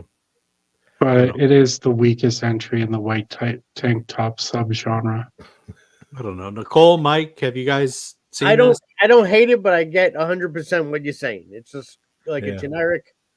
It's really young kids, and just really wasn't a whole lot going on in the movie. Like I said, you got a few good kills here and there, but like nothing special about it. I mean, I don't hate it. I mean, I haven't seen it in a long time. I saw it in the theater actually. Yeah. Just another movie in the 2000s where the director was like, we're missing something. What do we need? I got it. Jared Padalecki acting just being a good-looking guy that nobody likes. Yeah. Let's have him looking for a fan belt in this one. It's just as good as Thanksgiving. Fan belt. Oh my God. As soon as you said that, it came flooding back. It's because of a fucking fan belt that this entire movie happened. That's right. And the it wasn't particularly. It's boring. It is. And that's the biggest offense to this day that I say. The biggest offense a horror movie can have is that it's boring. Yeah. And I wanted, and I was like genuinely impressed with his wax sculptures. I would have just watched a movie where he makes wax sculptures. Yeah. Like, I don't know. It didn't make any sense. Because like all those wax sculptures were in direct sunlight. Summer happens in America. That's right, because the whole town, it's not just the museum. The town itself is wax It's all sculptures. wax. Like he sets the people up like little dioramas. Yeah. Yeah. Like they go into the church and it turns out everybody in the church is that's right. Oh my God. Nothing about this movie makes any fucking sense. I didn't find it believable that nobody would know about like this awesome wax town. Like that would be on like modern art, MoMA would fucking do it, Like it's not realistic because the artwork was too good. Yeah. It's too good. And there's no amount of wax that would stop those bodies from rotting. Yeah. It'd be the stinky town. I mean, did he embalm them all, or were they just dead bodies filled with gas ready to explode in the sun? In the town, right? I remember being like, he didn't even wait for Jared Padalecki to die. He just coated him in wax. Like even temperature wise, it looked like it. I mean, if they were in tank tops, it was probably hot. So wax wasn't standing up. Yeah. Yeah. I guarantee you we put more thought into this movie than anybody who making it ever did. That's right. That's right. 100%. Yeah, it sucks. Yeah, no, it's Did Adam the pass original. Out? The original isn't great, but it's better than this. The original is great. Yeah. Vincent oh my God. Price. Vincent Price is great. That movie's great. Oh my God. Oh God. He got one of those Canadian cut movies. They always take the good parts out and ship those to Canada.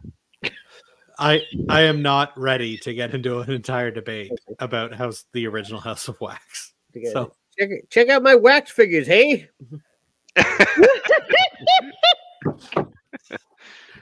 yeah, check out my wax figures, buddy. They're pretty good, I'm pretty proud of them, But at the end of the day, right? Like we just, we fucking shoot them up and then we just put them out there.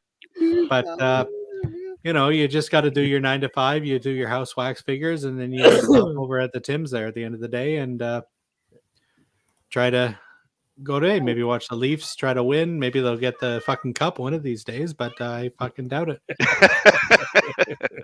I would totally watch that movie. Yeah.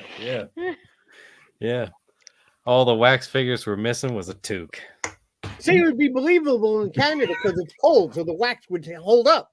Okay, I just random tangent, and then Nicole can pick her movie.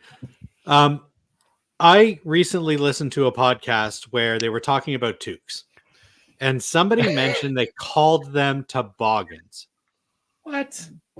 No. Who the I don't know. I'm Canadian. We've always known them as toques. If I said toboggan to you guys, what would you think? I think of Calvin and Hobbes. Okay. Nicole? A sled. Yes. A toboggan is a sled. Yeah. It's not a fucking Right. hat. Yeah. No, it's not a hat. It's not a hat. No. Well, that's what a No. toque is. A hat? toque is a hat. A toque is a hat.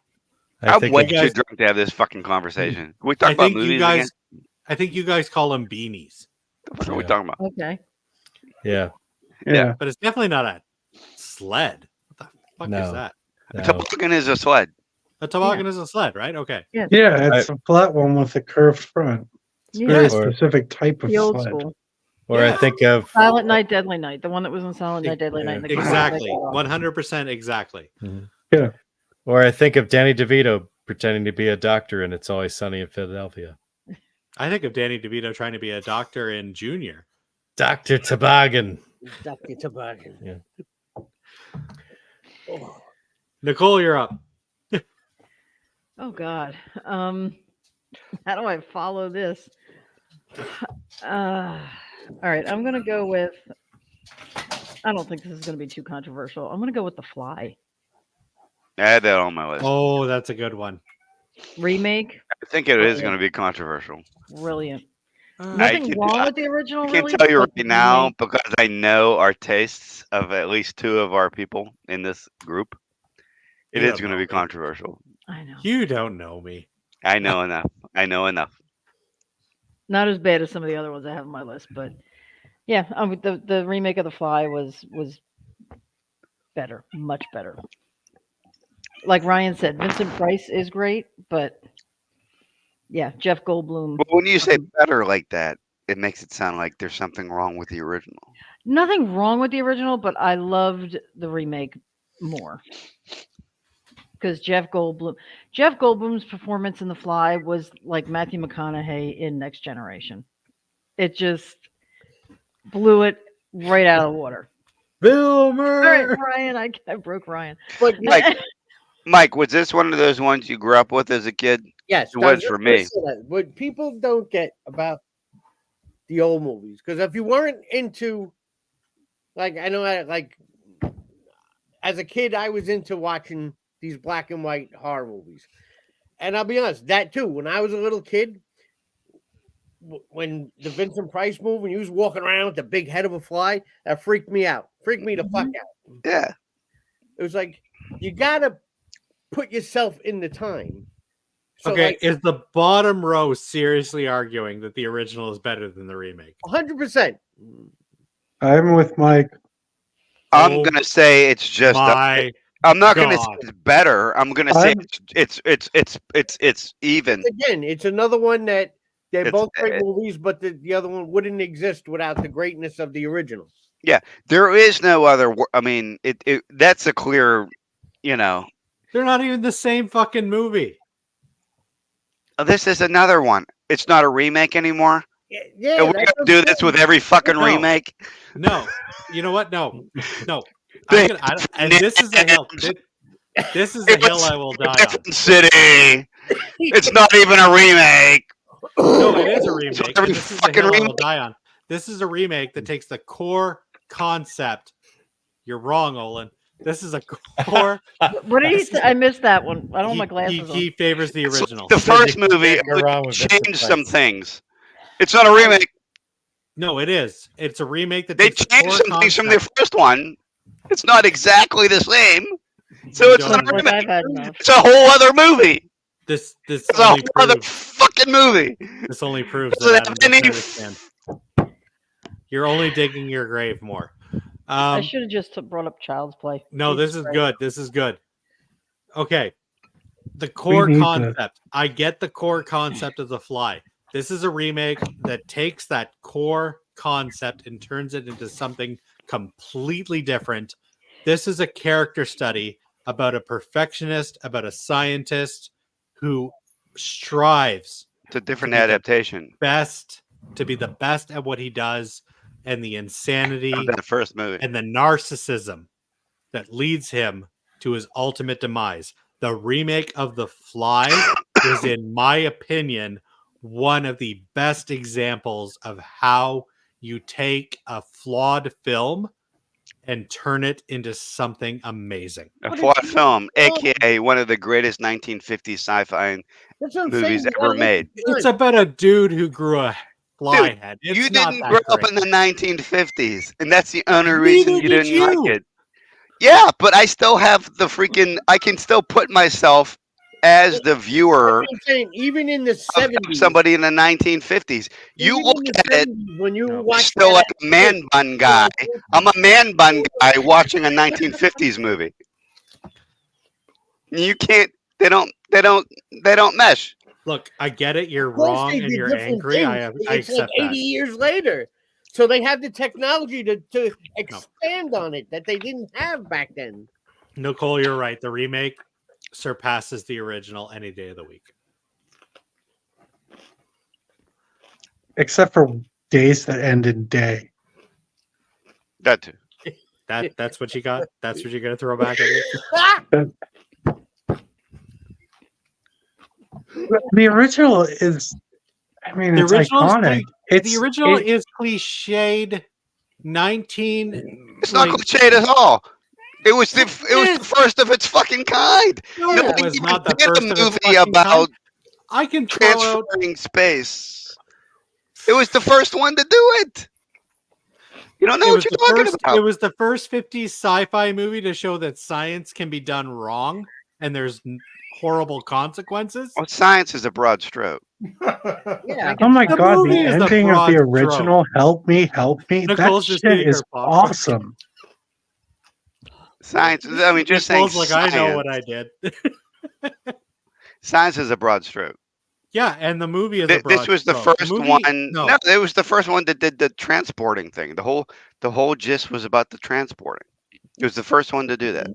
okay, great. That's fantastic. But at the end of the day, it's still general 50s, 60s schlock. Oh boy. You know where I was wrong on this?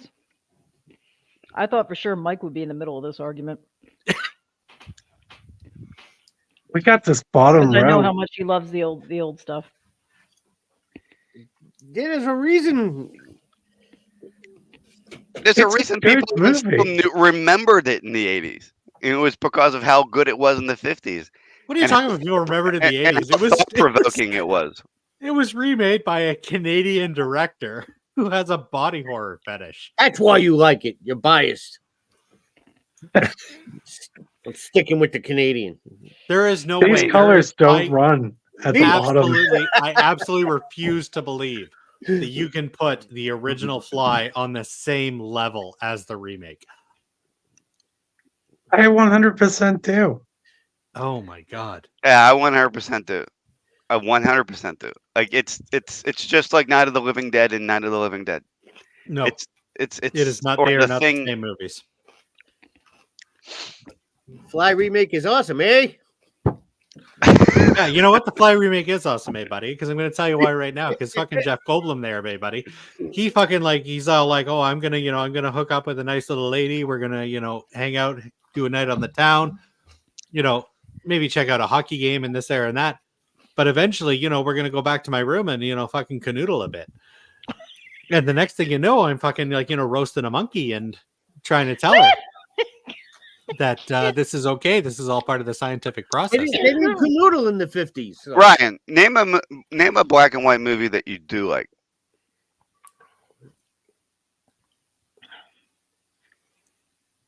Anyone? What was that one we watched with the tiny dude? Oh, Is no. it The Incredible Shrinking Man? Yes, I love that one. That's a good But one. The Fly isn't even a black and white movie. It's in color. Yes.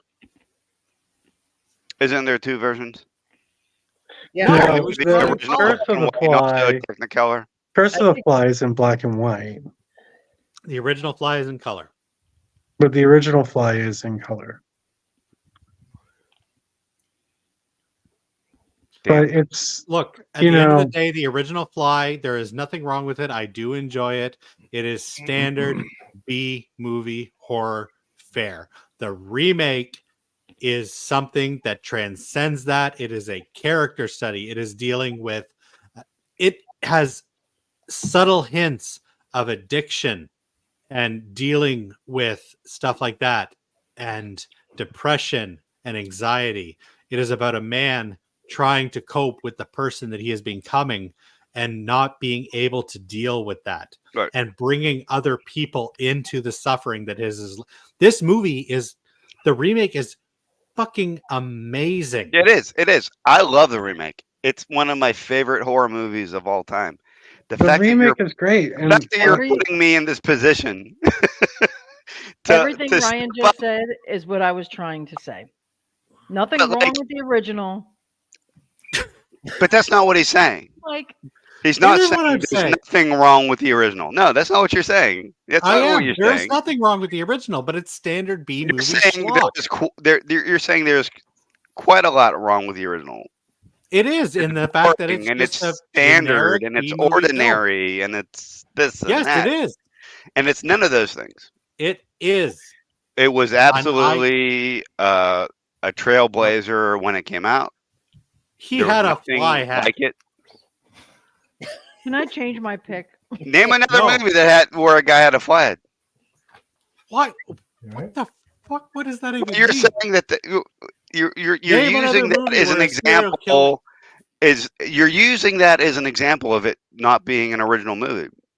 My example of it not being an original movie is the fact that it's a movie that deals with the fact that a man has, what's the word I'm looking for? Has perverted the limits of science, and that his housewife has to deal with the repercussions of that. So everything since Frankenstein has been a ripoff. Pretty much.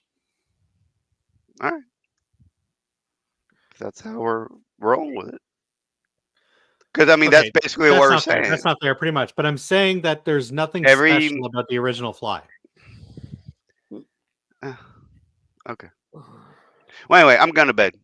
Good night. Yeah. He actually left. Wow. He probably logged off right before he was going to pass out. That's what. He knew it was coming. I wasn't being too much of an asshole, was I? No, No. Paul? Eh, we're never assholes to each other. We debate a lot, but we're never I mean, no, I'm serious. I was intentionally joking. mean. Yeah, I was joking, but like Paul, come off as being like seriously like, and I'm angry towards him.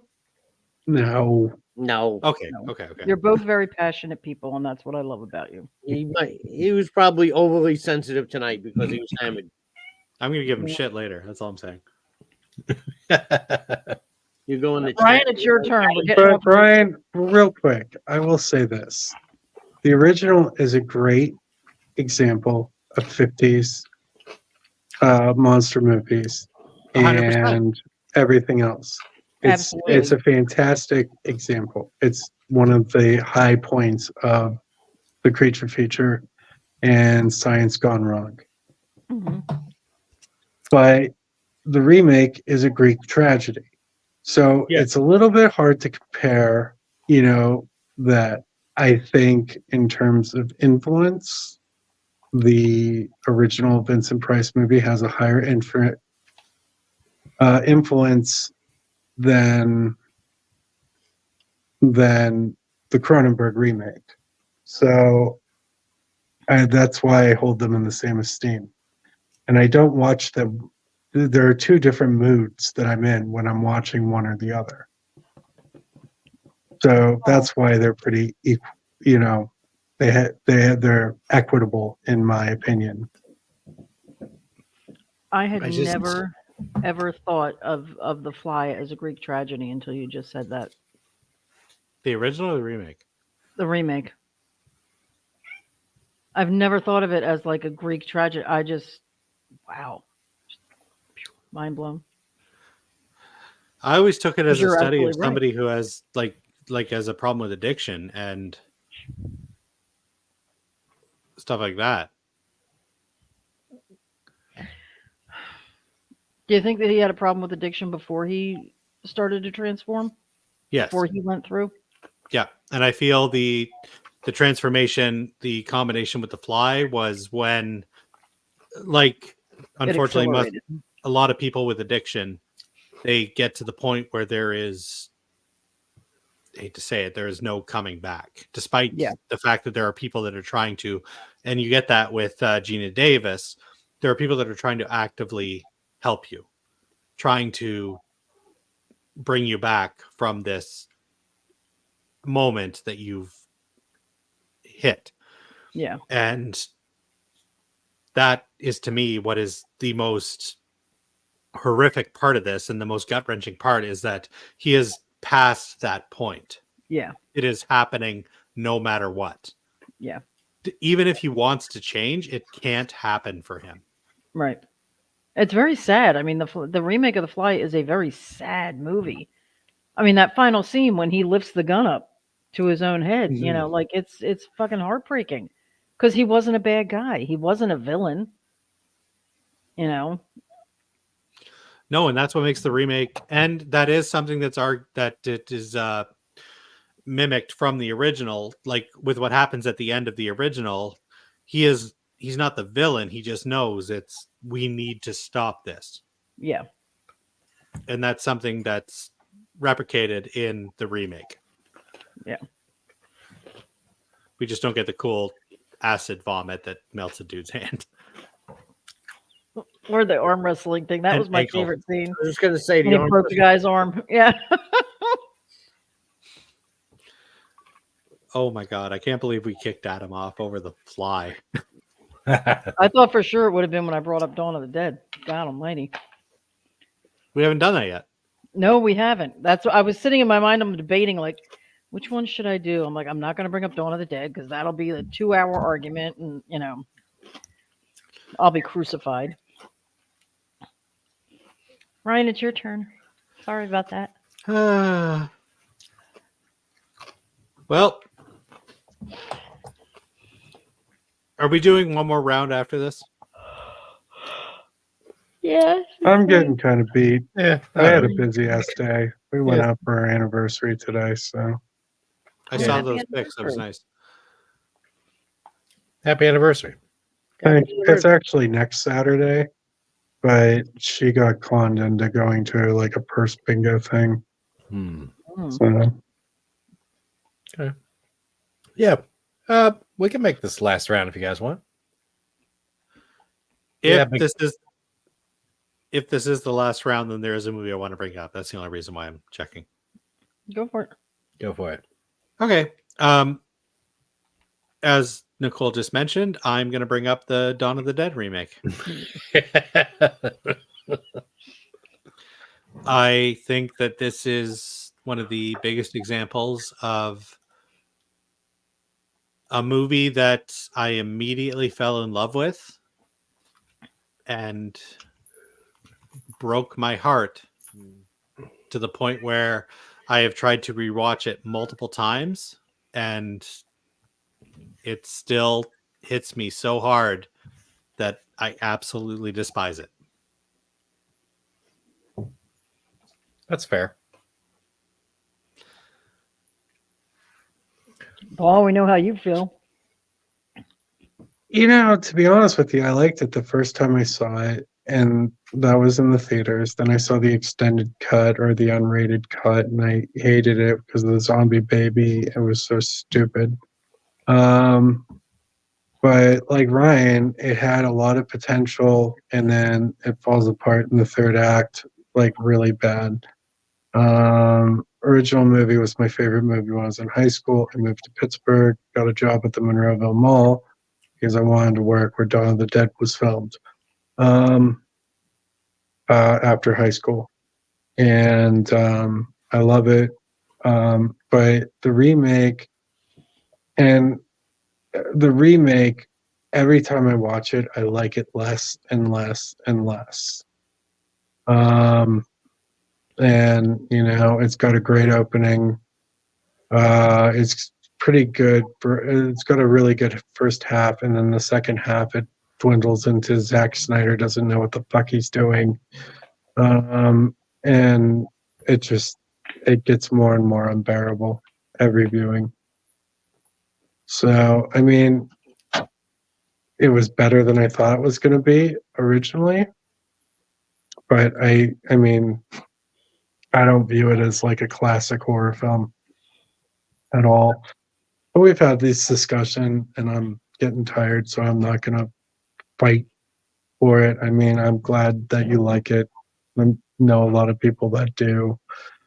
I know a lot of people that like it more than the original. And I mean, at the end of the day, you like what you like. Mm-hmm. But I like remake, you know, and it's like the thing with remakes is I'll give them a chance for the most part if I have like interest in it. I'm not like anti-remake at all.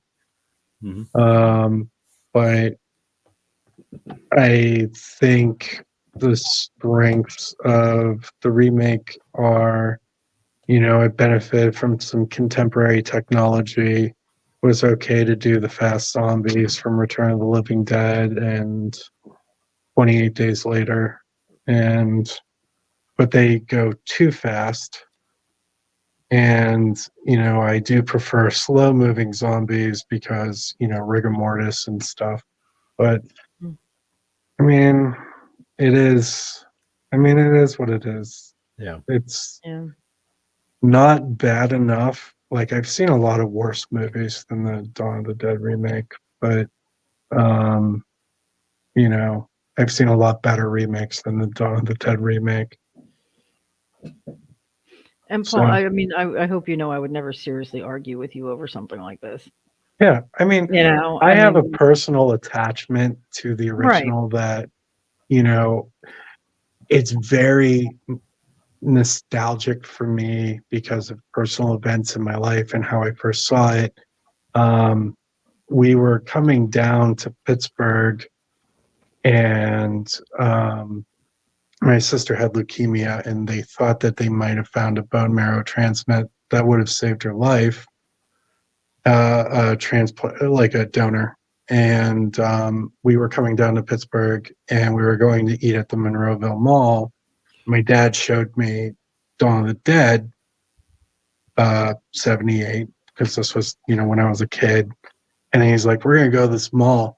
And this mall was where they filmed this zombie movie. You should check it out. And, you know, I fell in love with it. And it was like the last time my family had hope that my sister was going to survive. So, like, I can't objectively argue Dawn of the Dead because Dawn of the Dead was like the last normal moment in my family because my sister died like 3 months later. So, so I can't justify it, you know, like the things that I love about that movie that I, you know, can't do. And, you know, and it also speaks to me personally because I love like anti-consumerism commentary in movies, and, you know, it works in that aspect to it. I love satire, and the original is satirical, and you know, it's you know, there, but I can get why some people find it boring. It does take too fucking long for shit to happen. There is a long stretch in the middle that nothing happens. So I 100% get that. But, because of when I saw it, how I saw it, why I saw it, it's a perfect movie for me. So, Well, first of all, I'm very sorry. I did not know that about you. Yeah. And now I feel like a complete cunt for bad mouthing it. that's fine. You didn't know. But I mean, I understand your attachment to it. I honestly do. Nostalgia is a big factor for a lot of these movies with us. Yeah. I mean, watching old 50s horror movies was like my Friday night when I was a kid. Yeah. So a lot of these movies, like The Fly, that's me as a kid. So, It was color. I get that. yeah. I like a lot of stupid movies that I know aren't good movies, but they bring you back to that place when Yeah. I was happy and I didn't have no problems and I didn't have bills and I didn't have fucking assholes at work to deal with Mm-hmm. and that was like the highlight of my week. Sometimes, like I said, especially when VCRs came out and if you tape something, they were like certain movies I would just watch on replay. Yeah. Mm-hmm. And to this day, those movies bring you right back to that spot. And maybe even for like the hour and a half you watch them, you forget about all the shit going on now. Mm-hmm. Mm-hmm. Totally Well, get that. One of the highlights of my younger carefree years was my Anchor Bay clamshell Dawn of the Dead. Yeah. I would throw that in on my VCR and I would watch it multiple times in one night because at the time that was all there was. I enjoyed it. I loved it. It made me feel happy. The rest of the world didn't matter. Yeah. At 40, that doesn't happen so much. I mean, And that's how that's it's what. been for me. I recorded it off of TV on a VCR tape when I didn't even know what it was, and I read it and I was like, I ended up and I watched that as a kid repeatedly on a whatever on like a TDK VCR tape that I copied. Actually, and I still have it down in the basement. It's just one of those movies you can watch over and over.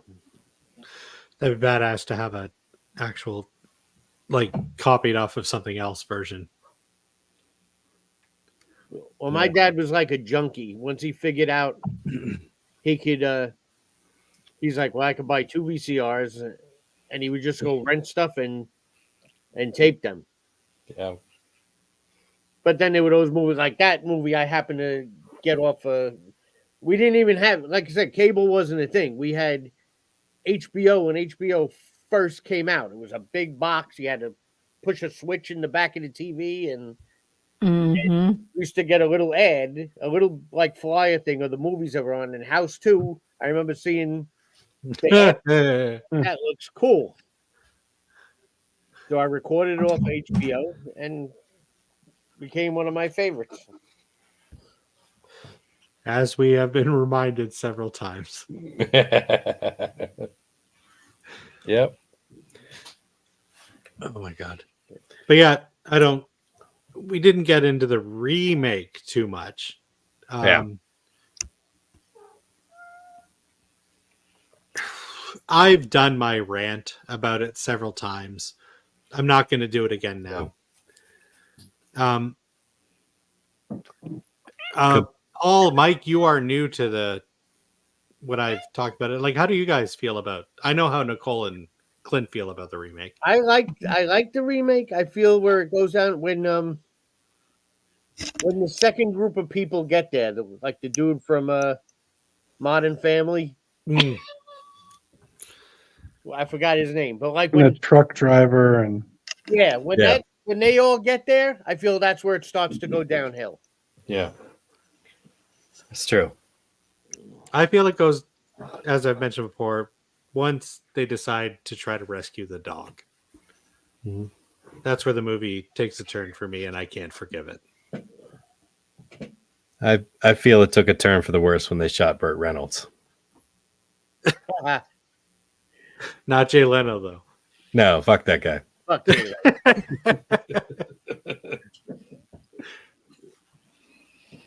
Yeah. I feel it took a turn for the worse when instead of getting Disturbs down with the sickness, we got He got Richard the loud Cheese's- singer. That We was got Richard that was Cheese's great. down with the sickness. That was the wow. best part of the movie. I do love me some Richard Cheese, but I was looking forward to, and we did get that in the closing credits. We got Disturbs down We with the did. sickness. We But did. if there was ever a movie that needed a great zombie action scene to Disturbs down with the sickness, it was the Dawn of the Dead remake. I'm a big sucker. I do feel that music is important in movies, and I love it when movies pull an actual song, not just a score, but an actual song that Yeah. impacts to the visuals that you were watching. And I felt that Dawn of the Dead could have benefited from that. Yeah, music is definitely very important to a movie. There's so many films. What is Zack Snyder's best movie? Oh, I do enjoy the Zack Snyder cut of the Justice League, but I'm gonna say Army of the Dead.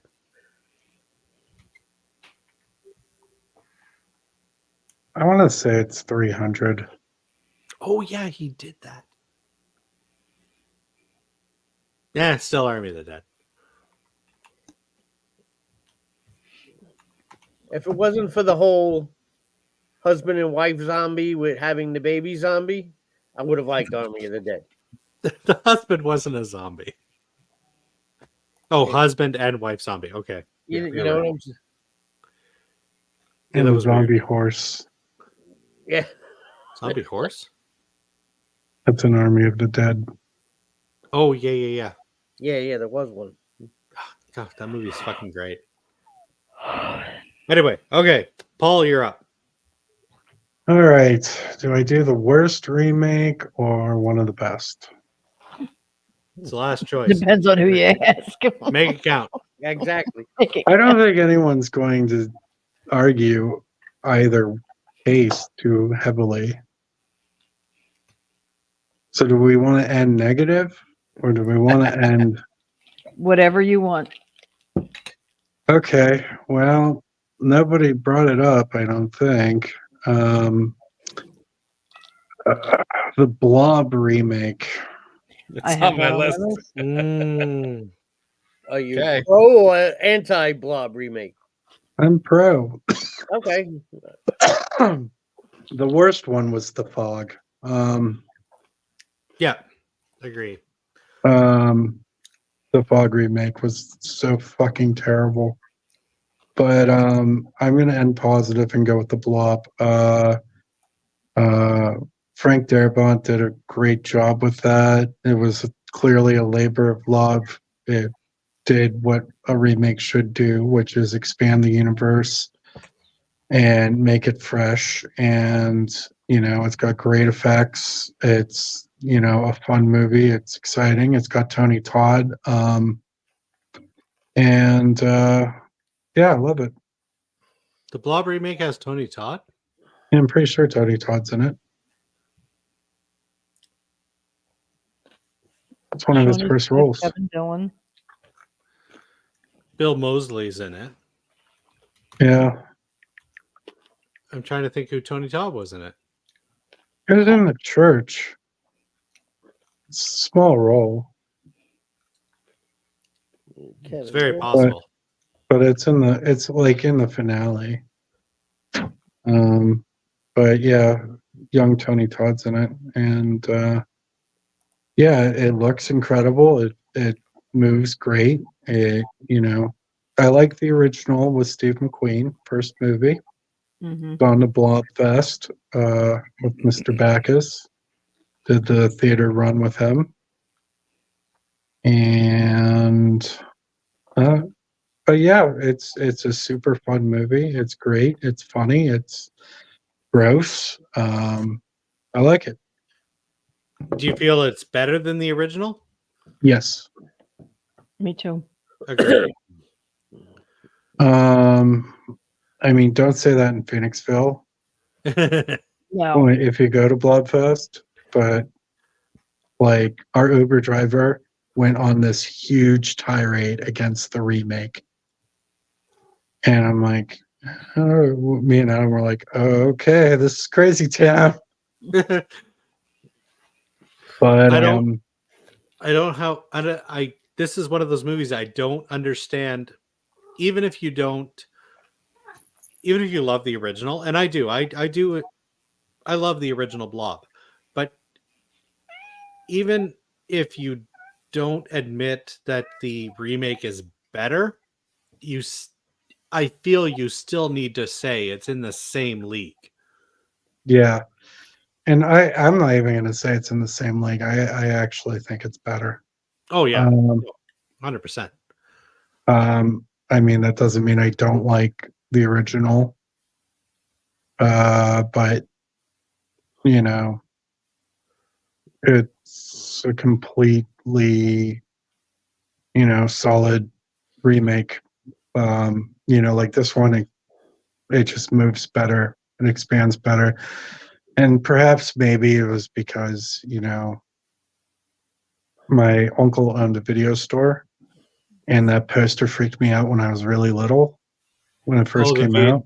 The VHS cover art one of Yeah. With like football the star, guy like pushing out. drowning in the ooze. Yeah. Well, that's But, what we didn't get in the old one. They took the effects. They did so much more with the effects, like you said, how getting the guy getting sucked down the sink and the guy in the phone booth and you see The phone booth was great. Yeah. Oh The my phone god. booth was great when she was in the phone booth and the face just the faces and the eyeball was just like peeling off. And remember when I was Oh, a yeah. kid, when I first saw the commercial on TV, the old dude when he's in the hazmat suit and he's in the manhole and he just and it Mhm. like fucking fills up his like whole suit. I was Mhm. like, before I even knew, I was like, wow. I was like, that looks fucking awesome. Yeah, I mean, say what you will about the original. It's a Bella. special effects movie. Mm-hmm. They had a special effect and they made a movie around a special effect. Mhm. And in that case, it turned out it was a pretty good movie, launched the career of Steve McQueen, great actor. I mean, The Great Escape is one of my all-time favorite movies. But in the remake, which is also a special effects movie, the effects are way better. Yeah, big time. But yeah, I have nothing but love for the original, but the remake is just like Superior. is a movie I want to watch when I want to watch a really good movie. Yeah. The remake is peak 80s. Like everybody remembers the 80s for the practical effects, the fun. To me, horror is the most fun in the 80s. Yeah. They managed to balance that. So many times they would balance the horrific moments with fun, be it goofy comedy or just a little bit of lightheartedness here and there. There was a great balance between the two, and to me, The Blob perfectly encapsulates that. Yeah, I mean, like the guy that's got like the weird trunk. I mean, it's hilarious. The date rape trunk. Yeah. Again in the 80s, funny. 2024. Yeah. But yeah, at the time it was funny. yeah. I mean, it's just such a great movie. Yeah. The only thing that upsets me about this one is that we didn't get a follow-up film. They totally set it up for one, but we Yeah. didn't get it. Yeah, Yeah. it didn't underperform. I No. mean, it did pretty well. I just didn't think do- that, It didn't do well enough. yeah, When everything is about, at the end of the day, is about making money, the drop, the Blob remake is a classic example of something that did well enough on its opening weekend, but the drop afterwards Mm-hmm. made the producers nervous enough yeah. not to continue, which is unfortunate. Because we did get a sequel to the original Blob, which wasn't great. The fact that we didn't get a sequel to the remake is borderline offensive.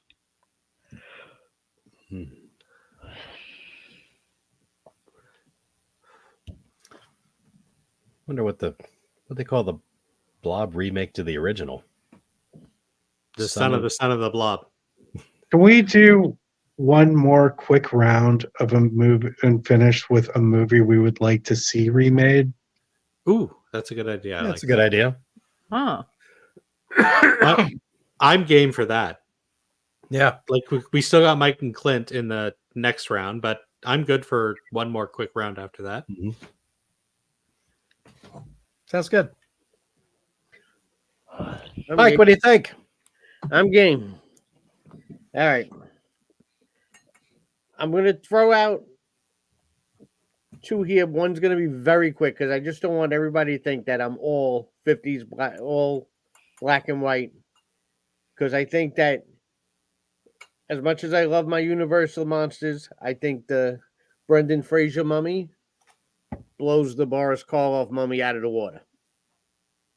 Wow.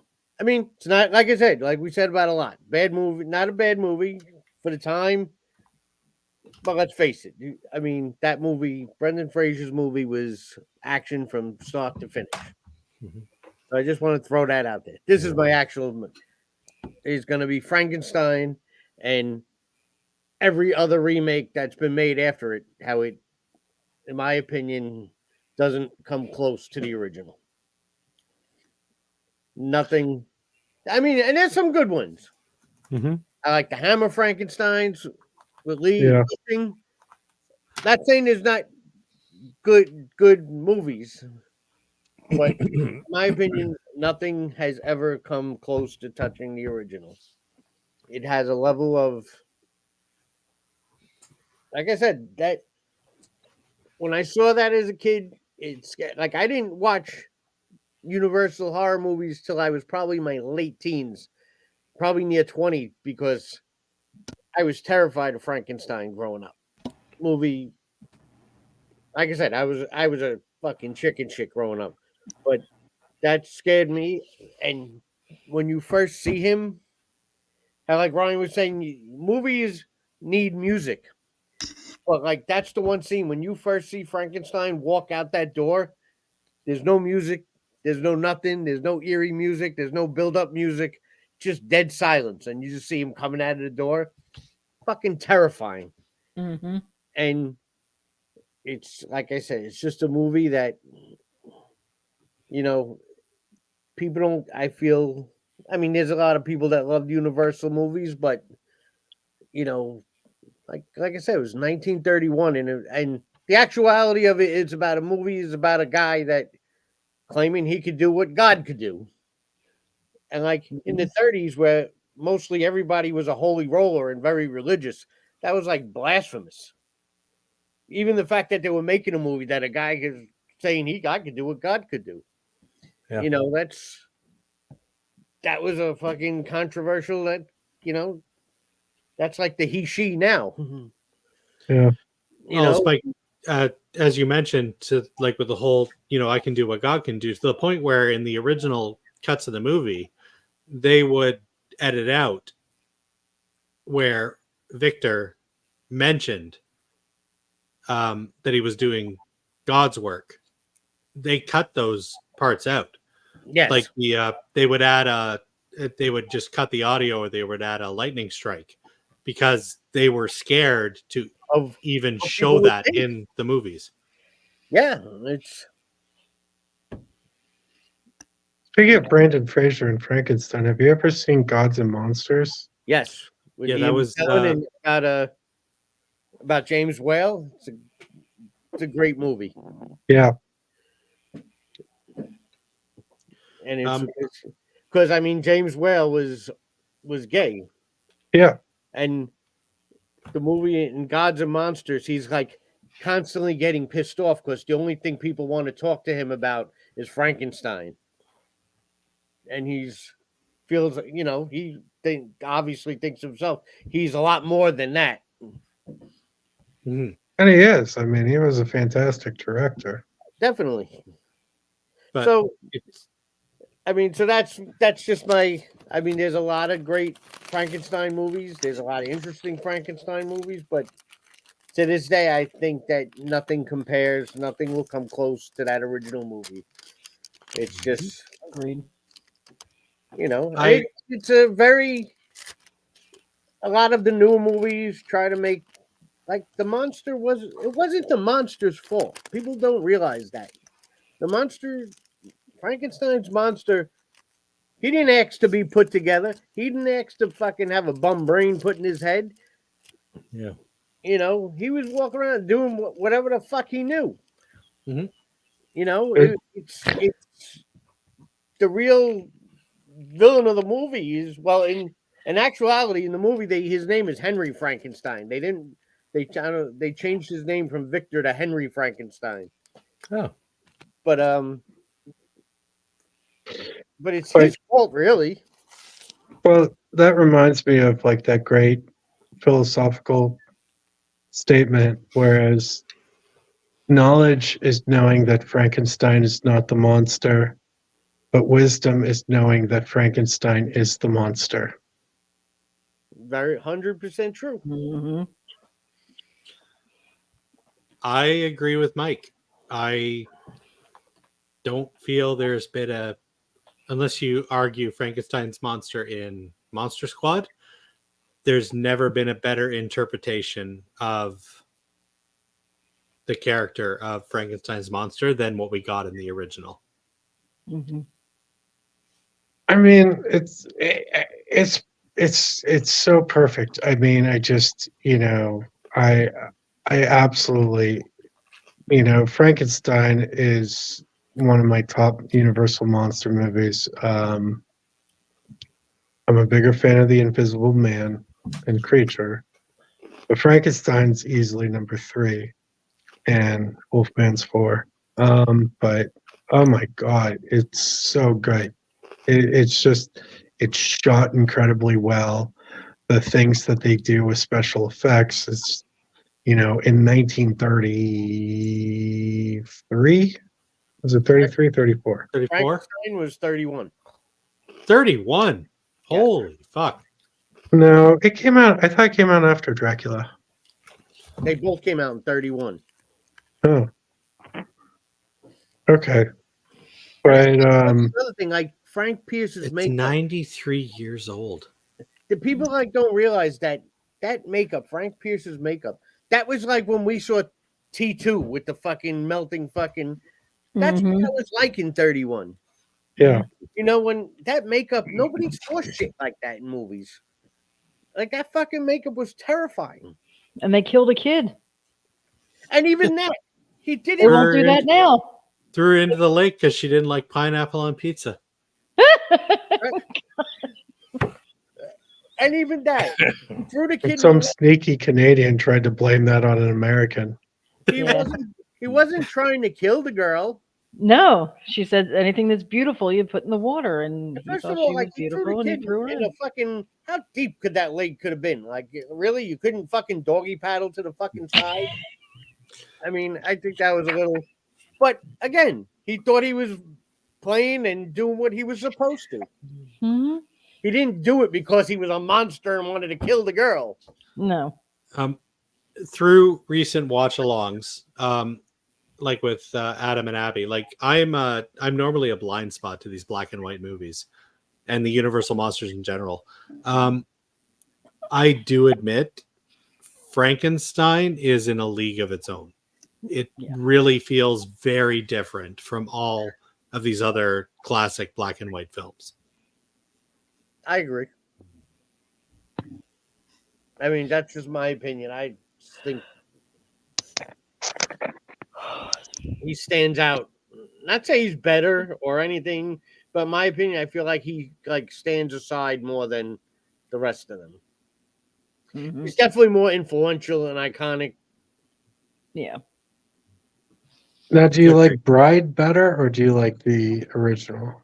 No, I like the original. I love Original. Bride, but I like the original. I'm actually not a huge fan of Bride. Well, then I'll never do a shot with you. I've come to that conclusion with most of the people I know, so it's okay. Because every shot I take, I say to a new world of gods and monsters, just from Bride of Frankenstein.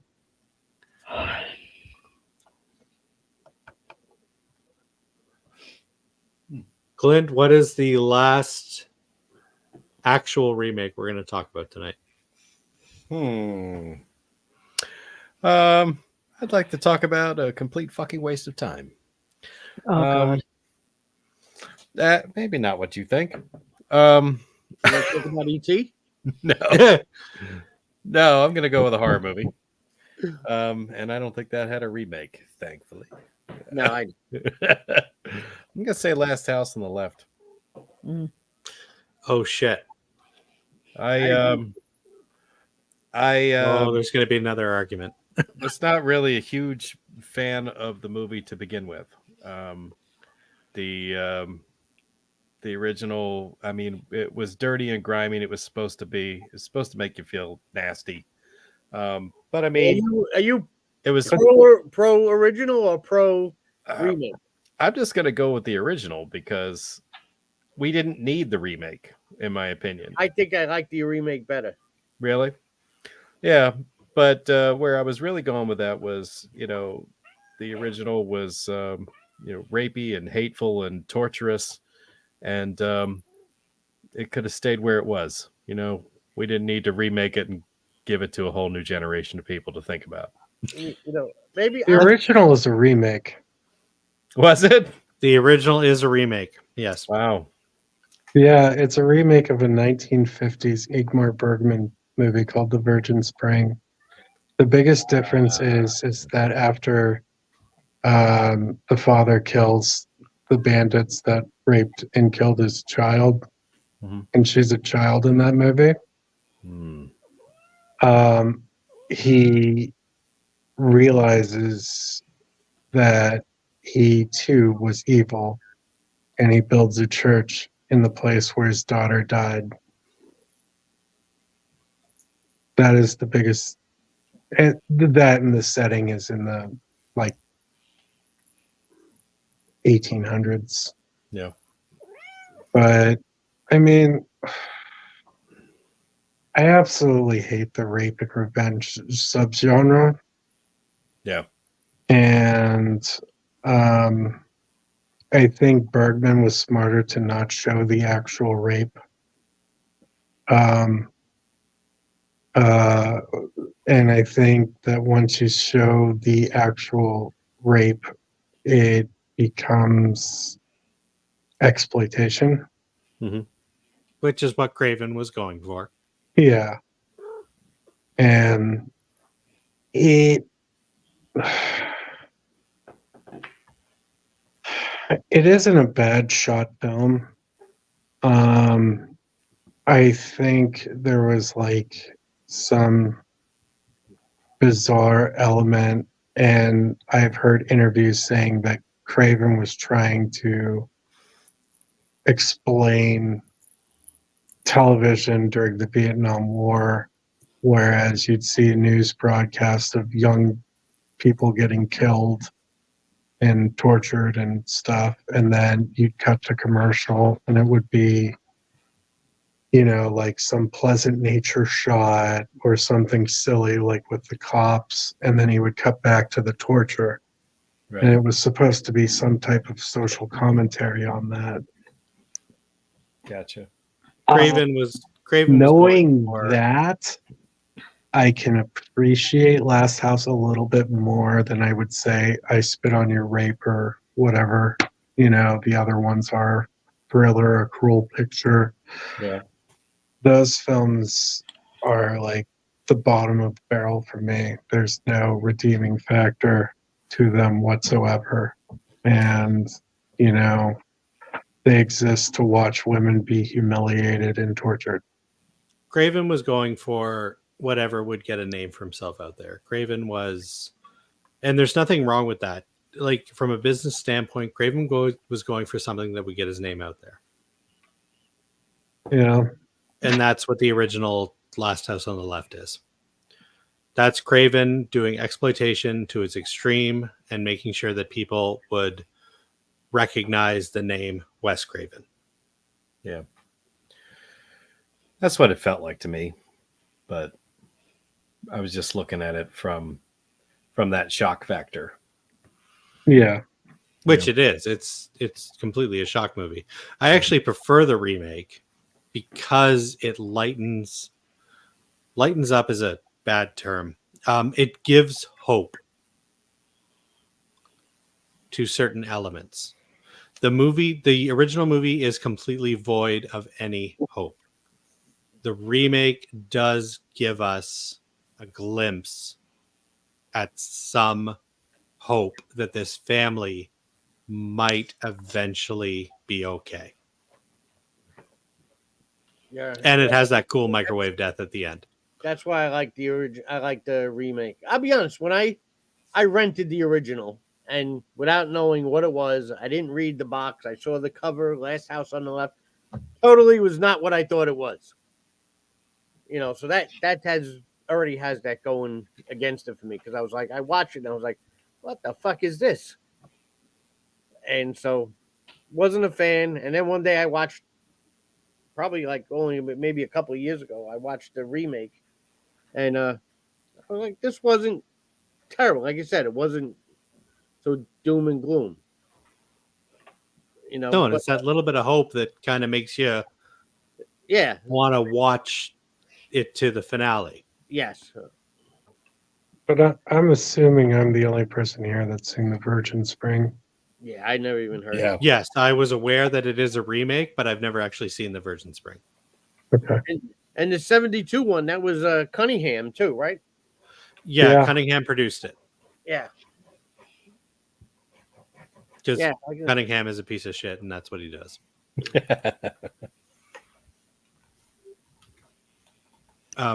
But yeah, I've mentioned a couple times in this because I own the dumbest shit.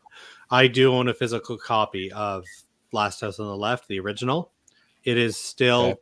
I got it through a one of those things you like pay money, $30 a month, and this company sends you random Blu-rays. That's how I own a copy of the original Last House on the Left. It is still in its original shrink wrap. I probably will never take it out of that because I have no urge to ever watch that movie again. Oh yeah, it's totally a one and done. Yeah. Agreed. Fantastic. Yeah. I love Glad that I could we lighten the ended mood. I'm glad that we ended on the most despicable movie of all. Oh, we've Yep. still got a round robin of what we want to see be remade. So there is That's hope right. that we will end this on a happy note. God, I'm glad I suggested that. Nicole, what do you All got? right. Yeah, let's do it. I don't know if this counts because I know it is being remade. It just has not been finished or released yet. So I'm going with Salem's Lot. Oh, that's a good one. I'm very much looking forward to this remake. I can't wait to see what they do. That could be interesting. I'm excited Um, for it. Would you like them to be more accurate to the source material, like the book, or are you looking for something different? I've never read the book, so I don't Okay. know. All right. I mean, the original was terrifying. The original scared the shit out of me, gave me nightmares when I was a kid. So I think I want to see if this will do the same. Is this going to be as scary as the original? Could be tough. Yeah, could be. I'd be down for that. Do you want Rob Lowe in it? No. Although Sadler is going to be in it. So. Oh, okay. Anybody ever see the Rob Lowe miniseries? Yes, God, I own it, but I never watched it. don't. Oh, if you want to know, it is coming out, but it's going directly to HBO Max. Yeah, that's what I heard. They pulled the theatrical run of it, and it's just going to be. Which, to be fair, there's been a lot of great direct to streaming services movies. Like, look at Yeah. Prey. Prey was amazing. Mhm. Yeah. And yeah, to me nowadays, especially if a movie says it's going to go straight to a streaming platform, that's honestly not really a red flag for me. No, me neither. Yeah. 'Cause there are movies that are released in the theater that shouldn't even fucking be released. Yeah. Yeah. I'm good with a movie that goes direct to streaming. I mean, how many movies did we watch out of the video store that went straight to video? Exactly. Yeah, Carnosaur 2. Which actually, no, sorry, I take that back. It did get a limited theatrical release. Mm-hmm. I think they need to. I mean, I'm okay with direct to streaming. I was a huge fan of direct to video in the '90s. Yeah. And I'm okay with it. My fear is that it probably is a high risk movie because it's going to be really long, and it's a horror movie, and Stephen King seems to be on a downward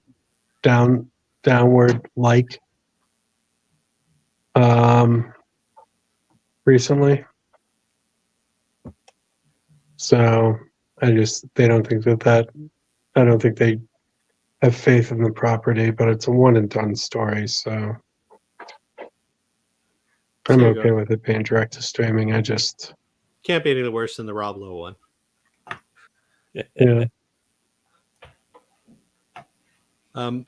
My pick for a remake might be a little controversial, but hear me out here. In the advent of movies like 8mm,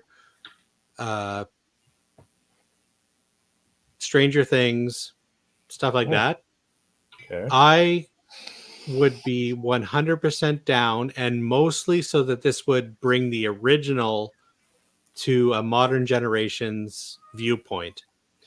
I would be cool with a remake of the Monster Squad. I can see that. Absolutely. And I would love it if the kids in the original were the parents. That would be awesome. well, except for Horace, who unfortunately passed away. Yeah, But that could be I'd part of honestly, it. yeah, I'd honestly love to see it as almost like a mini series, give it a 6-episode run on Prime or Netflix or something. Mm-hmm.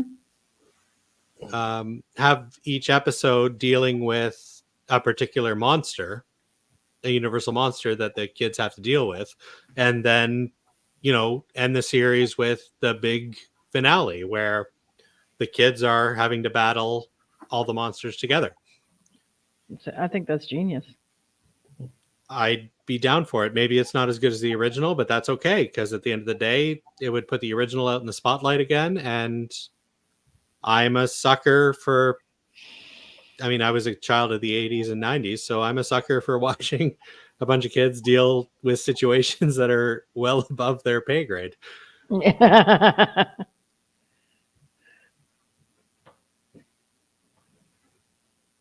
Fair enough. Yep. Would it surprise you to know I've never seen the Monster Squad? Shut the front door.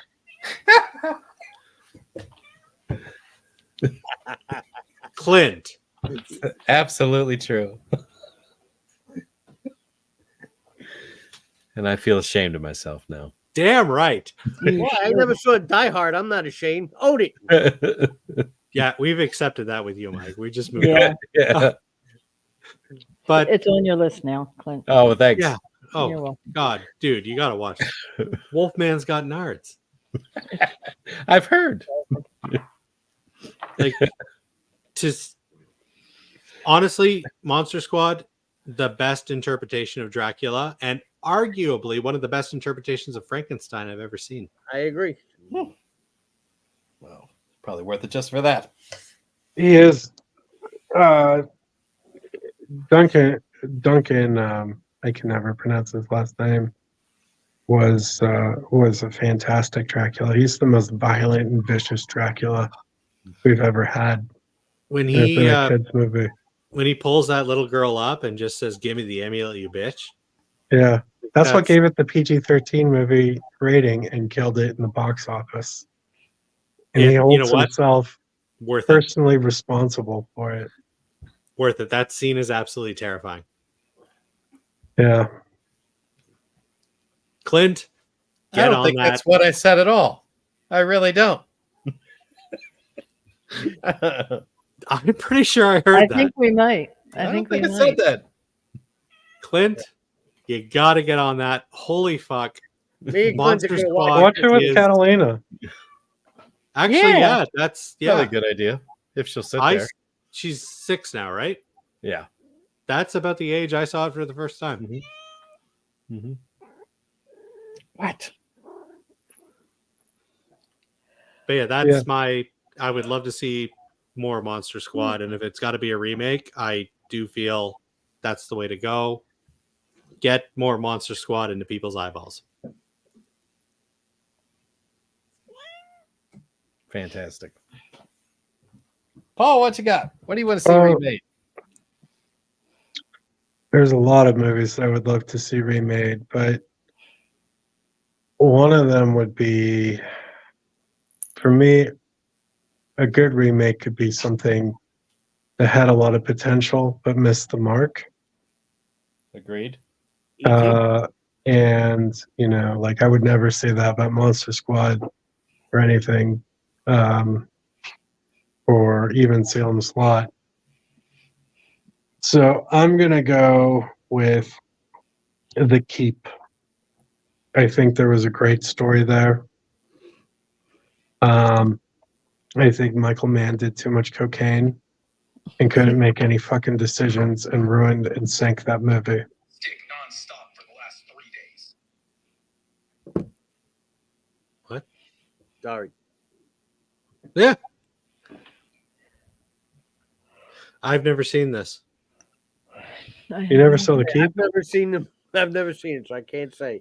I recognize the cover art from my childhood days, looking through the horror section, but I've never seen it. I mean, I would suggest that you watch it because it's a pretty good story. It's just, it's so poorly fucking made that I don't suggest that you watch it. Confused. This is like 100% falls on the director. I absolutely hate Michael Mann because of this movie. Because I thought that it was such a cool concept. It was a cool monster, and its production story is like the stuff of nightmares. Like he just did way too much blow, couldn't make any decisions, and So it's a Maximum Overdrive kind of situation. yeah, Hmm. which also wouldn't hurt from a remake. So wait, you're saying Michael Mann. This is like Manhunter's Michael Mann. Yes. Oh.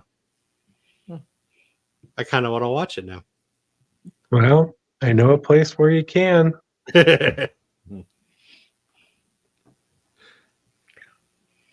How about it?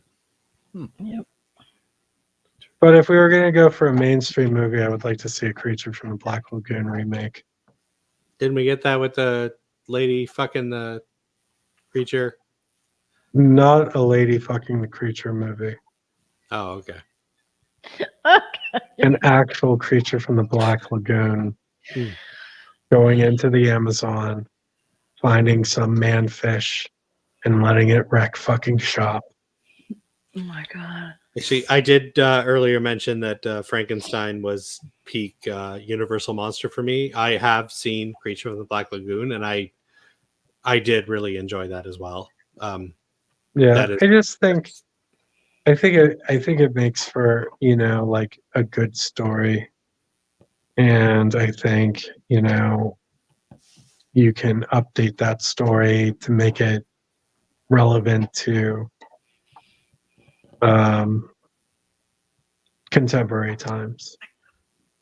You know, especially with the deforestation of the rainforest, you can even make it woke, There you go. you know?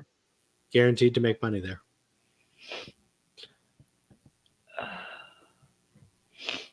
I'd like to see the Creature remake. That's like a close second of Frankenstein. Yeah, it's a great fucking movie. I mean, it's a great design. I think you can update it so it's not so rigid. That's You what know, she the said. suit does look rigid in some parts, but like in stills, it looks fantastic. Oh yes, Millicent Patrick, Millicent fantastic, fantastic. They just did a biography on her, and it was really interesting. Who came up with the creature design? I actually just posted something in the group about her. Yeah,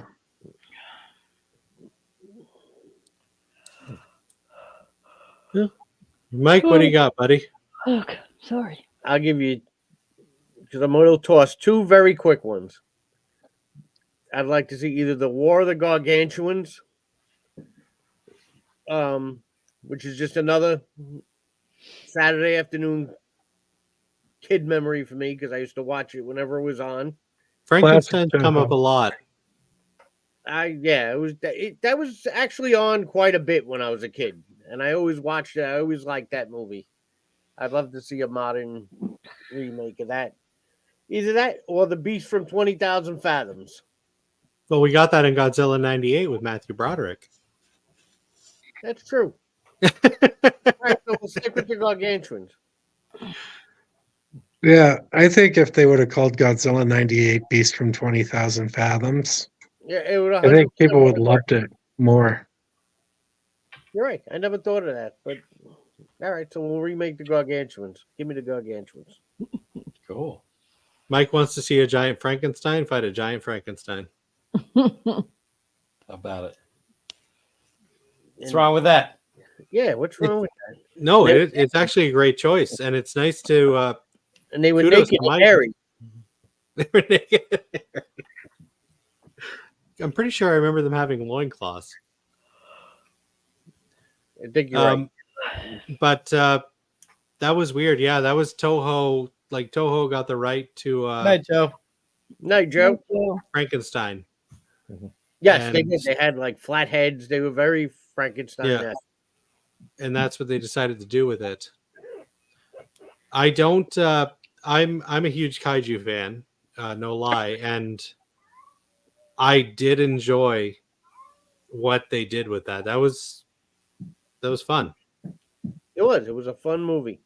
Yeah, I like that one. I like Frankenstein versus the Space Monster. Like those Toho Frankenstein movies were pretty awesome, pretty fun. War of the Gargantuans when you were a kid, that's all you wanted. I didn't have to know what the fuck was going on in the movie. I didn't have to know the plot. Give me a I minute. didn't have to know who. Just two fucking monsters just kicking the shit out of each other. That's all I needed. And that's all that if they ever did a remake, that's all it needs to be. That's all I want. Don't fucking go. Don't overthink it. Yeah, don't Godzilla 2014 it. Just give us two monsters duking it out. Exactly. Sounds right to me. I like that. That's a good one. Wonderful. Well, I'll give you one that If you mention anything as depressing as Last House on the Left, I swear to God. so the Wicker Man. No, I'm kidding. The No. I was kind of thinking the same way Paul was thinking on this one. Take a movie that had a lot of potential but really didn't hit, and just take another run at it. I know I've mentioned this before, but I'm bringing it up again anyway because I really do believe that it's a cooler idea than the movie that we got, and that's the Corpse Grinders, where the failing cat food company started grinding up dead people to make the cat food, and then the local cat populations they developed a taste for human blood and started attacking people. The fact that your Like cat right is now. hanging out on your shoulder. But you've right never seen Monster Squad. No, I've never seen Monster Squad. now. Right? Okay, thank you, Nicole. Like he literally brings up, and I feel I'm pretty well knowledged in horror cinema. You are. He brings up the Corpse Grinders. Hmm. There you have it. That's what I'm saying. Doesn't it sound like an awesome idea? I'm Believe me, questioning your obsession with this movie. the movie is not awesome. He says that with a cat on his shoulder. Yeah, I what was do you going to say the think? cat is speaking right now, right? Well, it says Halloween Ends should be remade and give us the movie we deserved. Agreed. Halloween Ends. That's no, I'm not going to get into it. Should disappear from existence. Corpse Grinders. Yeah. I've never seen it. You've mentioned it before. I do. I know where you can recall watch you it. mentioning it before. Yeah. Same place I watched it. I don't know anything about this movie. Mm-hmm. Well, you should check it out. Then come back to me and say, "Yeah, totally needs a better rendition." I'm sure that's exactly what will happen.